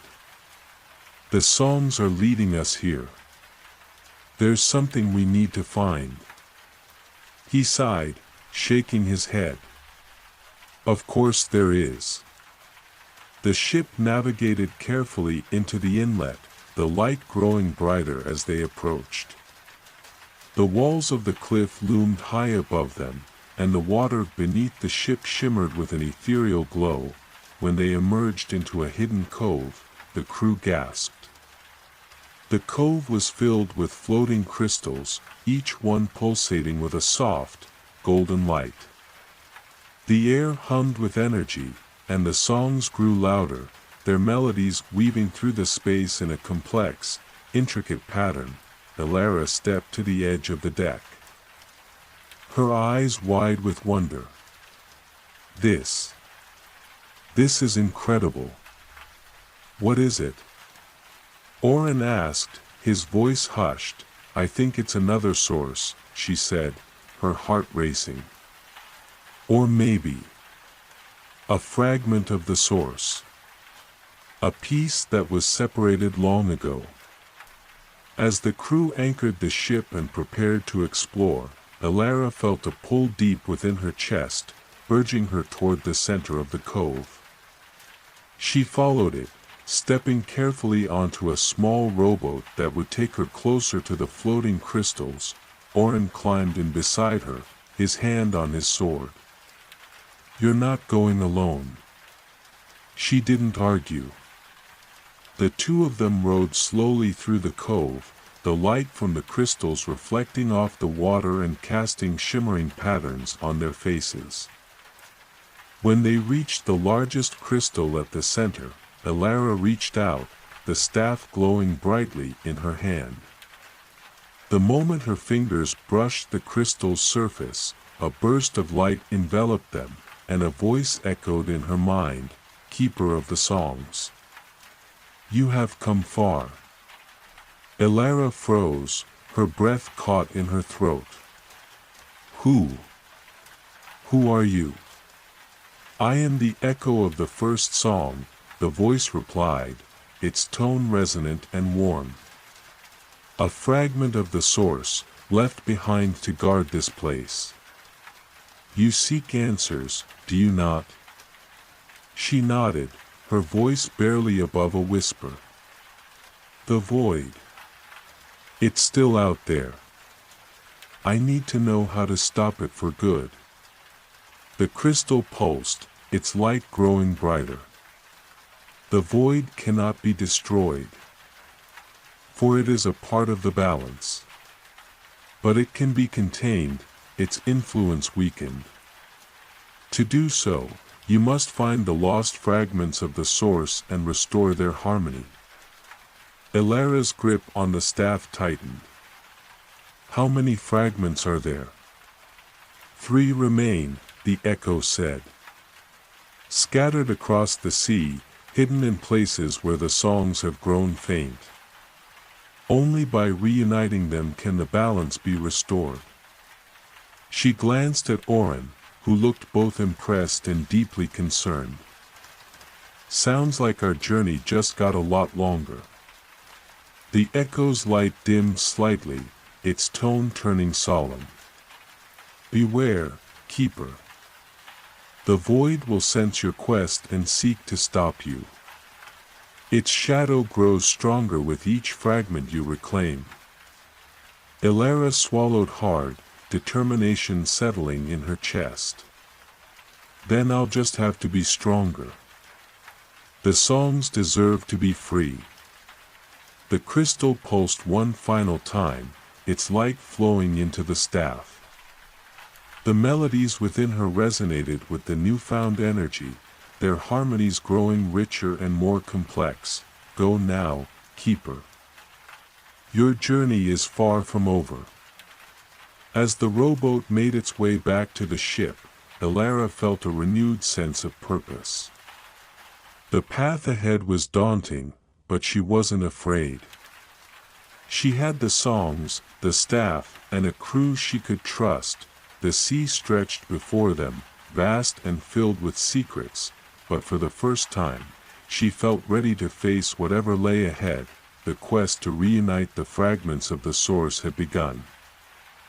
The Doncaster cut through the waves, its sails full and steady as it ventured deeper into uncharted waters. The melodies of the sea sang louder now, guiding them forward with an urgency that none aboard could ignore. Each note carried with it the promise of discovery, but also a warning. Time was slipping away, and the void would not remain dormant for long. Elara stood at the bow, the staff glowing faintly in her hands. Its warmth was a constant reminder of the responsibility she bore and the power she now carried. The memory of the echo's words echoed in her mind. 3 fragments remain. 3 fragments, she whispered, staring into the endless blue horizon. 3 chances to stop the void. Orin approached, his usual swagger tempered by the weight of their mission. He leaned on the railing beside her, squinting at the distant waves. So, where are we headed this time? The songs giving you any hints? Elara nodded. They're pointing us north. I can feel it, a faint melody, like a thread pulling me in that direction. There's something there. Something important. North, huh? Orin scratched his chin. Cold waters. I hope the crew's ready for it. By the second day of their journey, the air grew colder, and the sea transformed. The warm, sunlit waters of the south gave way to a darker, choppier expanse. The waves were higher here, their crests frothing with white foam. The wind howled like a mournful dirge, and the sky was a dull gray, heavy with the threat of storms. The songs, too, had changed. Their melodies were slower now, tinged with sorrow and longing. Elara felt the shift deep in her chest, as though the sea itself were grieving. This place feels wrong, one of the crew muttered as they secured the rigging. Like the water doesn't want us here. Quiet, Orin barked, though his tone was more reassuring than harsh. Keep your focus. Whatever's out there, we're ready for it. But even he couldn't hide the unease in his eyes. On the 3rd day, they spotted land, a jagged coastline of ice and stone, rising sharply from the turbulent sea. The crew stared in awe at the towering cliffs, their surfaces glittering with frost. In the distance, a massive glacier loomed, its surface fractured into intricate patterns that gleamed like silver. Elara's breath caught as the melodies within her surged. The staff in her hands pulsed with light, its glow brighter than she'd ever seen. This is it, she said, her voice trembling with a mix of awe and determination. The fragment is here. Orin let out a low whistle. I was hoping for a nice sandy beach, but I guess this'll do. The crew anchored the ship in a sheltered cove, and a small group prepared to venture onto the icy shore. Elara, Orin, and 3 others set out, their boots crunching against the frozen ground as they made their way toward the glacier. The air grew colder with each step, their breaths forming clouds that hung heavily in the still air. The glacier loomed larger as they approached, its surface shimmering with an unnatural light. The melodies grew louder, more insistent, guiding Alara toward a narrow crevasse that seemed to split the glacier in two. "This way," she said, her voice echoing in the icy silence. The group followed her into the crevasse, the walls of ice towering above them and refracting the faint light of the staff into a kaleidoscope of colors. The path narrowed as they went deeper, the air growing colder and the songs more haunting. Finally, they emerged into a cavern at the heart of the glacier. The walls glittered with crystalline ice, and at the center of the chamber stood a pillar of frozen water. Suspended within it was a shard of glowing light, its brilliance pulsing in time with the melodies. "The fragment," Alara whispered, stepping forward, but as she reached out, the air grew heavy, and a deep, guttural growl echoed through the cavern. "Did you really think it would be this easy, Keeper?" The voice was cold and mocking, and the shadows at the edges of the cavern began to writhe and twist. From the darkness emerged a figure, a towering, wolf-like creature made of black mist, its eyes burning with crimson light. "The void," Orin muttered, drawing his sword. The creature snarled, its voice resonating with a dark, primal power. "You may have banished me from the source, but I am not so easily defeated. This fragment is mine, and you will not take it." Alara gripped the staff, its light flaring as she faced the creature. "The songs don't belong to you. They never have." The void lunged, its shadowy form surging toward them with terrifying speed. Orin and the others sprang into action, their weapons flashing as they fought to hold the creature at bay. "Alara!" Orin shouted, his voice strained as he parried a blow from the void. "Get the fragment." Alara hesitated for only a moment before nodding. She turned and ran toward the pillar, the melodies guiding her. The void roared, its attention shifting to her as it lashed out with a tendril of black mist. She dodged, the staff's light forming a protective barrier around her as she reached the pillar. "Please," she whispered, placing her hand against the ice. "Let me help you." The shard within the pillar pulsed, its light growing brighter as the ice began to crack.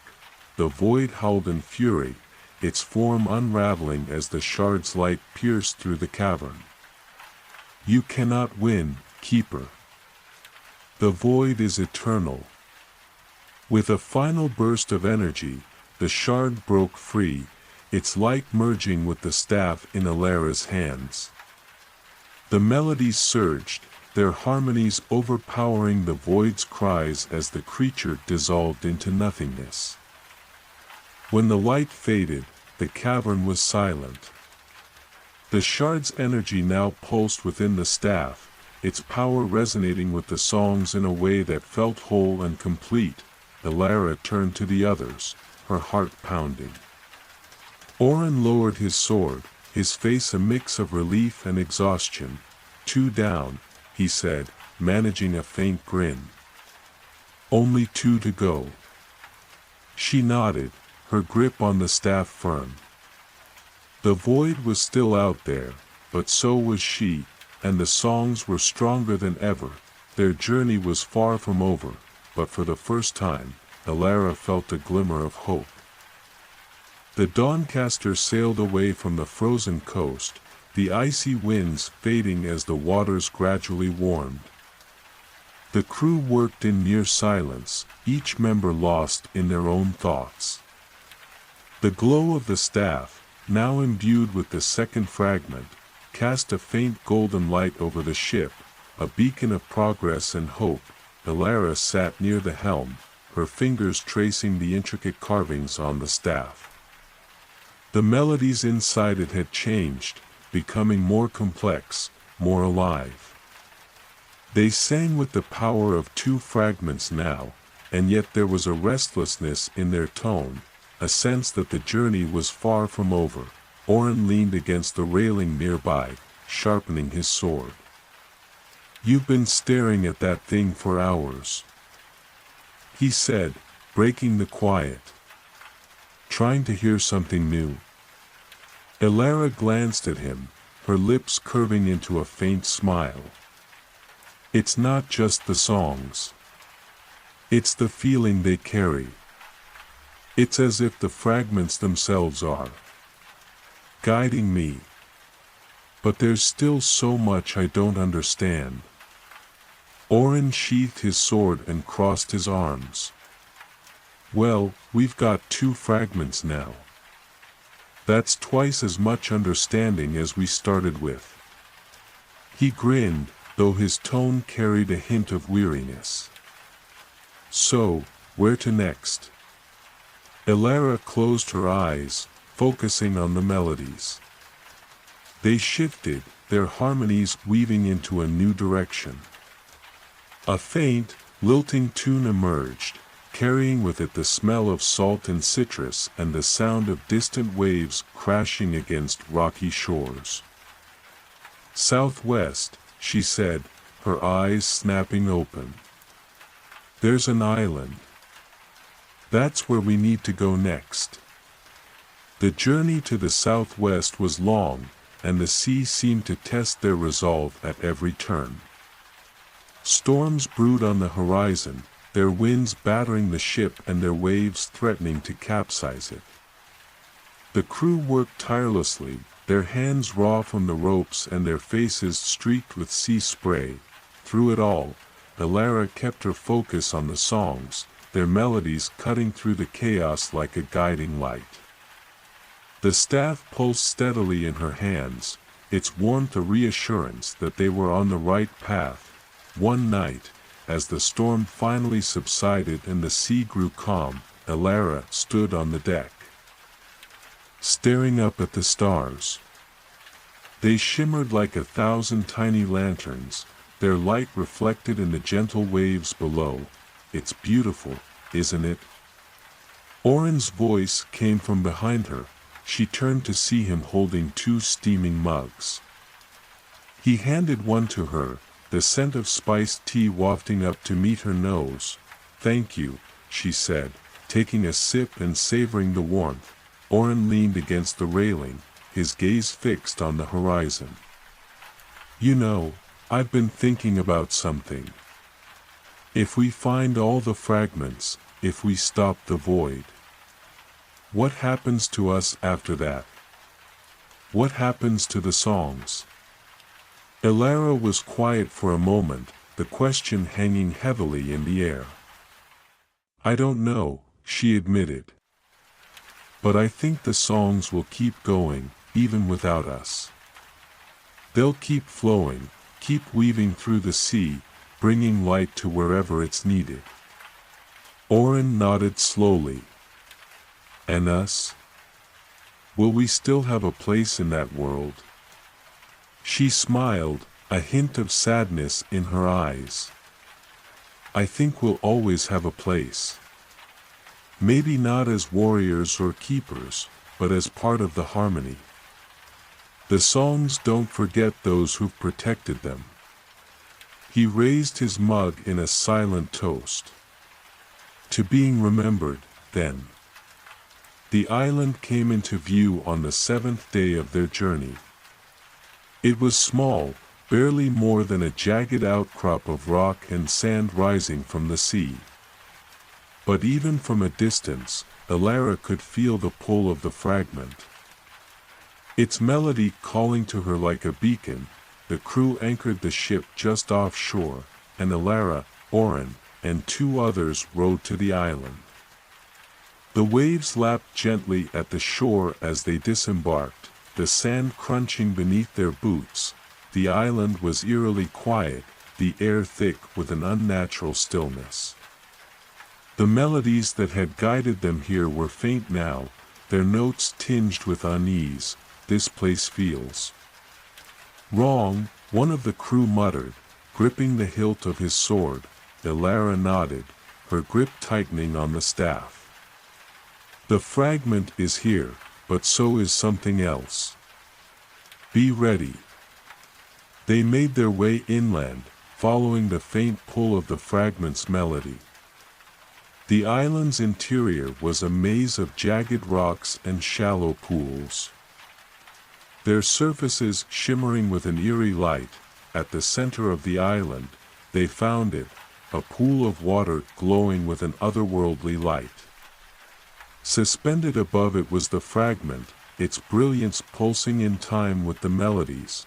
But as they approached, the air grew heavy, and a shadow began to take form above the pool.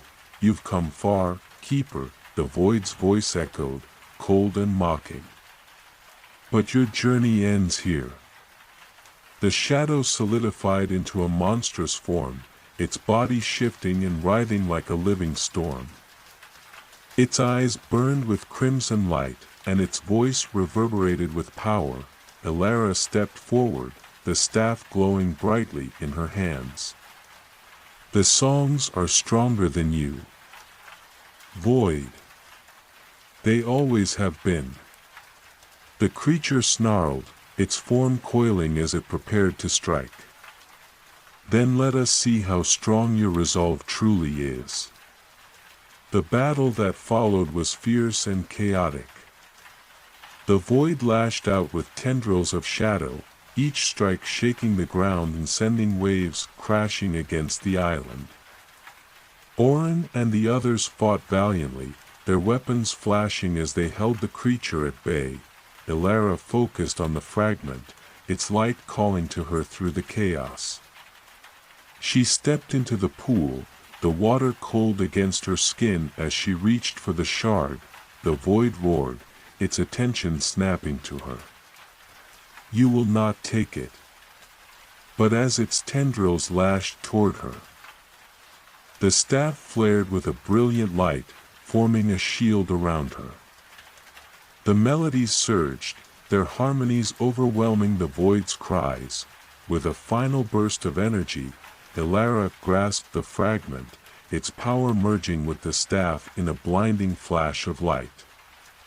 The void howled in fury as its form unraveled, dissipating into nothingness. When the light faded, the island was silent once more.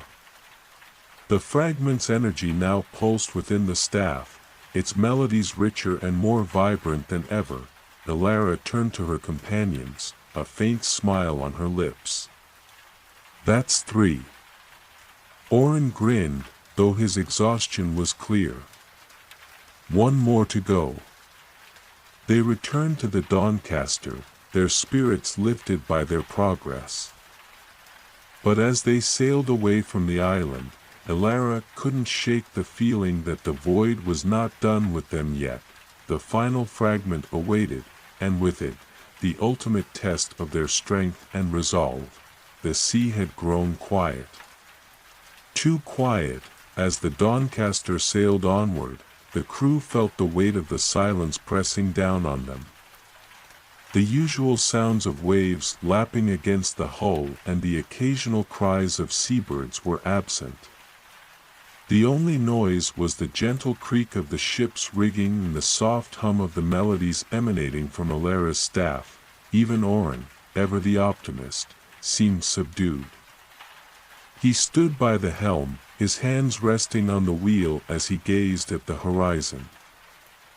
"This feels wrong," he muttered to Elara, who stood beside him. "Like the sea is holding its breath." Elara nodded, clutching the staff tighter. The 3 fragments pulsing within it had made the melodies more powerful than ever, but they also carried a sense of urgency, a warning that the final piece of their journey would be unlike anything they had faced before. "The void knows we're close," she said, her voice barely above a whisper. "It's waiting for us." Orin's jaw tightened. "Let it wait. We'll be ready." The staff guided them west, toward waters that were uncharted on even the most detailed maps. The sun seemed hesitant to rise fully, casting the sea in a perpetual state of twilight. The air grew colder, and the crew whispered among themselves about the strange shadows they saw moving beneath the waves. On the fourth day, they spotted land, a solitary island rising out of the mist like a phantom. It was unlike any place they had seen before. The island was ringed by jagged cliffs, and atop its rocky heights stood a massive spire of obsidian, its surface gleaming faintly in the dim light. The melodies in Alara's staff surged as they approached, their harmonies tinged with both hope and dread. The final fragment was here. The Dawncaster anchored in a sheltered cove, and Alara, Orin, and a small group prepared to go ashore. As they stepped into the rowboat, the crew gathered at the railings. Their faces a mix of worry and determination. "Bring it home, Alara," one of them said, his voice carrying over the quiet waves. Alara nodded, her heart heavy with the weight of their expectations. The island was a place of shadows and echoes. The air felt heavy, and every sound seemed to linger unnaturally, as if the island itself were listening. The path to the spire was steep and treacherous, winding through jagged rocks and narrow ledges.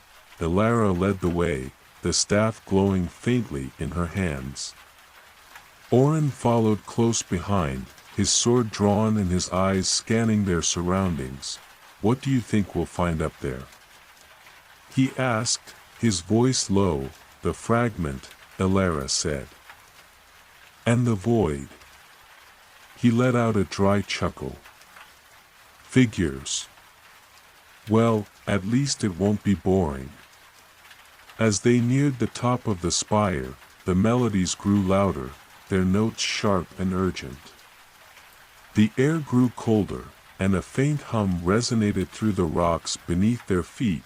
They emerged onto a flat plateau at the summit, where the final fragment awaited.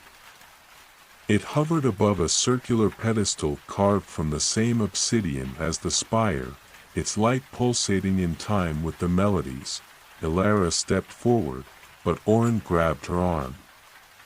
"Wait." From the shadows at the edge of the plateau, the void emerged.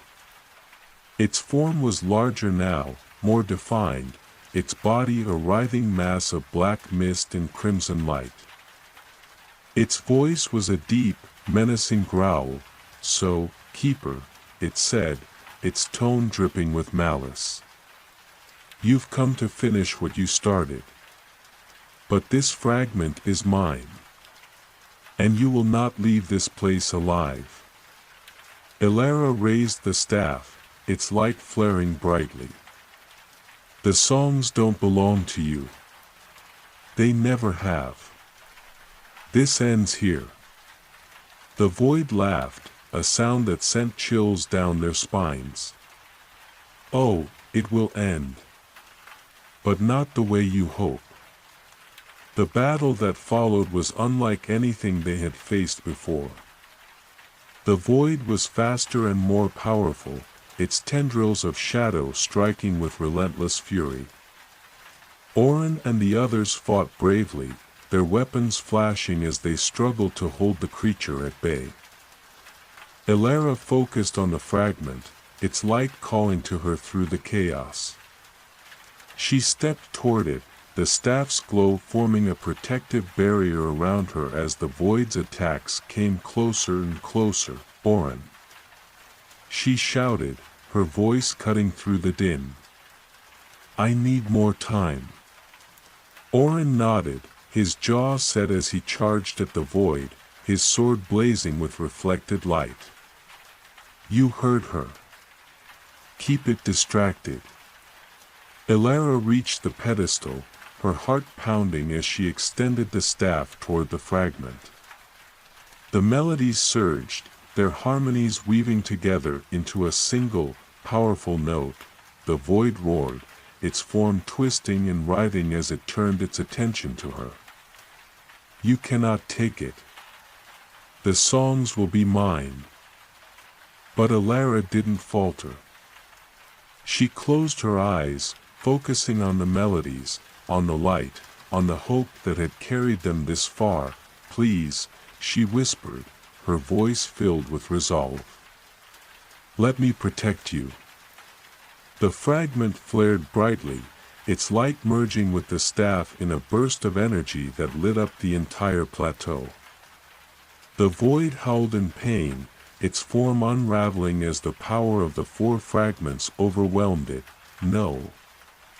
It screamed, its voice fading as its body dissolved into nothingness. This is not the end. When the light faded, the void was gone, and the melodies in the staff were complete. They sang with a harmony that was pure and unbroken, their power resonating through the air like a triumphant symphony. Alara collapsed to her knees, the weight of the journey finally catching up to her. Oren rushed to her side, his face a mix of relief and exhaustion. You did it, he said, helping her to her feet. You actually did it. She nodded, a faint smile on her lips. We did it. As they made their way back to the Doncaster, the sea seemed to come alive with light and sound. The songs flowed freely now, their melodies weaving through the waves and filling the air with hope. The crew cheered as Alara and the others returned, their joy echoed by the songs that surrounded them. For the first time in what felt like an eternity, the sea was at peace, but Alara knew their work wasn't done. The void was defeated, but its shadow still lingered in the hearts of those who had suffered under its influence. The songs would guide them, and she would ensure they were never silenced again.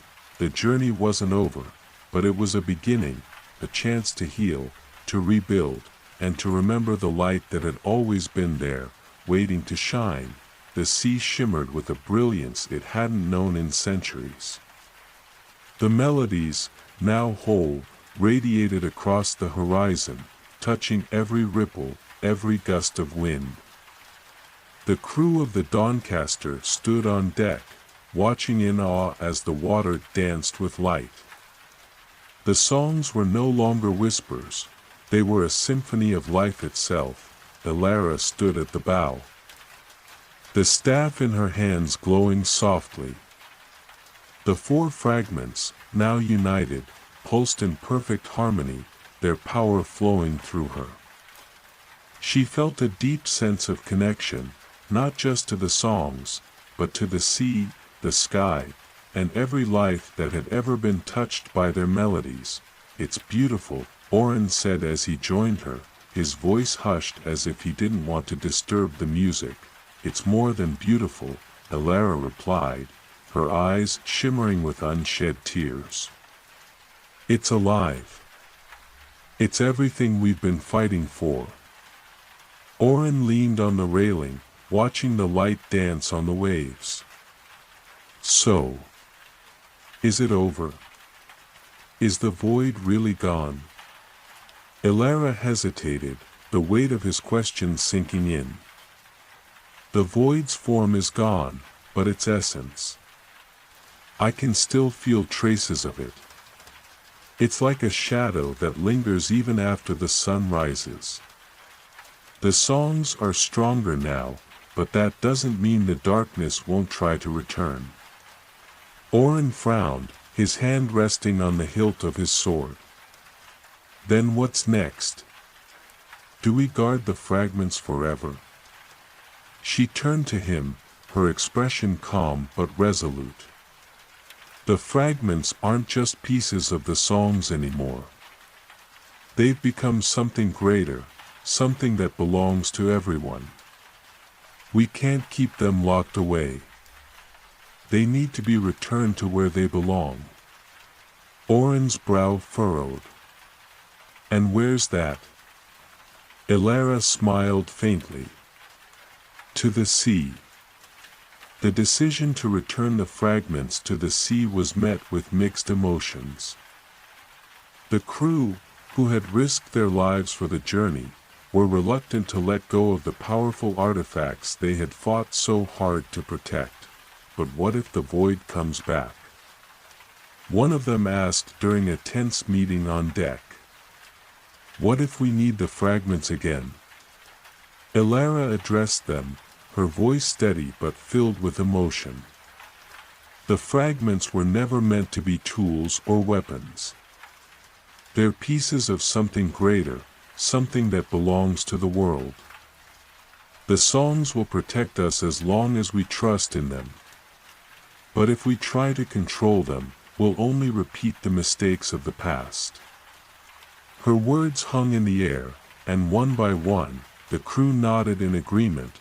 The journey to return the fragments began with the northern seas, where the first shard had been found. As they approached the icy waters, the melodies in the staff shifted, becoming gentler, almost wistful.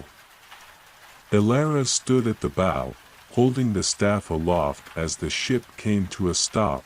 She closed her eyes and whispered, "You're home now." The first fragment detached from the staff, its light swirling upward before descending into the sea. The water glowed brightly, and the crew watched as the melody spread outward, the ice cracking and melting into shimmering pools. The process repeated in the eastern, southern, and western seas, each time the fragments returning to their origins. With each piece released, the songs grew stronger, their harmonies weaving across the world. By the time they returned to the central waters, where their journey had begun, the Doncaster felt lighter, as if the ship itself were breathing easier.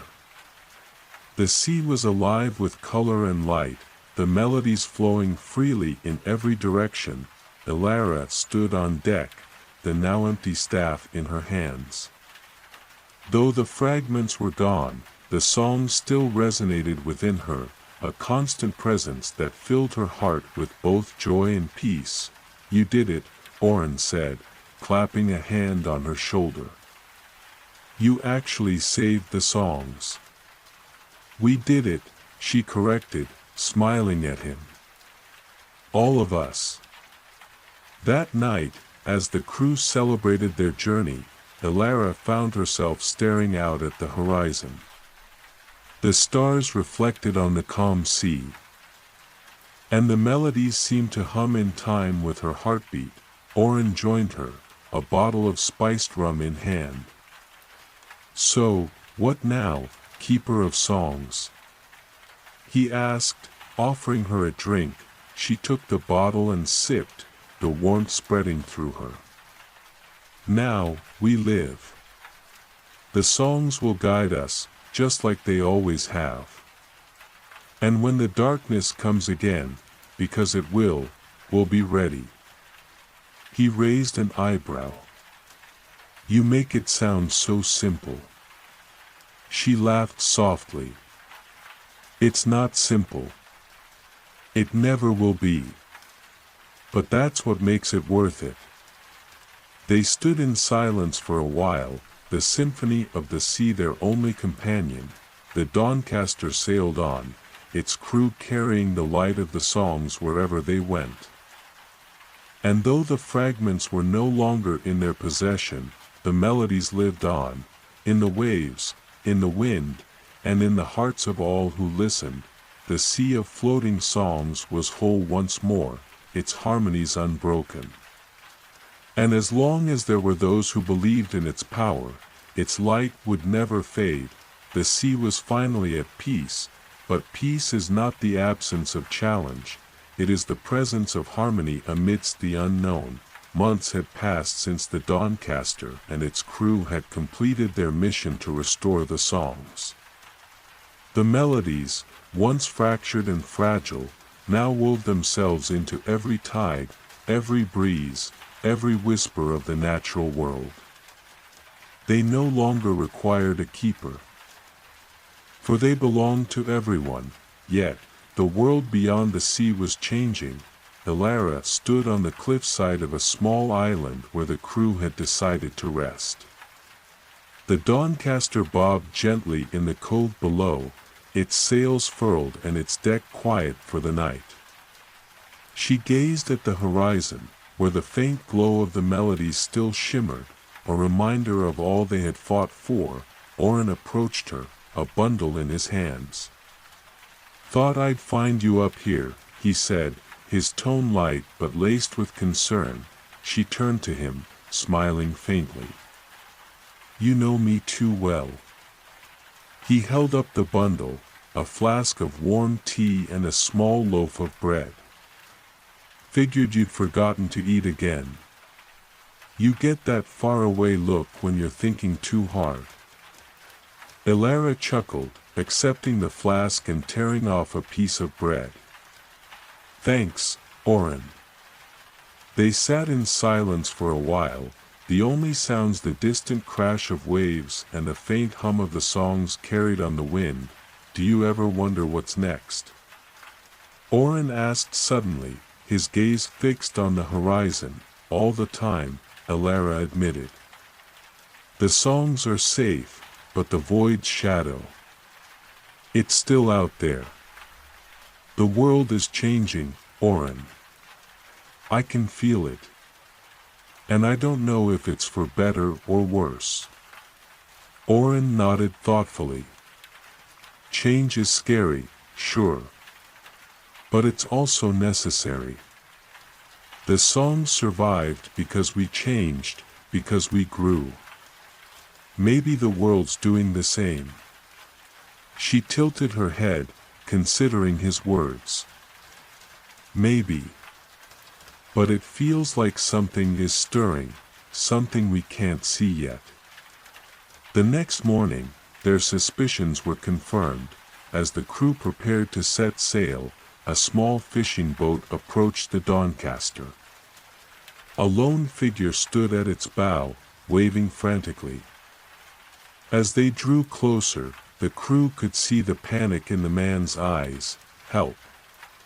Please, help!" he shouted, his voice hoarse. Elara and Oren exchanged a glance before lowering the boarding ladder. The man scrambled aboard, collapsing onto the deck. "What's wrong?" Oren asked, helping him to his feet. The man clutched Oren's arm, his fingers trembling. "It's the sea. It's changing. Strange things are happening. Lights in the water. Ships disappearing without a trace. And the shadows," he broke off, shuddering. "Shadows?" Elara pressed, stepping forward. He nodded, his voice barely a whisper. "They move beneath the waves, darker than the deepest trench. And the songs. They sound different now. Twisted." A chill ran through Elara. She glanced at Oren, who was already gripping the hilt of his sword. "Where did you see this?" she asked. The man pointed east. "Near the Crimson Shoals. That's where it started. The Crimson Shoals." The name alone was enough to send a ripple of unease through the crew. The shoals were notorious, a graveyard for ships, a place where even the bravest sailors hesitated to venture. Elara's heart sank. The void's shadow hadn't faded, it had merely shifted, waiting for the right moment to strike. As the Doncaster sailed toward the Crimson Shoals, the crew prepared for the worst. The air grew heavy, and the sea darkened as if the very water were mourning. The songs, once a source of comfort, now carried an eerie dissonance, their harmonies fractured. Elara stood at the bow, the staff, now dormant, strapped to her back. She closed her eyes, reaching out with her senses, trying to find the source of the disturbance. "Anything?" Oren asked, joining her. She shook her head. It's faint, but it's there. Whatever's causing this, it's drawing power from the songs, twisting them. Oren's jaw tightened. Then we'll untwist it. We've done it before. This feels different, she said, her voice low. It's not just the void this time. It's something older. As they neared the shoals, the sea came alive with movement.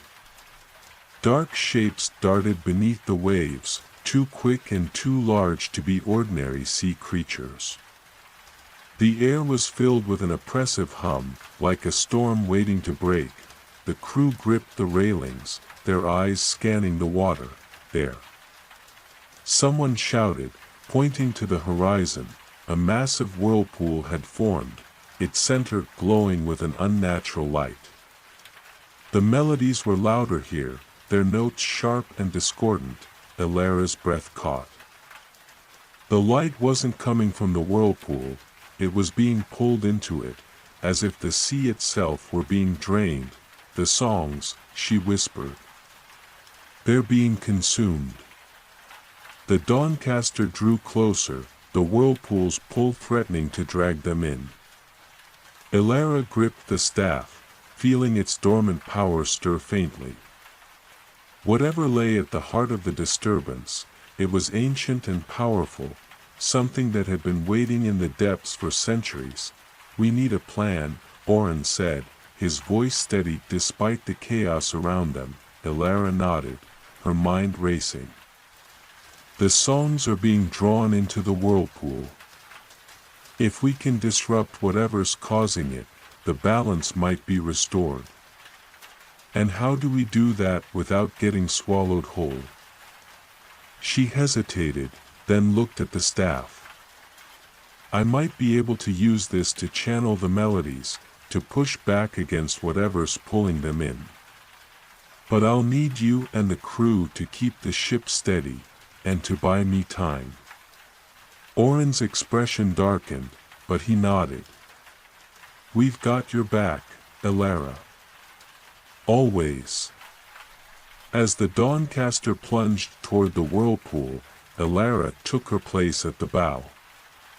The staff began to glow faintly, the melodies within it struggling to rise above the chaos.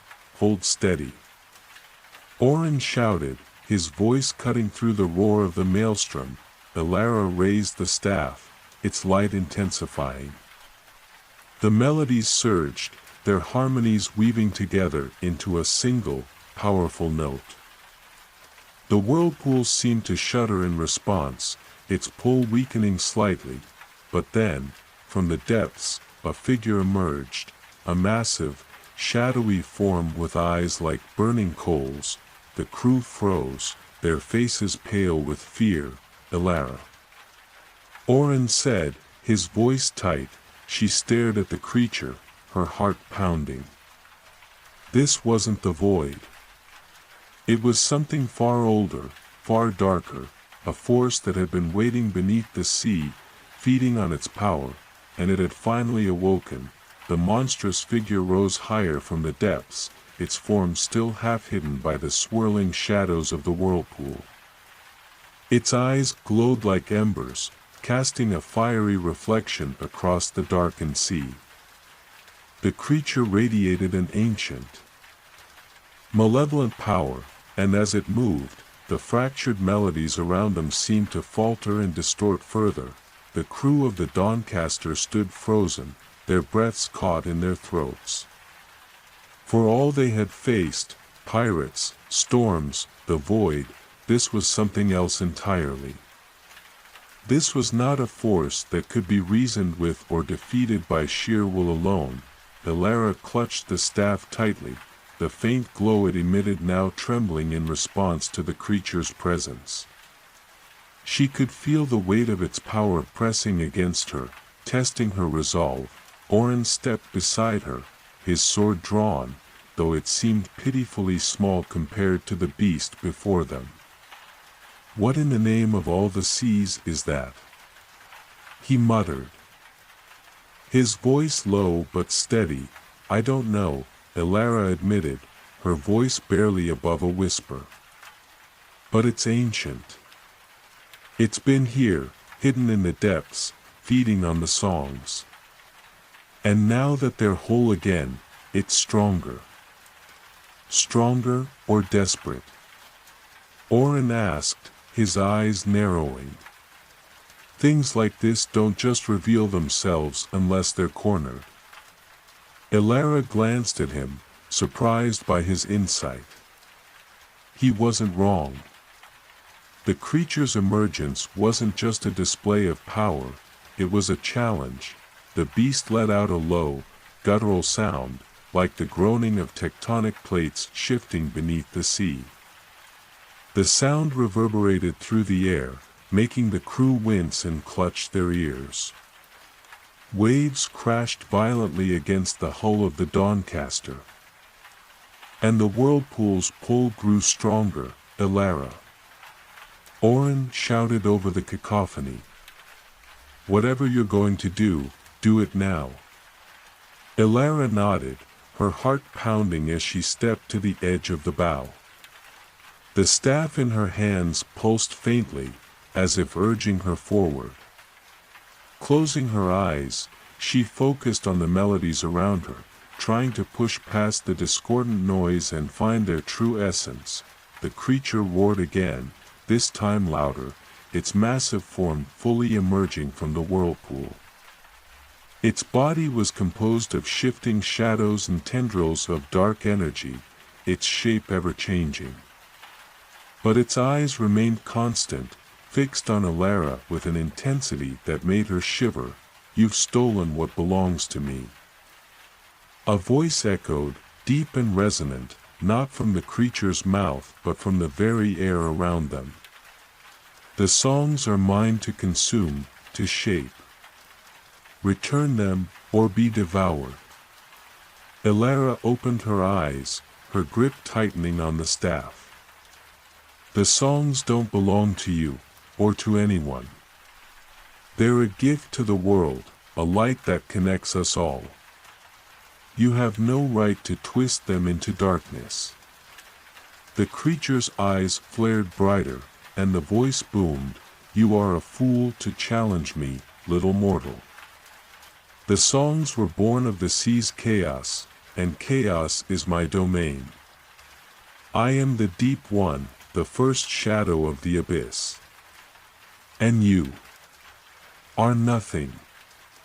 Elara's resolve hardened. She raised the staff, its light growing stronger as she channeled her will into it. "You're wrong," she said, her voice clear and steady. "The songs weren't born of chaos, they were born of harmony, of life. And as long as there's even a single voice to carry them, you can't destroy them." The melodies responded to her words, their fractured notes beginning to realign. The staff glowed brighter, casting a warm, golden light that pushed back against the shadows. The Deep One recoiled slightly, a hiss escaping its form.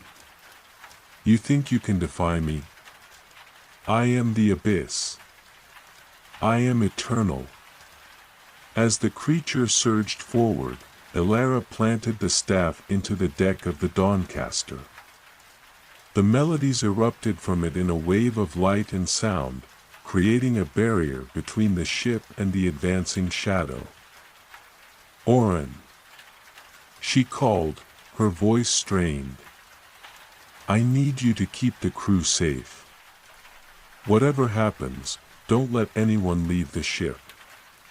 Oren hesitated, his instincts screaming at him to stay by her side. But he saw the determination in her eyes and knew there was no arguing. "You'd better come back," he said, his voice gruff. "This crew needs its captain." She smiled faintly. "They'll still have you." Before he could respond, Elara stepped forward, crossing the barrier of light and shadows. The air grew cold around her, the weight of the Deep One's presence pressing down on her chest. But she didn't falter. The melodies swirled around her, their harmonies growing stronger as she drew closer to the creature.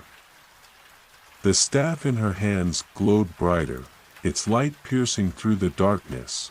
The Deep One let out a deafening roar, lashing out with tendrils of shadow. Elara raised the staff, the melodies weaving into a shield that deflected the attack.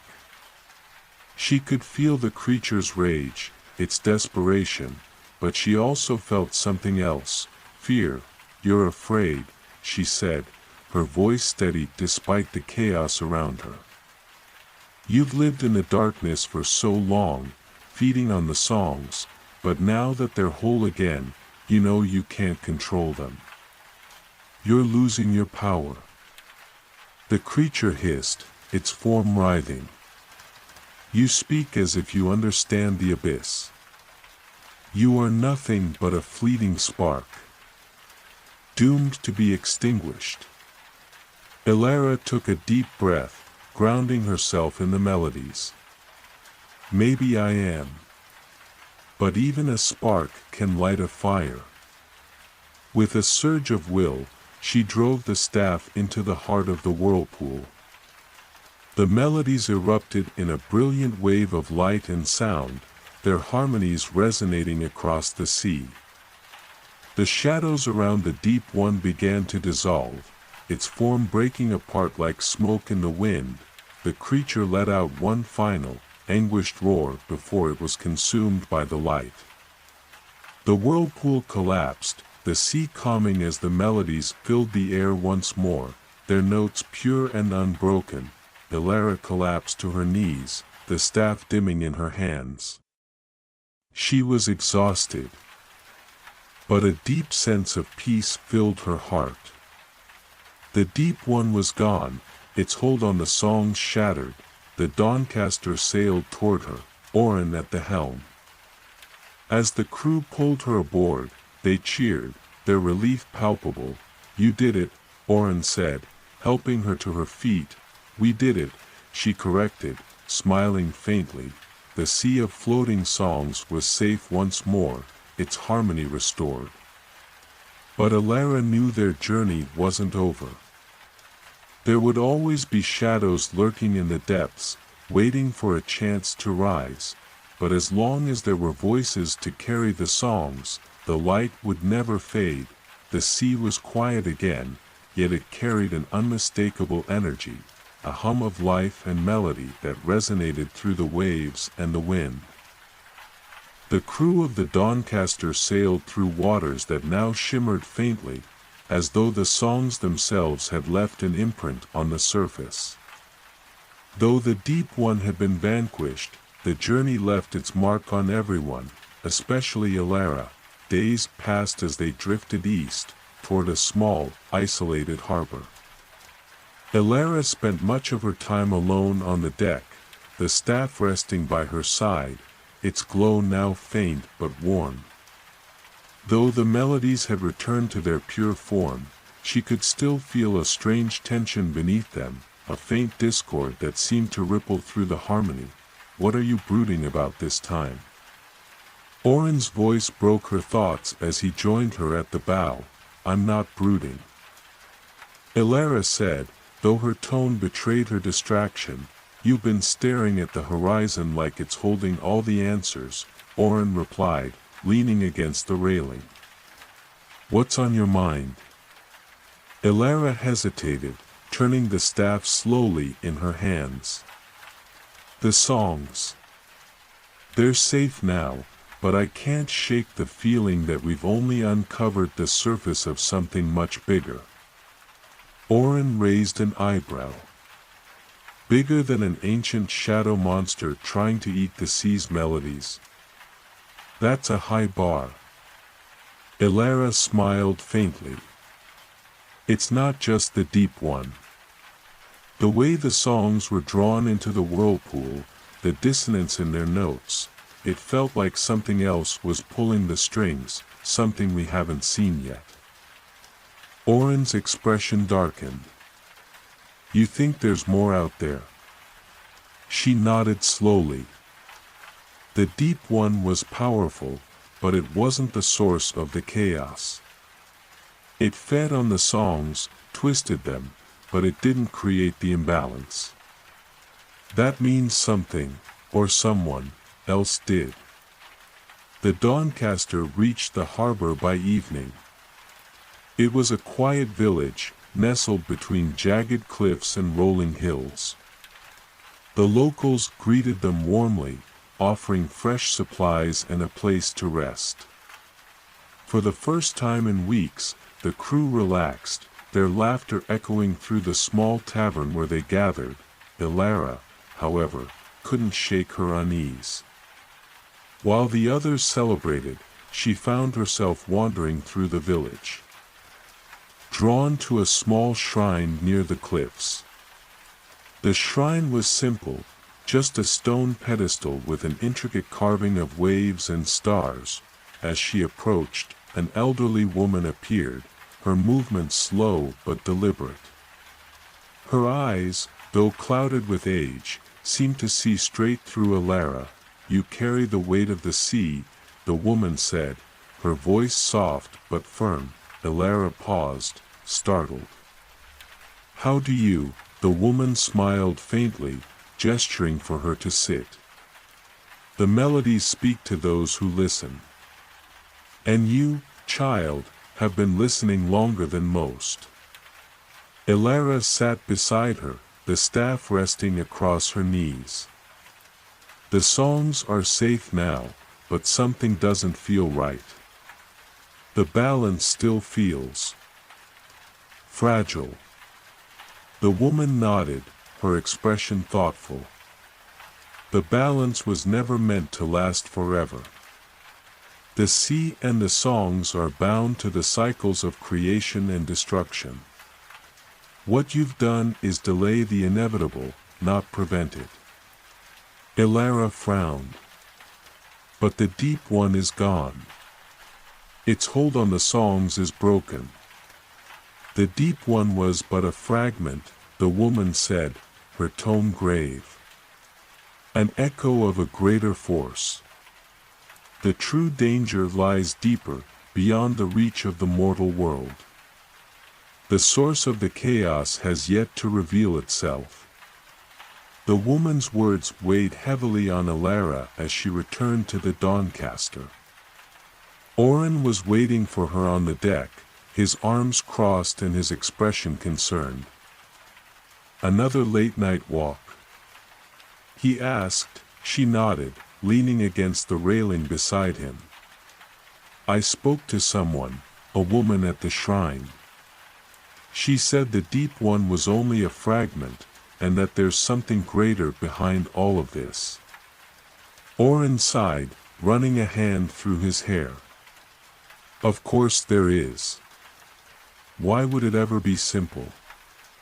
Ilara smiled faintly, though her heart wasn't in it. "I don't know what we're supposed to do next, Oren. The songs are safe for now, but if the source of the chaos is still out there, then we'll deal with it," Oren said firmly. "Like we always do. Together." His words brought her some comfort, but the uncertainty lingered. The next morning, as the crew prepared to set sail, a strange mist rolled in from the sea. It was thicker than any fog they had encountered before, and it carried an eerie silence. The villagers hurried to secure their homes, muttering about omens and curses. Ilara stood at the helm, her eyes scanning the horizon. The mist seemed almost alive, shifting and swirling in unnatural patterns. "Captain," one of the crew called from the crow's nest, "there's something in the water." Ilara and Oren rushed to the bow, peering into the mist. At first, they saw nothing but the swirling fog. But then, faint shapes began to emerge, ghostly outlines of ships, their sails tattered and their hulls splintered. Wrecks? Orin asked, his voice low. Elara shook her head, her pulse quickening. No, they're moving. The ghostly ships glided silently through the mist, their forms shimmering like reflections on the surface of a still pond. As they drew closer, the crew realized that the ships weren't abandoned. Shadowy figures moved across their decks, their faces obscured but their presence undeniable. Elara, Orin said, his voice tense. What are we looking at?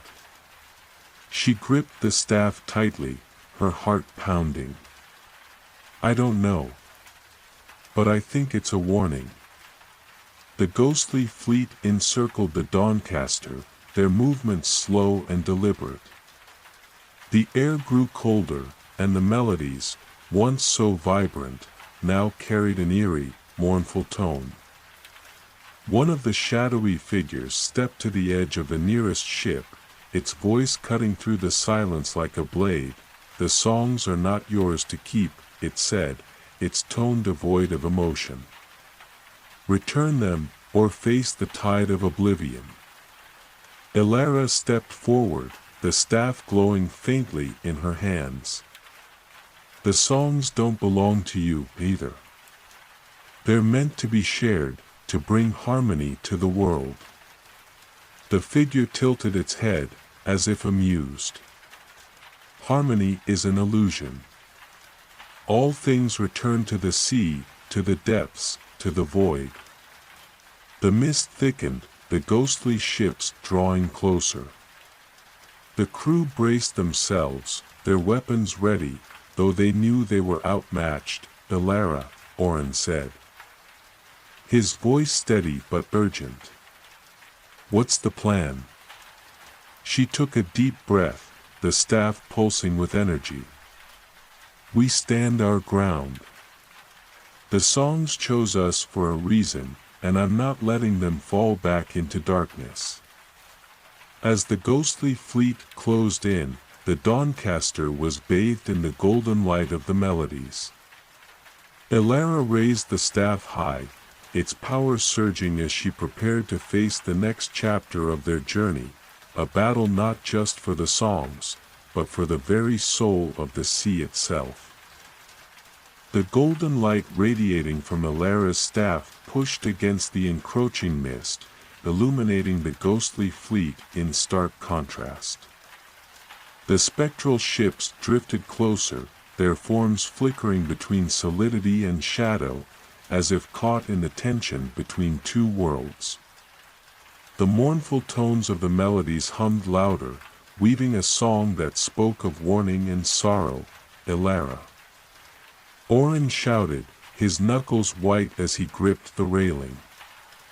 They're not stopping. I see that. She called back, her voice steadied despite the pounding of her heart.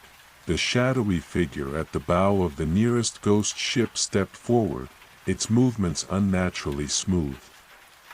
The air around it seemed to ripple, and when it spoke again, its voice was layered, as though countless whispers accompanied every word.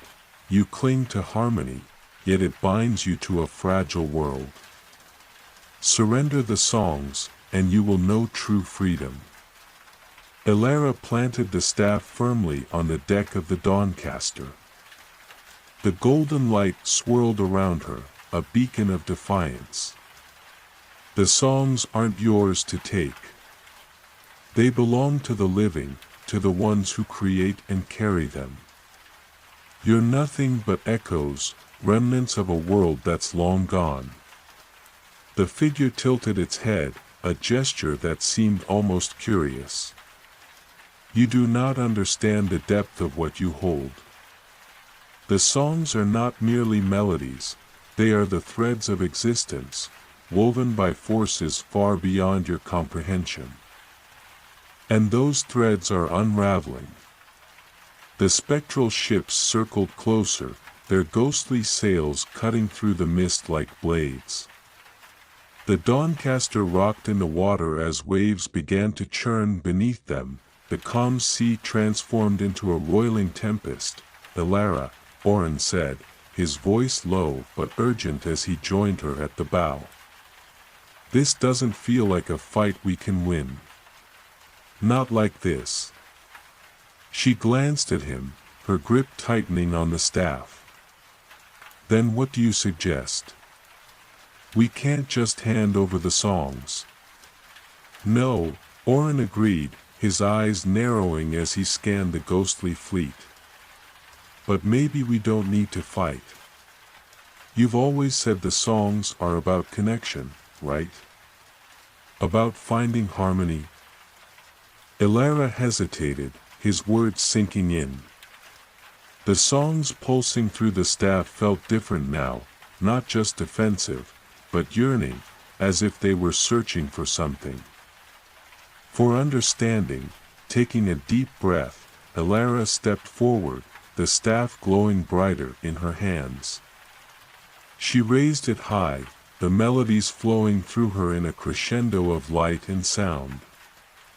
"You say the songs are the threads of existence," she called out, her voice clear and unwavering. "Then you should understand, they aren't meant to bind or destroy. They're meant to connect, to bring life and meaning to the world." The shadowy figure stilled, its form flickering. For a moment, the ghostly fleet seemed to hesitate, the mist around them thinning. The melodies responded to the pause, their notes growing richer and more harmonious, as though encouraged by Elara's words. But then, the figure's voice returned, colder and sharper. "Connection breeds chaos. Life is fleeting, fragile. The sea consumes all, as it should. You defy the natural order." Elara stood her ground, her voice rising above the storm. "Chaos and harmony are two sides of the same coin. Without one, the other can't exist. The songs reflect that balance.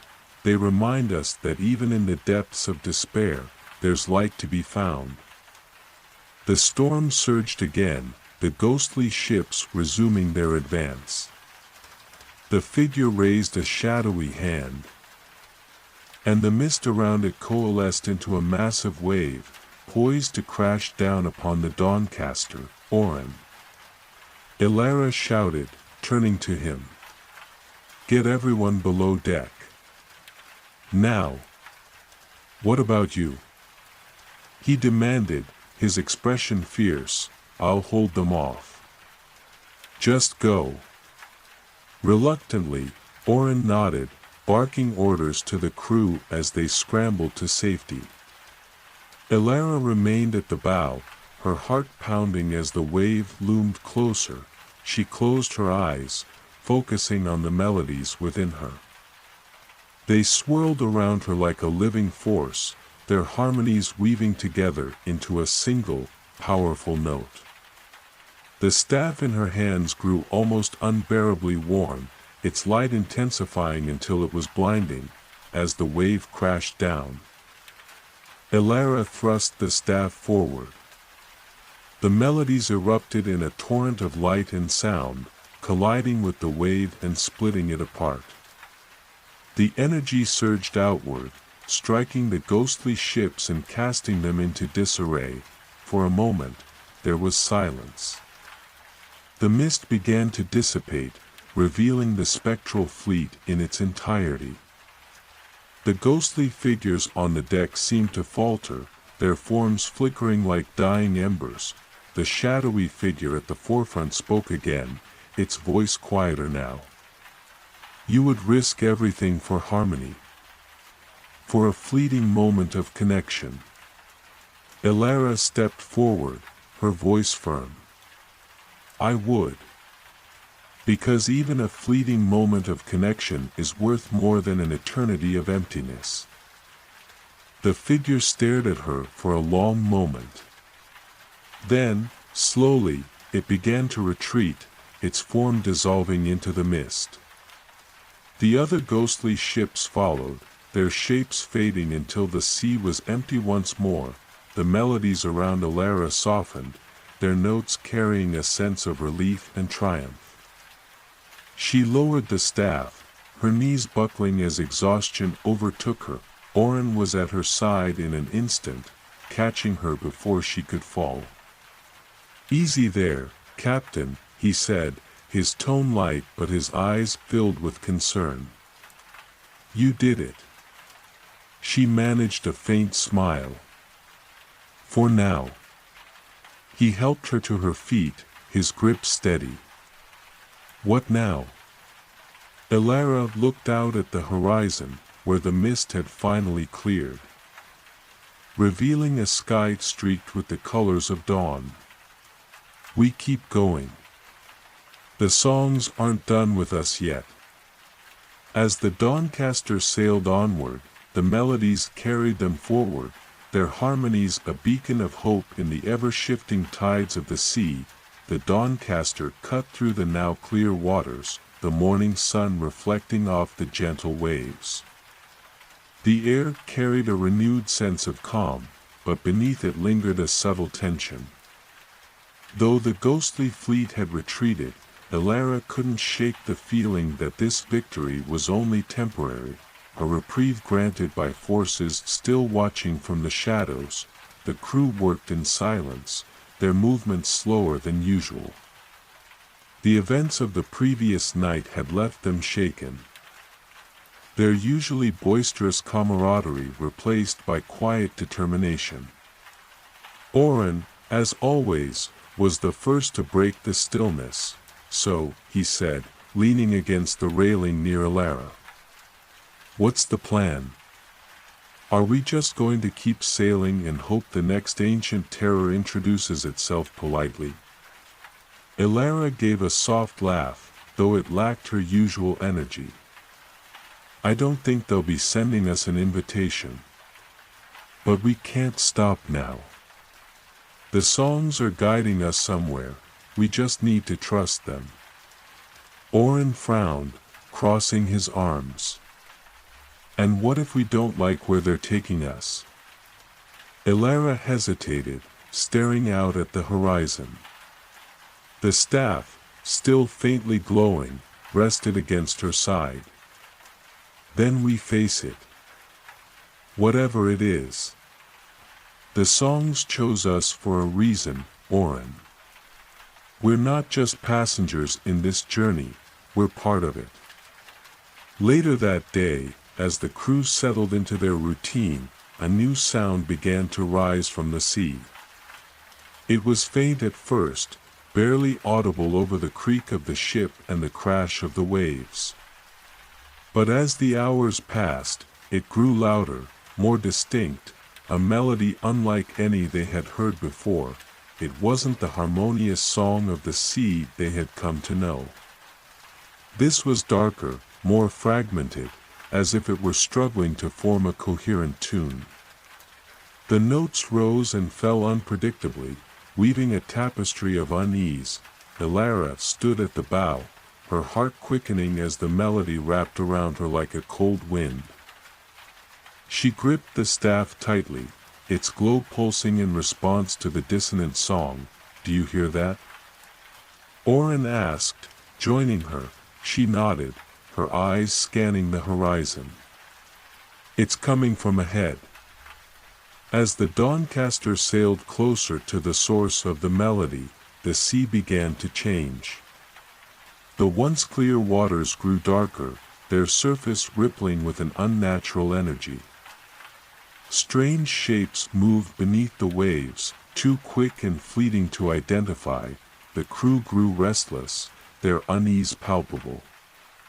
Oren tried to keep their spirits up, cracking jokes and issuing reassurances, but even he couldn't hide his apprehension. Finally, they saw it, a massive structure rising from the sea like an ancient sentinel. It was a tower of black stone, its surface slick and glistening as though perpetually wet. Strange carvings adorned its walls, depicting scenes of chaos and despair. The fragmented melody seemed to emanate from the tower itself, its dissonance growing louder as they approached. "What is that?" Oren muttered, his voice barely audible over the song. Elara shook her head, her gaze fixed on the towering structure. "I don't know. But I think we're meant to go there." The Doncaster anchored a safe distance from the tower, its crew reluctant to get any closer. Elara, Oren, and a small group of volunteers rowed toward the base of the structure in a smaller boat. The air grew colder as they neared, the fragmented melody reverberating through their very bones. As they stepped onto the slick stone platform at the tower's base, Elara felt a strange pull, a connection between the staff and the tower, as if they were two pieces of the same puzzle. The entrance was a gaping archway, its edges carved with symbols that seemed to shift and writhe when looked at directly. Elara hesitated, the weight of the moment pressing down on her. "Are you sure about this?" Oren asked, his hand resting on the hilt of his sword. "No," she admitted. "But we don't have a choice." The interior of the tower was as unsettling as its exterior. The walls seemed to pulse with a faint, sickly light, and the air was thick with an oppressive energy. The melody was louder here, its dissonance almost unbearable. They moved cautiously, their footsteps echoing in the cavernous space. The path led them upward, spiraling around the tower's interior. As they climbed, the carvings on the walls became more elaborate, depicting scenes of destruction and despair. Elara's grip on the staff tightened as they reached a massive chamber at the top of the tower. In the center of the room was a pedestal, and atop it rested a glowing crystal.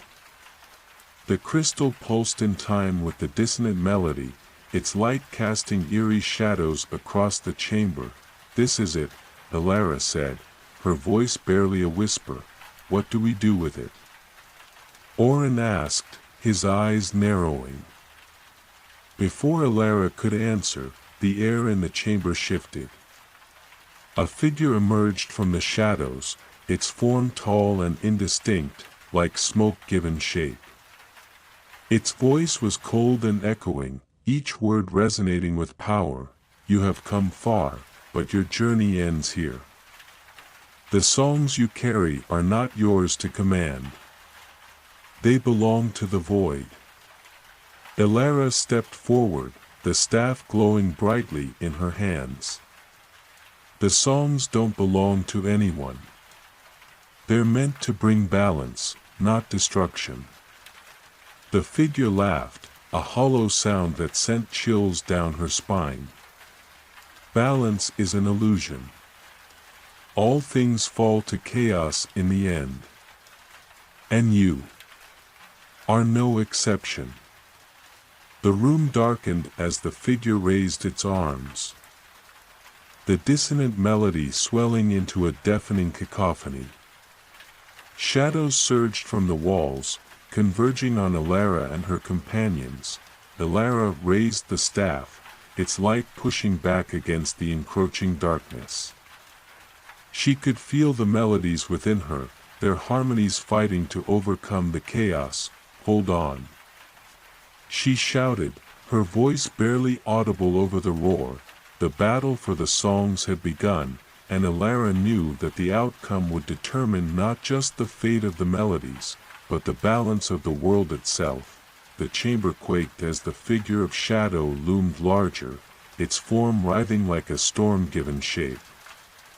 The dissonant melody grew to a deafening crescendo, threatening to unravel the air around them.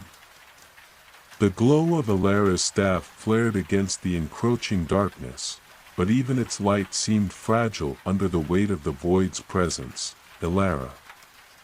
Oren's voice cut through the chaos as he held his sword aloft. "Tell me you have a plan."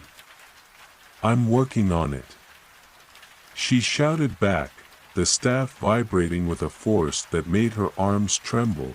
the shadow figure's voice echoed, a chorus of whispers and roars. The threads of harmony are weak. They cannot withstand the tide of chaos. Surrender, and your suffering will end. Ilara's eyes blazed with determination. You don't understand the songs at all. They're not weak. They're resilient. They endure. The figure raised its hands, and from the shadows emerged wraith-like forms. Their jagged shapes pulsating with the same chaotic energy as the melody. They swirled around the chamber, their movements erratic and unnerving. The crew members who had accompanied Ilara raised their weapons, their faces pale but resolute. We can't fight all of them. Orin yelled, stepping in front of Ilara as one of the wraiths lunged toward them. He swung his sword, the blade slicing through the creature, which dissolved into a burst of mist. Ilara knew Orin was right. They couldn't hold off the chaos with brute force alone. The songs, their power and purpose, were the only way to push back against the void. She closed her eyes, steadying her breath despite the chaos around her. She focused on the staff, on the melodies coursing through it.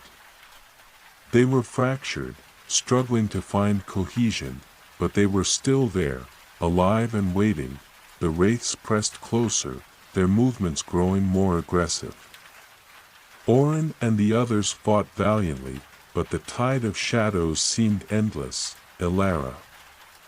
Orin called out, his voice strained as he parried another attack. Whatever you're doing, do it faster. I need time. She shouted, her voice tight with concentration. Time, however, was not on their side. The shadow figure laughed, its voice vibrating through the chamber. Your defiance is admirable, but futile. The void consumes all. Ilara's heart pounded as she reached deeper into the songs. The melodies responded, their harmonies weaving together into a tentative, fragile thread. She felt their pain, their struggle to remain whole amidst the chaos. Then, a realization struck her.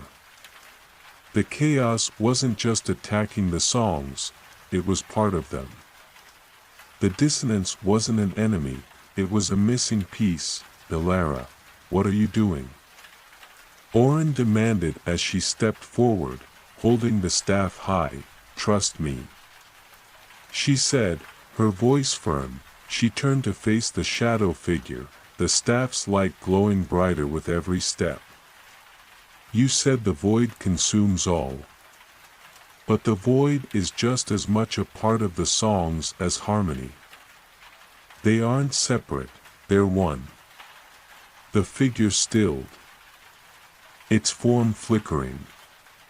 What nonsense is this? Ilara's voice rang out, strong and unwavering. The chaos isn't something to fight. It's something to embrace. Balance isn't about silence or peace, it's about the push and pull, the tension between creation and destruction. That's what makes the songs endure. The staff began to hum, its glow shifting from gold to a blend of deep, shifting colors, light and shadow intertwined. The fractured melodies grew louder, their dissonance resolving into a powerful, unified harmony. The wraiths hesitated, their forms wavering. The shadow figure recoiled, its voice now laced with confusion. What are you doing? This cannot be. Ilara thrust the staff forward, the light exploding outward in a wave of energy. The melodies surged, their harmonies sweeping through the chamber and enveloping everything in their path. The wraiths dissolved, their chaotic energy absorbed into the song. The carvings on the walls glowed with the same vibrant light, their once despairing images shifting to scenes of balance and renewal. The shadow figure let out a final, anguished cry as it was consumed by the light. Its form unraveled, fading into nothingness as the melody reached its climax. When the light faded, the chamber was silent. The oppressive energy was gone, replaced by a sense of calm and clarity. The crystal on the pedestal no longer pulsed with dissonance. It now shone with a gentle, steady light. Oren approached Alara, his face a mix of awe and exhaustion. "You did it," he said, his voice soft. She turned to him, a small, weary smile on her face. "No. We did it. The songs did it." As the crew gathered around them, Alara reached out and touched the crystal. Its light flowed into the staff, merging with the melodies within. She felt the connection deepen, the songs now stronger and more complete than ever before. "This isn't the end," she said, her voice thoughtful. "The songs are still guiding us. There's more to do."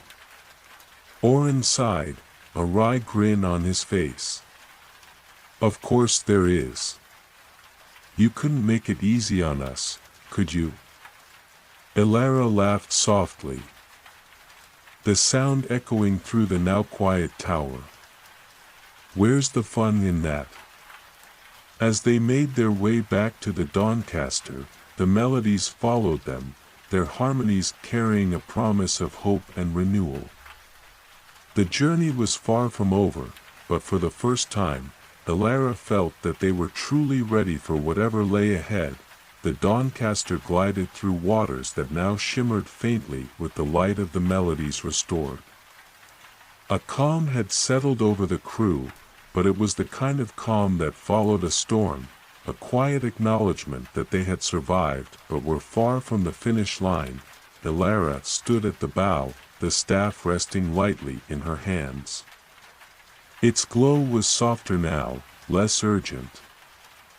As though it, too, was resting after the battle. Oren joined her, leaning on the railing with an easy smile that didn't quite reach his eyes. "So," he began, breaking the silence, "any idea where the songs are taking us next?" Alara shook her head, her gaze fixed on the horizon. "Not yet. The melodies are quieter now. It's like they're waiting." "Waiting for what?" "For us to be ready, I think." Oren raised an eyebrow. "We just survived a tower full of shadows and chaos. How much more ready do we need to be?" Alara laughed softly, the sound carried away by the breeze. "I wish I knew. But the songs have a purpose. They always have. We just have to trust them." As the day wore on, the melodies began to stir again, faint and fragmented, like whispers carried on the wind. Alara closed her eyes, focusing on the staff as it vibrated gently in her hands. The notes were different this time, lighter, more playful, yet tinged with an undercurrent of caution. "What is it?" Oren asked, noticing the change in her expression.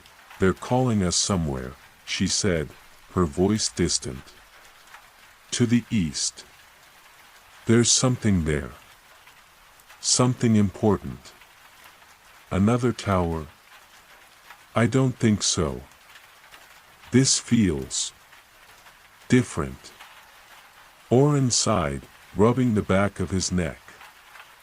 "Of course it does. Lead the way, O wise song-bearer." Alara shot him a look, but she couldn't help smiling. "Just trust me."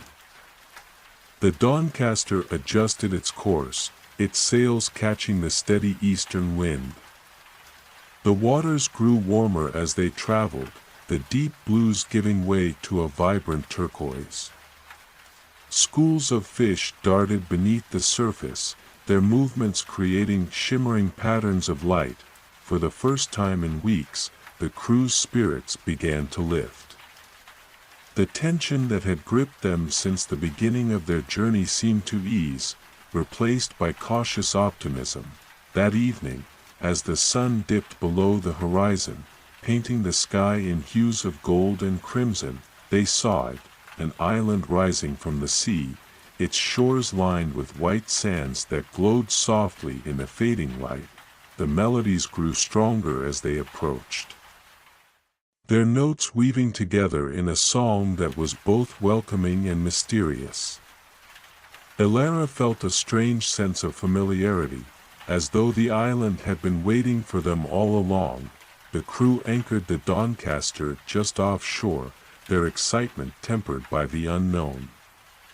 Elara, Oren, and a small group set out in a rowboat, their eyes fixed on the island's shore. As they stepped onto the sand, the melodies surged, their harmonies filling the air with a sense of wonder. The island was unlike anything they had seen before. Its lush greenery was interspersed with crystalline formations that sparkled in the moonlight, and the air was filled with the faint hum of the songs. "This place is incredible," Oren said, his voice tinged with awe. Elara nodded, her gaze sweeping over the landscape. "It's more than that. It's alive. The songs are part of it." They followed the melodies deeper into the island, their path illuminated by the soft glow of the crystals. The air grew warmer, the hum of the songs intensifying with each step. Finally, they reached the heart of the island, a clearing surrounded by towering trees that seemed to pulse with light. In the center of the clearing stood a pool of water, its surface perfectly still despite the energy that filled the air. Elara approached the pool, the staff glowing brightly in her hands. She felt a pull, a connection between the songs and the water. Kneeling at the edge, she touched the surface with the tip of the staff. The pool rippled, and a figure began to form within its depths. It was a woman, her features delicate and ethereal, her eyes glowing with the same light as the crystals. "Welcome, bearers of the melodies," the woman said, her voice soft yet resonant. "You have come far, but your journey is only beginning." Elara's breath caught in her throat. "Who are you?" "I am a guardian of the songs, a keeper of their balance. This island is a sanctuary, a place where the melodies can heal and grow. But it is also a place of trials." "Trials?" Oren asked, his hand instinctively going to his sword. The woman nodded. "The songs have chosen you to restore their harmony. But their full power cannot be wielded without understanding. Each of you must face the trials to prove your worth and your resolve." Elara exchanged a glance with Oren, her heart racing. "What kind of trials?" The woman's gaze softened. "They will test your strength, your wisdom, and your heart. They will reveal who you truly are and what you are capable of. Only then will you be ready to face the final task." Elara swallowed hard, the weight of the moment pressing down on her. But beneath the fear, there was a spark of determination. "We'll do whatever it takes," she said, her voice steady. The woman smiled, her form beginning to fade. "Then step forward, bearers of the melodies, and let the trials begin." As her image vanished, the clearing was enveloped in a brilliant light, and the air vibrated with the sound of the songs. Elara felt a surge of energy, a promise of challenges and revelations to come. Their journey was far from over, but she knew they were ready to face whatever lay ahead. As the blinding light from the pool faded, Elara and her companions found themselves standing in an unfamiliar place. The lush greenery and crystalline glow of the island had vanished, replaced by a vast, featureless expanse that seemed to stretch infinitely in every direction. The air was still, heavy with anticipation. "Elara," Orin said cautiously, his hand gripping his sword. "What just happened? Where are we?" "I don't know," she replied, gripping the staff tighter. Its glow remained steady, as though guiding her through the unknown. Before anyone could speculate further, the melodic hum of the songs grew louder. The air rippled as three paths appeared before them, each shimmering with its own distinct light. One path was bathed in golden hues, warm and inviting. Another glowed with silvery light, calm and serene. The third pulsed with deep crimson, intense and foreboding. The same ethereal voice they'd heard at the pool spoke again, though the figure was nowhere to be seen. "These are the trials of the three harmonies," the voice explained. "Strength, wisdom, and heart. Each path represents a test that will challenge your bond with the songs and with yourselves. Only by completing all three will you unlock the true harmony of the melodies."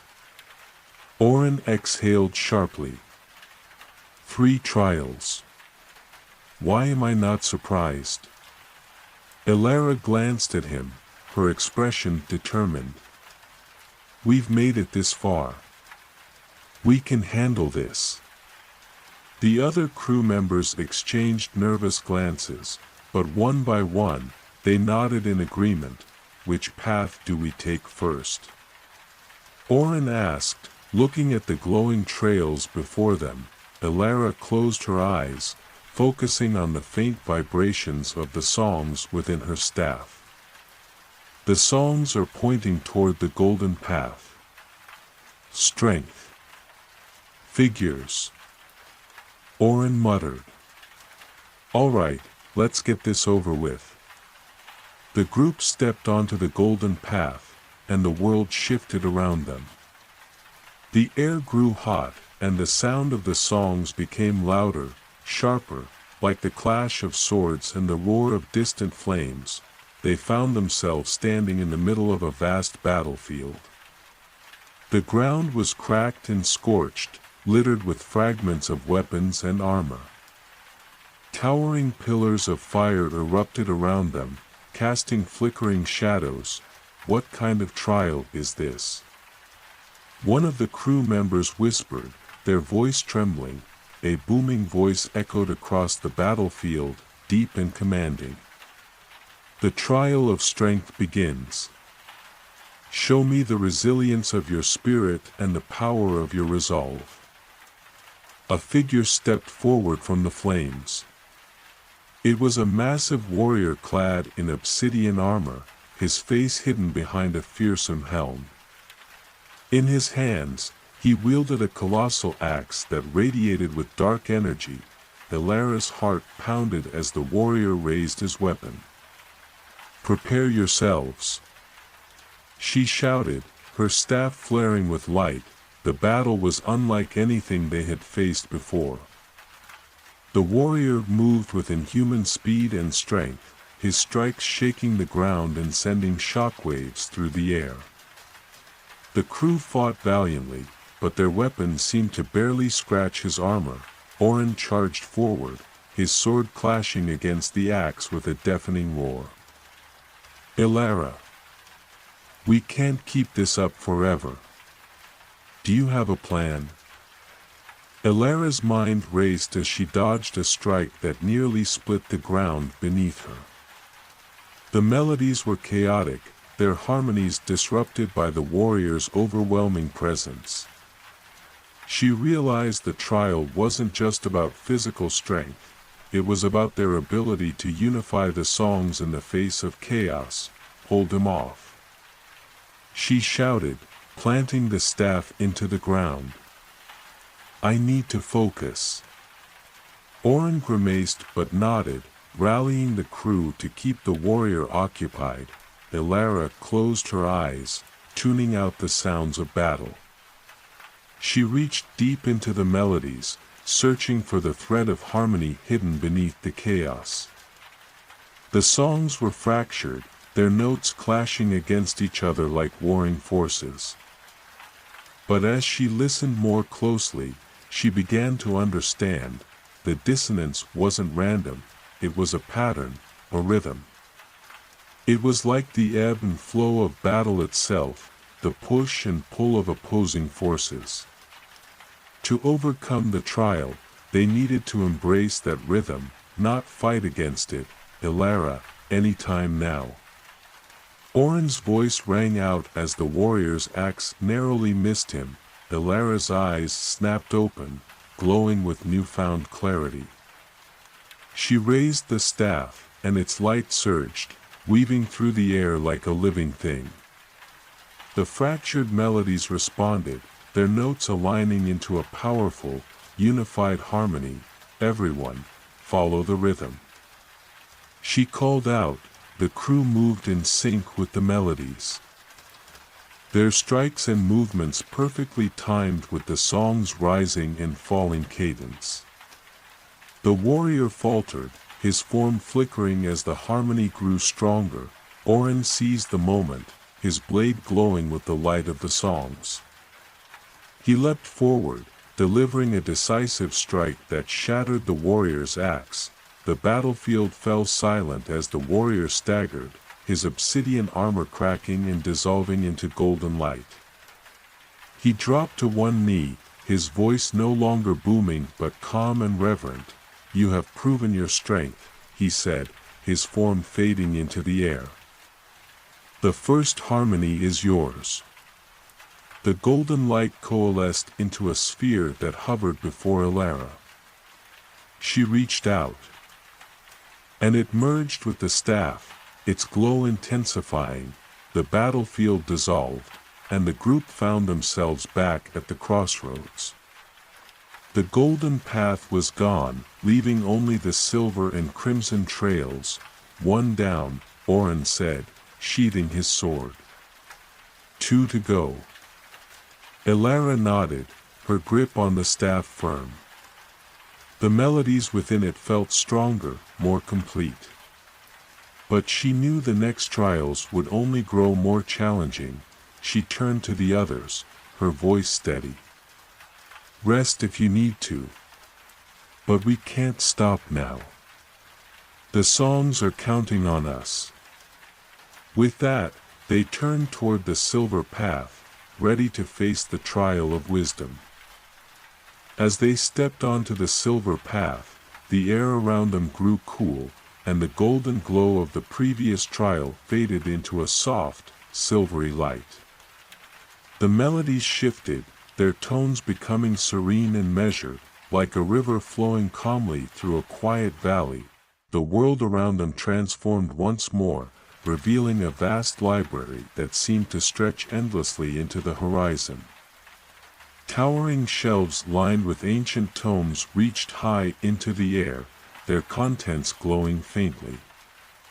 The air was filled with the faint rustle of turning pages, though no one could be seen.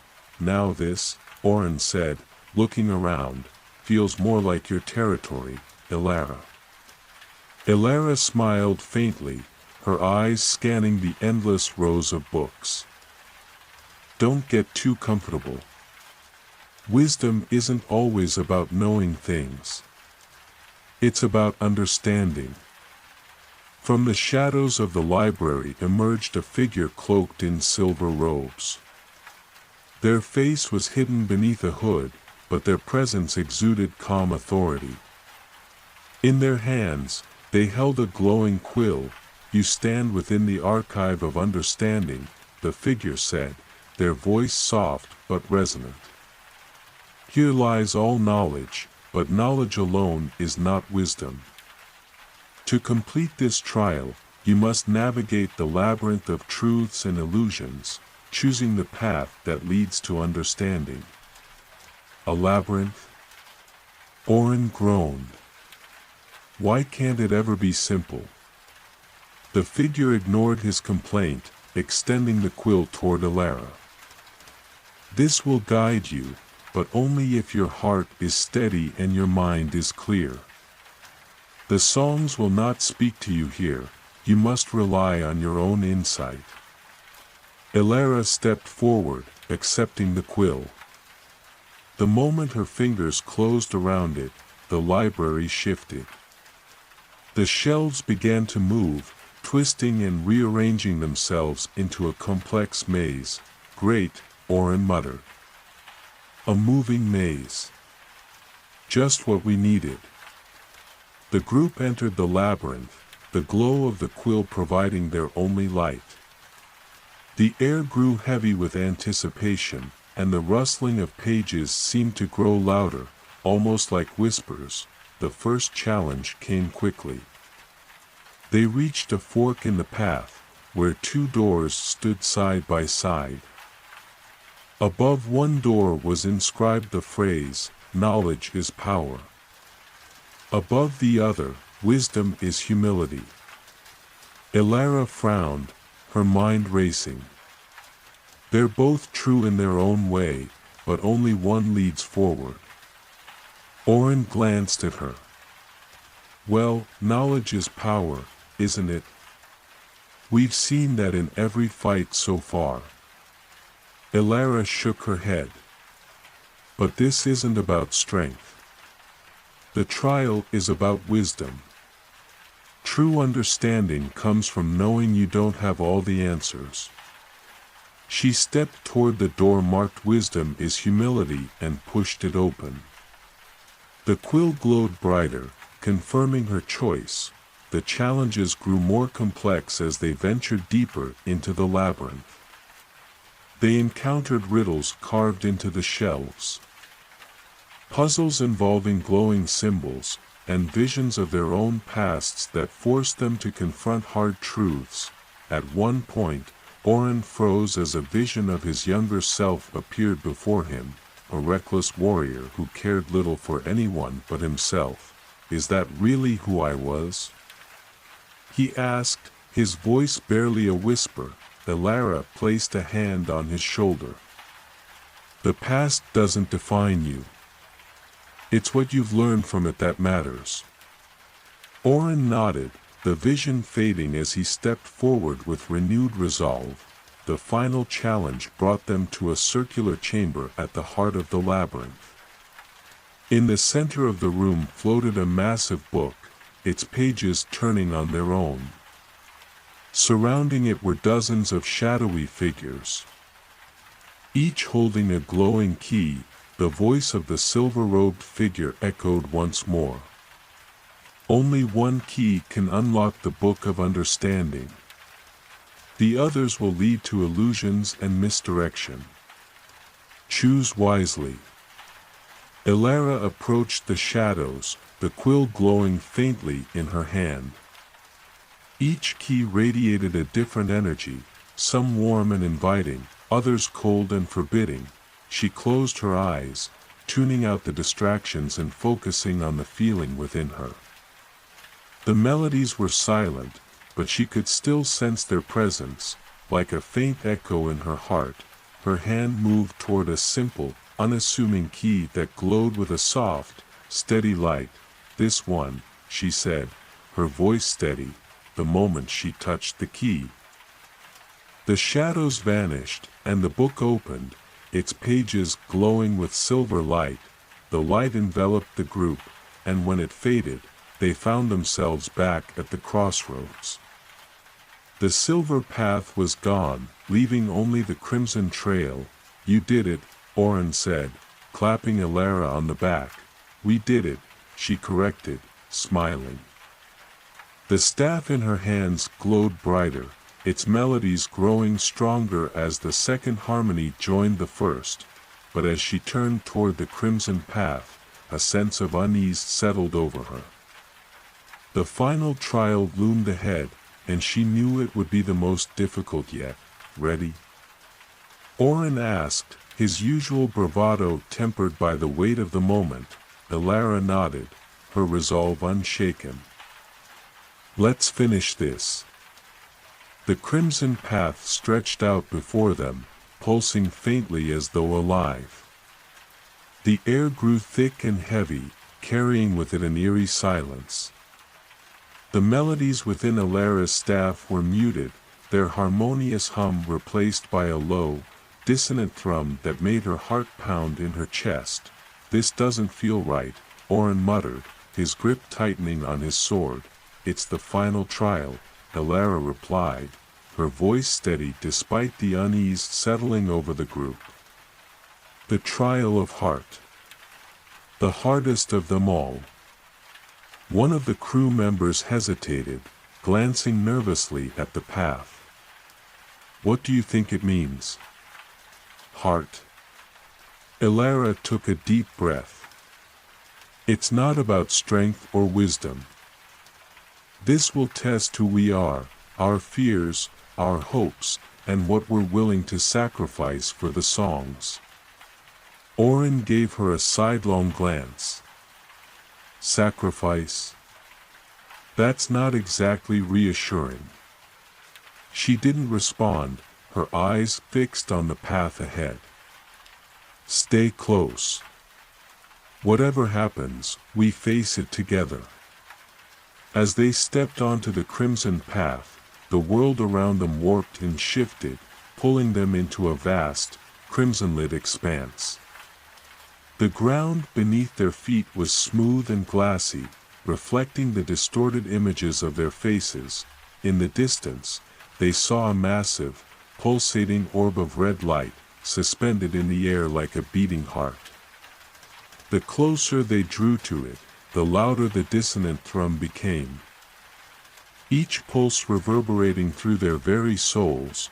Before they could reach it, the orb fractured, and from it emerged shadowy figures. Each one bore a striking resemblance to the crew, their features twisted and warped, their eyes glowing with crimson light. What are those things?"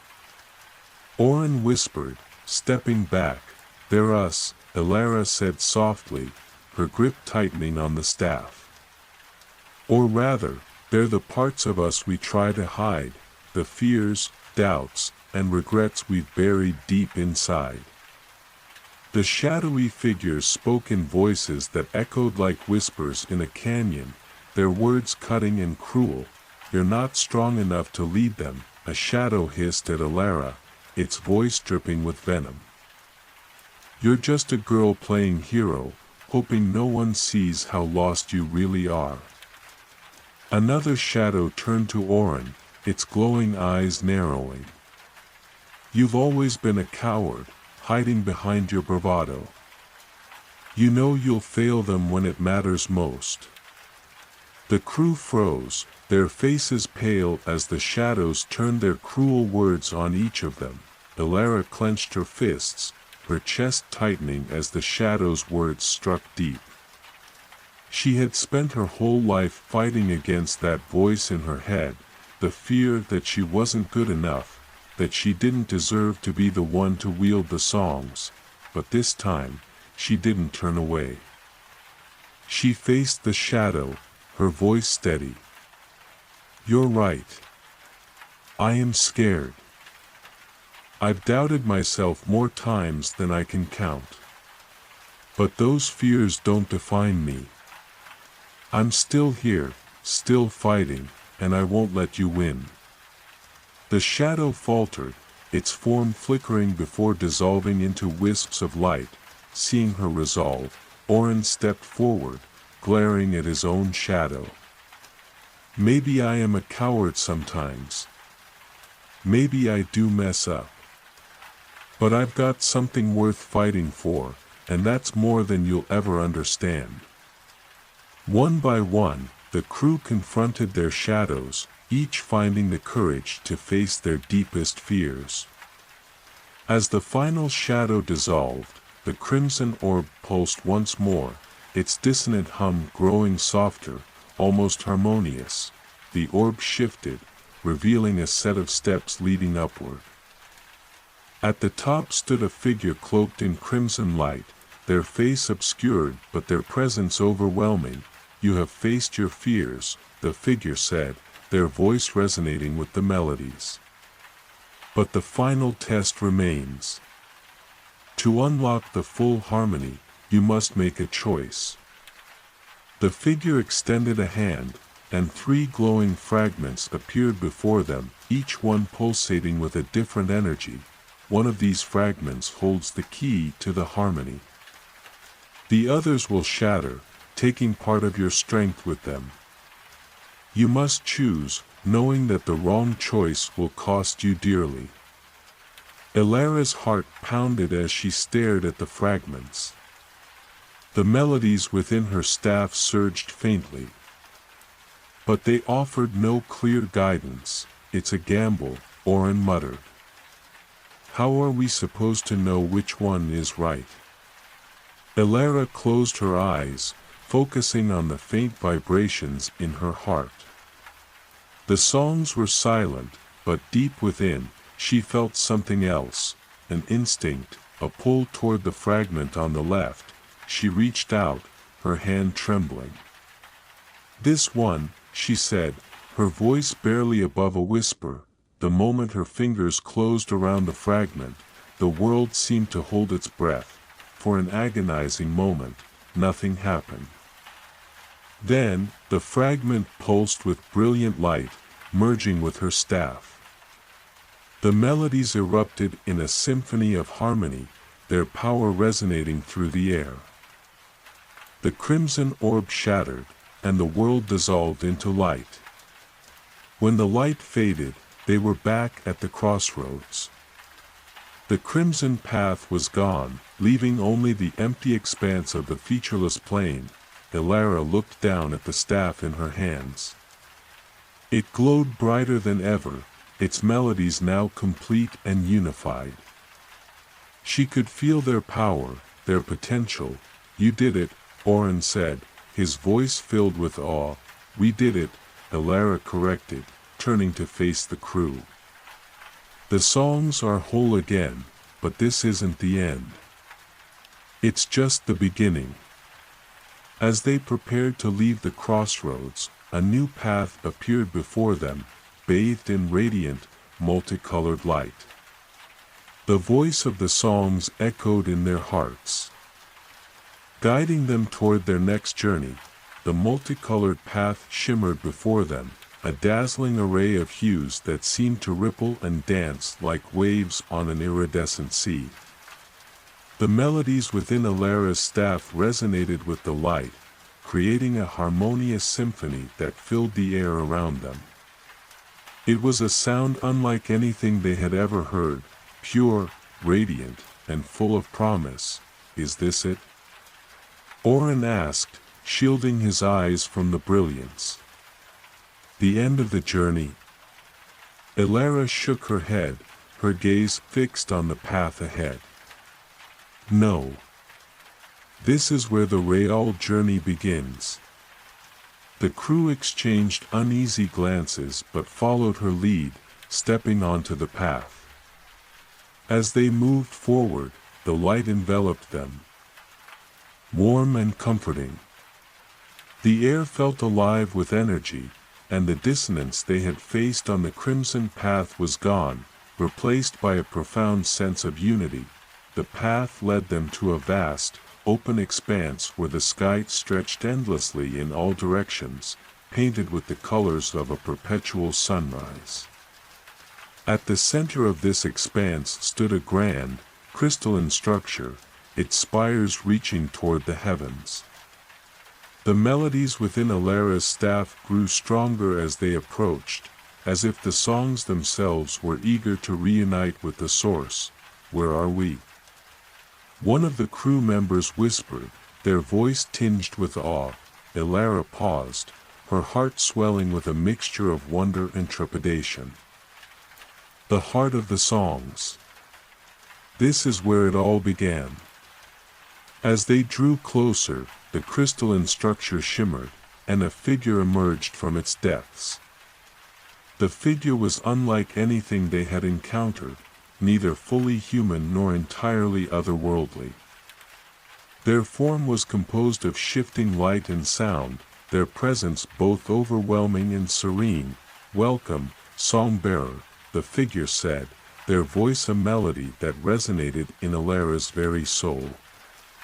"You have brought the fragments of harmony home, and with them, the hope of a new beginning." Elara stepped forward, the staff in her hands glowing brightly.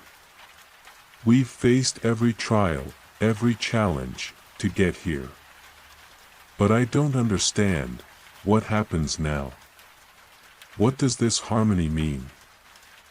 The figure's form shifted, their light pulsating in time with the melodies. "The sea of floating songs is more than a repository of melodies. It is the heart of balance, the rhythm that sustains all life. When the songs fractured, that balance was lost.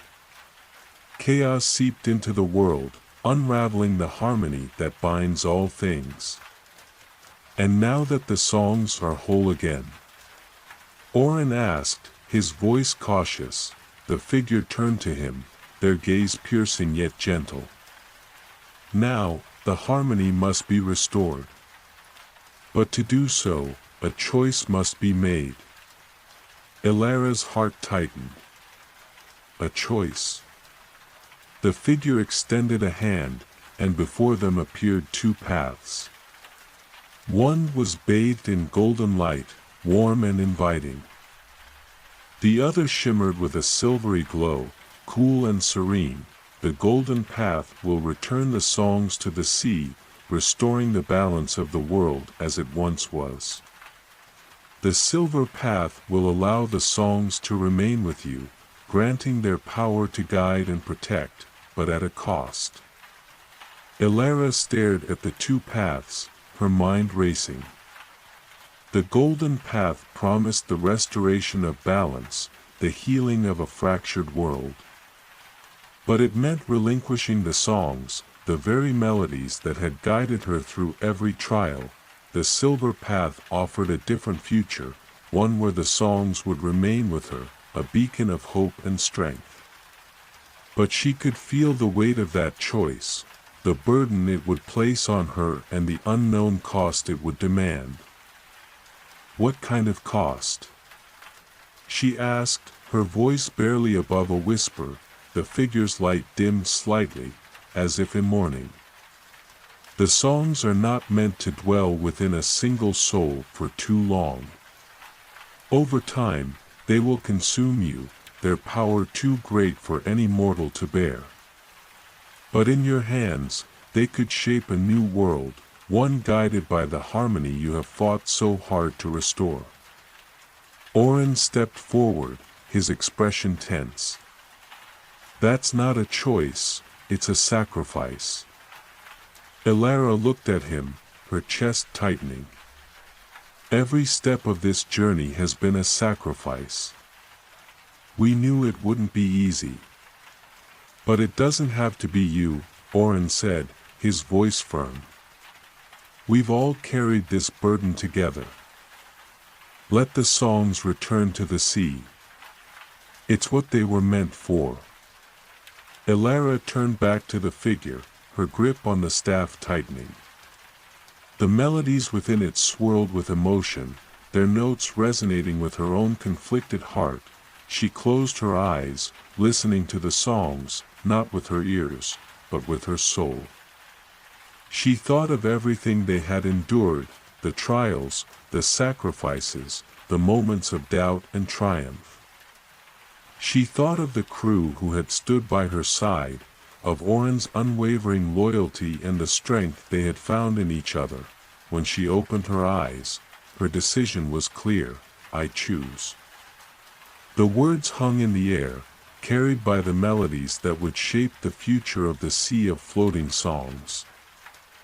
"I choose." Elara's voice wavered, the weight of the decision pressing down on her. She felt every note of the songs vibrating through her staff, as though they too waited for her to decide their fate. She tightened her grip and raised her gaze to the luminous figure standing before her. "I choose the golden path," she said firmly. A ripple of energy surged through the air, and the crystalline figure glowed brighter, their form pulsing with radiant light. The melodies within the staff erupted in a triumphant crescendo, filling the expanse with a symphony so powerful it brought tears to the crew's eyes. Orin let out a breath he hadn't realized he was holding, a faint smile tugging at his lips. "You did the right thing, Elara. The songs belong to the sea, not to us." Elara nodded, though her heart ached. Letting go of the songs felt like giving away a piece of herself. But deep down, she knew it was the only way to restore balance. The crystalline figure extended a hand toward Elara. "Step forward, song-bearer, and return the melodies to their source." Elara took a deep breath and approached the glowing figure. As she held out the staff, the melodies began to rise, their light swirling upward into the endless sky. One by one, the harmonies detached themselves from the staff, their colors blending together in a dazzling display. The melodies moved as if they were alive, their notes weaving into an intricate pattern that spiraled upward toward the crystalline structure. With each harmony that ascended, the air grew lighter, the tension that had weighed on the world dissipating. When the last melody left the staff, Elara felt a profound emptiness, as though a part of her had been lifted away. But that emptiness was soon replaced by a sense of peace, a quiet understanding that the songs were finally where they belonged. The crystalline figure's voice resonated through the expanse. "You have restored the balance, song-bearer. The sea of floating songs will once again resonate with harmony, and the world will heal. For your courage and sacrifice, the songs will remember you. And their melodies will carry your story for generations to come." The ground beneath their feet began to shimmer, and the expanse around them dissolved into a cascade of light. The crew found themselves back on their ship, the familiar sound of waves lapping against the hull grounding them in reality. But the world was different now. The sea shimmered with a vibrant glow, and the air was filled with a faint, harmonious hum that spoke of balance restored. Elara stood at the bow of the ship, staring out at the horizon. She could still feel the echoes of the songs within her, a quiet reminder of the journey they had undertaken. Orin joined her, leaning on the railing. "You miss them already, don't you?" She smiled faintly. "They were a part of me for so long. It's hard to let go." "But you did it," Orin said, his voice filled with admiration. "You gave them back to the world. That takes strength."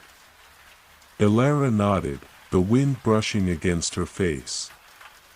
"It wasn't just me. It was all of us. I couldn't have done it alone." The crew gathered behind them, their faces filled with hope and determination. They had faced trials that tested their strength, wisdom, and heart, and they had emerged stronger for it. As the sun dipped below the horizon, the melodies of the sea of floating songs rose once more, their harmonies carrying across the waves. And as the ship sailed toward its next adventure, Elara knew that their story was far from over. The songs were whole again, and with them, the promise of a brighter future. Though the journey to restore the melodies was complete, the horizon beckoned with new mysteries. The sea of floating songs was whole again, its harmonies resonating through the world. But Elara couldn't ignore the feeling that their destiny was still unfolding. The crew busied themselves with repairs and navigation as the ship cut through the glimmering waves. The sea, now alive with radiant colors, seemed to hum beneath them, a subtle yet persistent reminder of the balance they had fought to restore. Oren approached Elara, who stood at the helm, her eyes fixed on the horizon. "You're quiet," he said, leaning on the railing beside her. Elara smiled faintly. "Just thinking. The songs are back where they belong, but I can't shake the feeling that there's more to do. That this is only the beginning." Oren chuckled. "You're not wrong. Restoring the songs doesn't mean everything will magically fix itself. There's a whole world out there that still needs healing." She nodded, her grip tightening on the wheel. "And we're going to be part of that. The songs may be gone from the staff, but their echoes are still with us. I can feel them, guiding us." Later that night, as the crew settled in, a strange phenomenon occurred. The stars above seemed to shift, their constellations realigning into patterns none of them had ever seen before. The soft hum of the sea grew louder, and a faint light appeared in the distance, pulsating in time with the melodies. Elara's heart quickened as she stepped to the bow of the ship. The light was unlike anything she had encountered, a beacon calling to her, "Captain." One of the crew called out. "There's something out there." "I see it," Elara replied. "Hold the course." The ship sailed closer, and the beacon revealed itself to be a towering spire of crystalline light rising from the water. Its surface shimmered with the same iridescent hues as the sea, and its presence filled the air with an almost tangible energy. Oren joined her, his expression a mix of awe and concern. "What is that?" "I don't know," Elara admitted, her voice barely above a whisper. "But it feels familiar." As the ship approached the spire, a series of tones echoed across the water, harmonizing with the melodies still lingering in Elara's heart. The spire seemed to react to her presence, its light intensifying as she stepped onto the deck. Without hesitation, she climbed into the rowboat, her staff in hand. Oren and two others followed, their oars cutting through the glowing water as they drew closer to the spire. When they reached its base, Elara placed a hand on the crystalline surface. The moment her fingers made contact, a surge of energy coursed through her, and the staff in her hand began to glow faintly. The spire pulsed, and a doorway appeared, leading into its shimmering depths. The interior of the spire was vast and filled with light, its walls adorned with shifting patterns that seemed to tell a story. Elara could feel the songs resonating here, their echoes stronger than ever. At the center of the chamber was a pedestal, and atop it rested an object, a sphere of pure light, pulsing with the same energy as the melodies. Oren stepped forward cautiously. "What is this place?" "I think," Elara began, her voice trailing off as she approached the sphere. "It's a conduit. A way to connect with the songs." As she touched the sphere, a vision flooded her mind. She saw the sea of floating songs as it once was, a vast network of harmony that sustained the balance of the world. But she also saw something else, darkness. A force that had been waiting, dormant, ever since the songs fractured. With the balance restored, the darkness stirred, seeking to disrupt it once more. Elara gasped, pulling her hand away. "What did you see?" Oren asked, his tone urgent. "There's something out there," she said, her voice steady despite the fear gnawing at her. "Something that wants to destroy the balance we've restored." The songs were only the beginning. This This is the real battle. The sphere pulsed again, and the melodies within the spire shifted, their tones growing deeper, more urgent. Elara felt a renewed sense of purpose as she turned to her crew. "We've come too far to stop now," she said. "The sea of floating songs is whole, but if we don't act, everything we've fought for could be lost. This spire, it's not just a relic. It's a beacon, a guide to what comes next." Orin nodded, his resolve matching hers.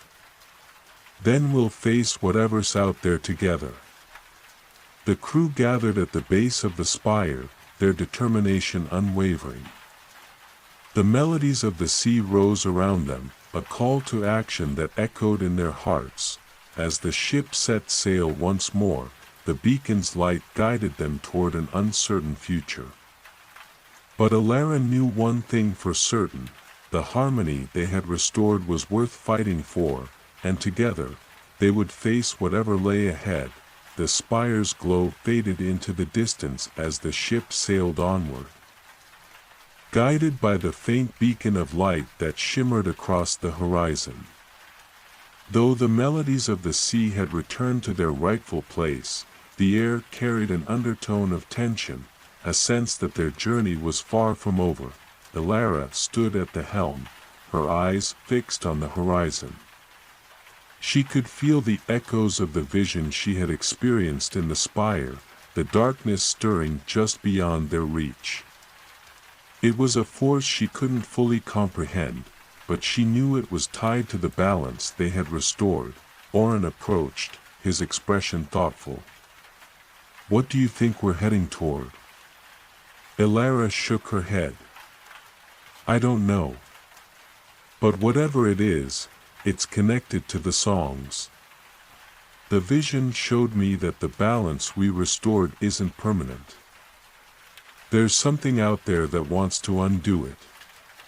Orin frowned. "Then we'd better be ready." The days passed in a blur as the ship sailed deeper into uncharted waters. The crew worked tirelessly, their spirits buoyed by the melodies that seemed to guide their every move. But as they ventured farther from the familiar, the sea began to change. The water grew darker, its shimmer fading into an inky blackness. The air grew heavy, and the faint hum of the songs was replaced by an eerie silence. One night, as the crew gathered on deck, a low, mournful sound echoed across the waves. It was a sound unlike anything they had heard before, a deep, resonant tone that seemed to vibrate in their very bones. "What is that?" one of the crew whispered, their voice tinged with fear. Elara gripped the railing, her heart pounding. "It's not the songs. It's something else." The mournful tone grew louder, and the water around the ship began to ripple. The crew scrambled to their stations, their unease growing as the ship rocked beneath them. Suddenly, a figure emerged from the water, a towering, shadowy form that seemed to rise from the depths. Its body was composed of shifting darkness, and its eyes glowed with an unnatural light. The mournful tone emanated from the creature, filling the air with a sense of dread. Elara stepped forward, her staff in hand. The melodies within it had grown faint, but she could feel their presence, a flicker of hope against the encroaching darkness. The creature's gaze fixed on her, and its voice echoed across the deck. "Song-bearer, you have awakened the balance, but you have also awakened me." Elara's grip tightened on the staff. "Who are you?" "I am the void between songs," the creature replied, its voice a mixture of sorrow and malice. "I am the silence that exists when harmony is broken. And now that the songs have returned, I seek to consume them once more." The crew braced themselves as the creature's shadowy form moved closer. Elara could feel the weight of its presence, the oppressive silence that threatened to smother the harmony they had fought so hard to restore. But she refused to back down. Raising her staff, she channeled the faint melodies that still lingered within it. The staff glowed softly, its light a beacon against the darkness. "You won't undo what we've restored," she said, her voice steady. "The songs belong to the world, not to you." The creature laughed, a sound that sent chills down their spines. "You cannot fight the void, song-bearer. Harmony and silence are two sides of the same coin. Where there is balance, there is also the threat of chaos." Elara's mind raced as the creature loomed over them. The staff's glow flickered, the melodies within it struggling against the overwhelming force of the void. She knew they couldn't defeat it through strength alone, they needed a different approach. Turning to the crew, she called out, "Remember the songs. Sing them, hum them, whatever you can recall. We need their power." The crew hesitated, unsure at first, but Oren stepped forward, his voice steady as he began to hum one of the melodies they had heard on their journey. One by one, the others joined in, their voices rising together in harmony. The effect was immediate.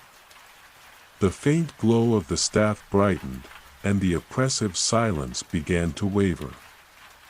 The creature recoiled, its shadowy form flickering as the harmonies pushed against it. Elara stepped forward, her voice joining the others.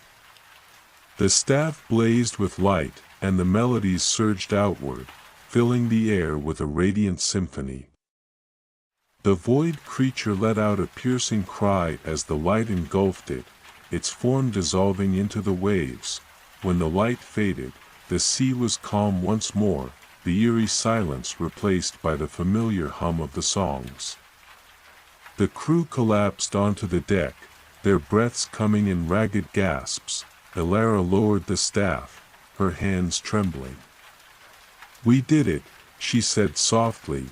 Oren placed a hand on her shoulder. "For now. But that thing.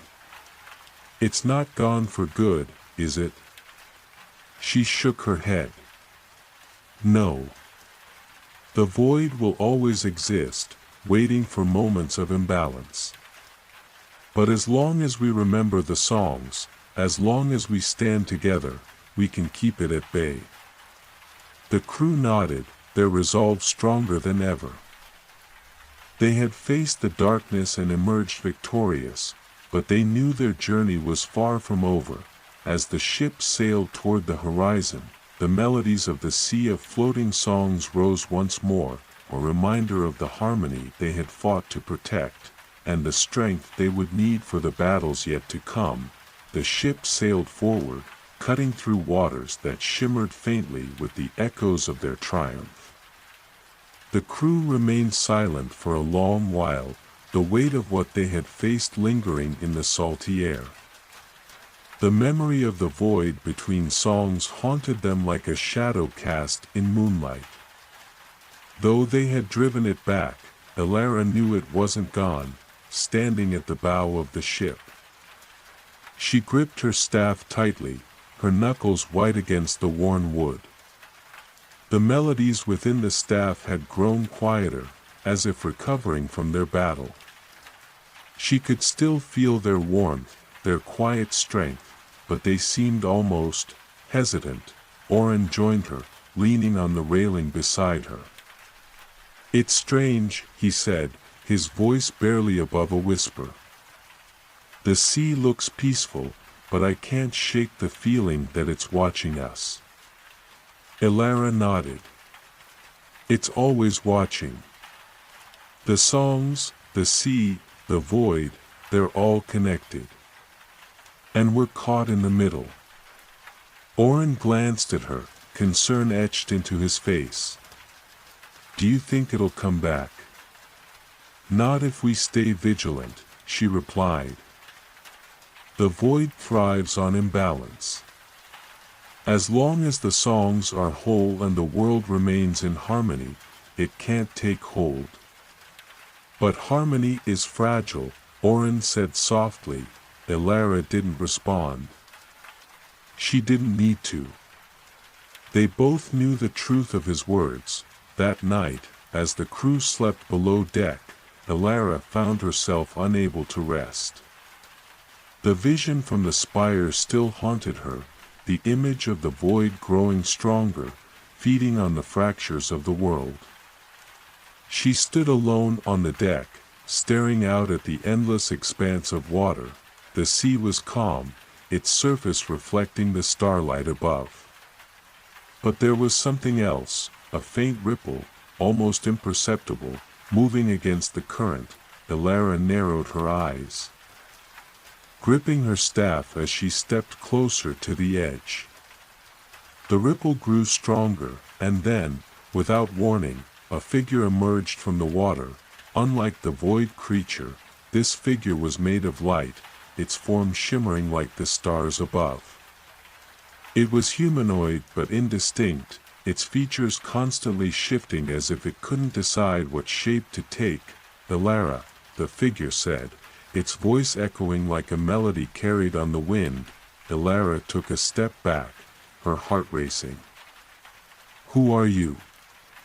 I am a keeper of the songs, the figure replied. A guardian of the balance you have fought to restore. The figure floated closer, its presence calming yet overwhelming. You have done well, song-bearer. But your journey is far from over. The void you faced was only a fragment of the darkness that seeks to consume this world. Elara tightened her grip on the staff. I know. The vision showed me what's coming. Then you understand the stakes, the figure said. The sea of floating songs is whole again, but the balance is not yet secure. There are fractures in the world, places where harmony has been lost. You must seek them out and restore what has been broken. Elara frowned. How? The songs are back where they belong. What more can I do?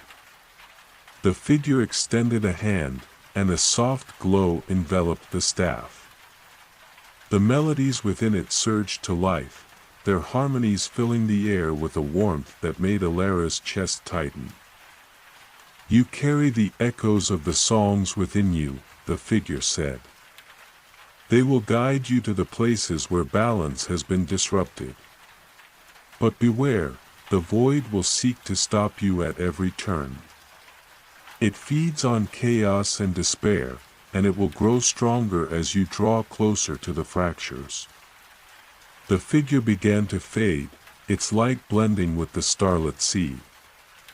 You are not alone, song-bearer.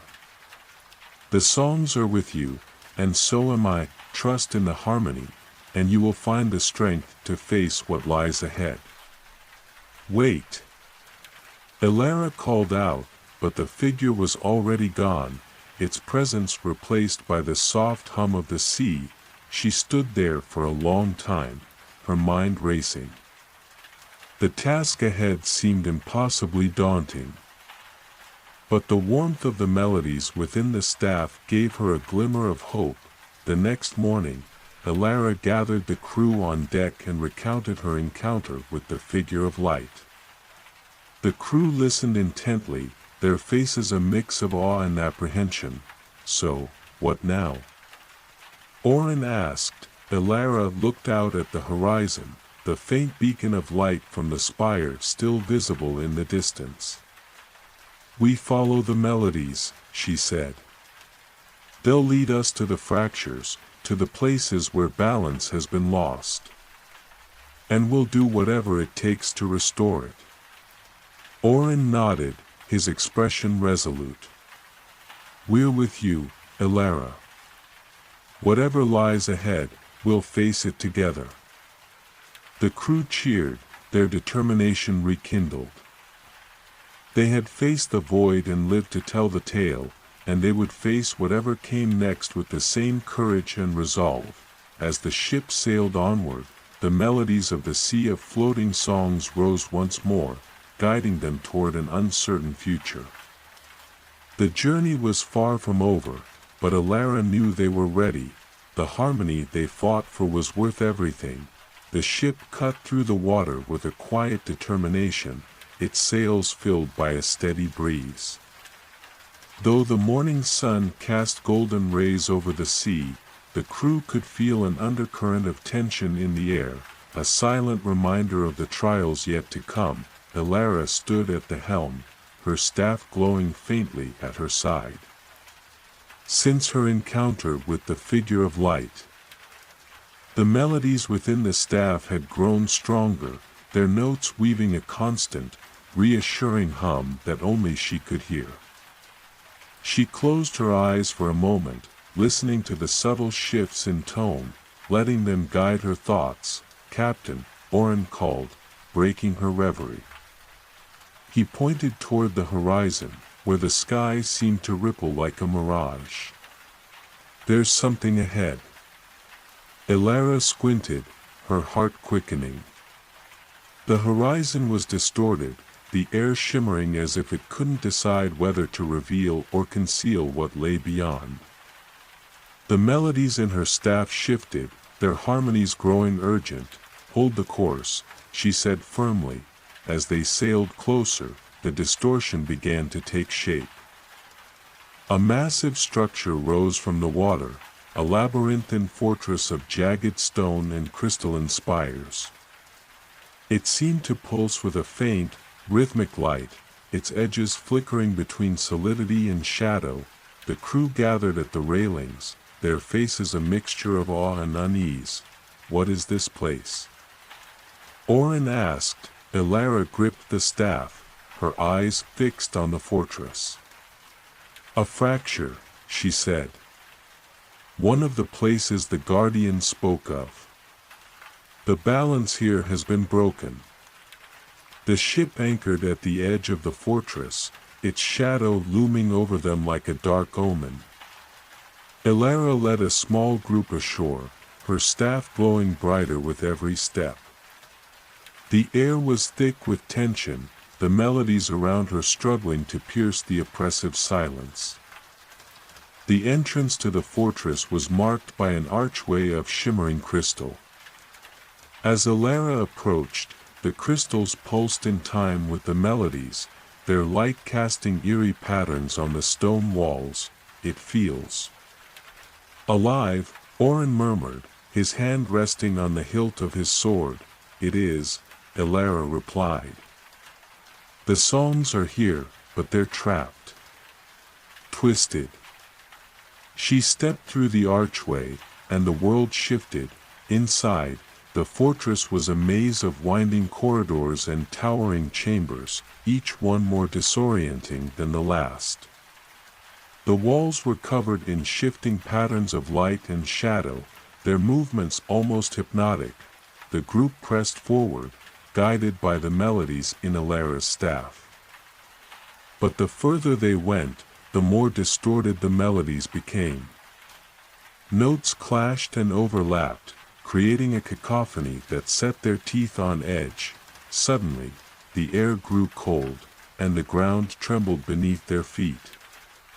A low, rumbling voice echoed through the chamber. "Songbearer, you should not have come." The crew drew their weapons, their eyes scanning the shadows for the source of the voice. Alara raised her staff, its light cutting through the darkness. "We're here to restore the balance," she said, her voice steady. "Who are you?" The shadows coalesced into a massive figure, its form flickering between solidity and void. Its eyes glowed with a malevolent light, and its voice was a mixture of rage and sorrow. "I am the Warden of Discord," it said. "The keeper of this fractured place." The balance you seek to restore is a lie. Harmony cannot exist without chaos, and I will not let you destroy the equilibrium I have created. The warden surged forward, its form shifting and twisting as it attacked. The crew scattered, their weapons clashing against the creature's shadowy tendrils. Elara stood her ground, her staff glowing brighter as she channeled the melodies within it.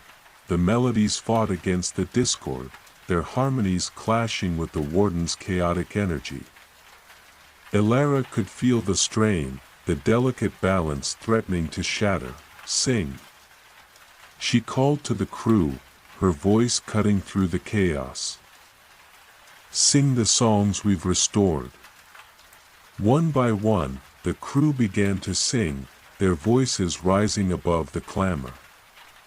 The melodies grew stronger, their harmonies weaving a barrier of light that pushed back against the warden's darkness.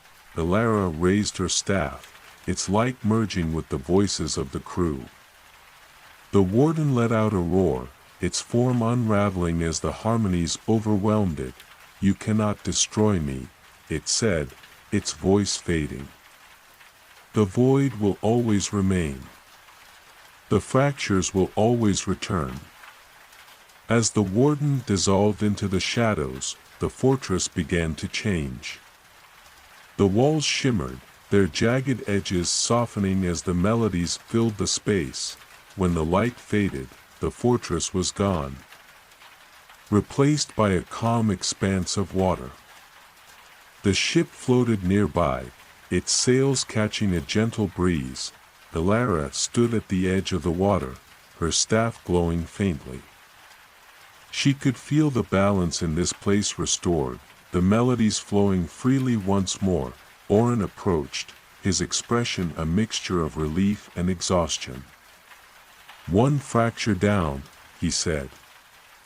How many more to go? Elara smiled faintly. As many as it takes. The void won't give up, but neither will we. The crew cheered, their spirits lifted by the victory. They had faced the darkness and emerged stronger, their bond forged in the fires of adversity.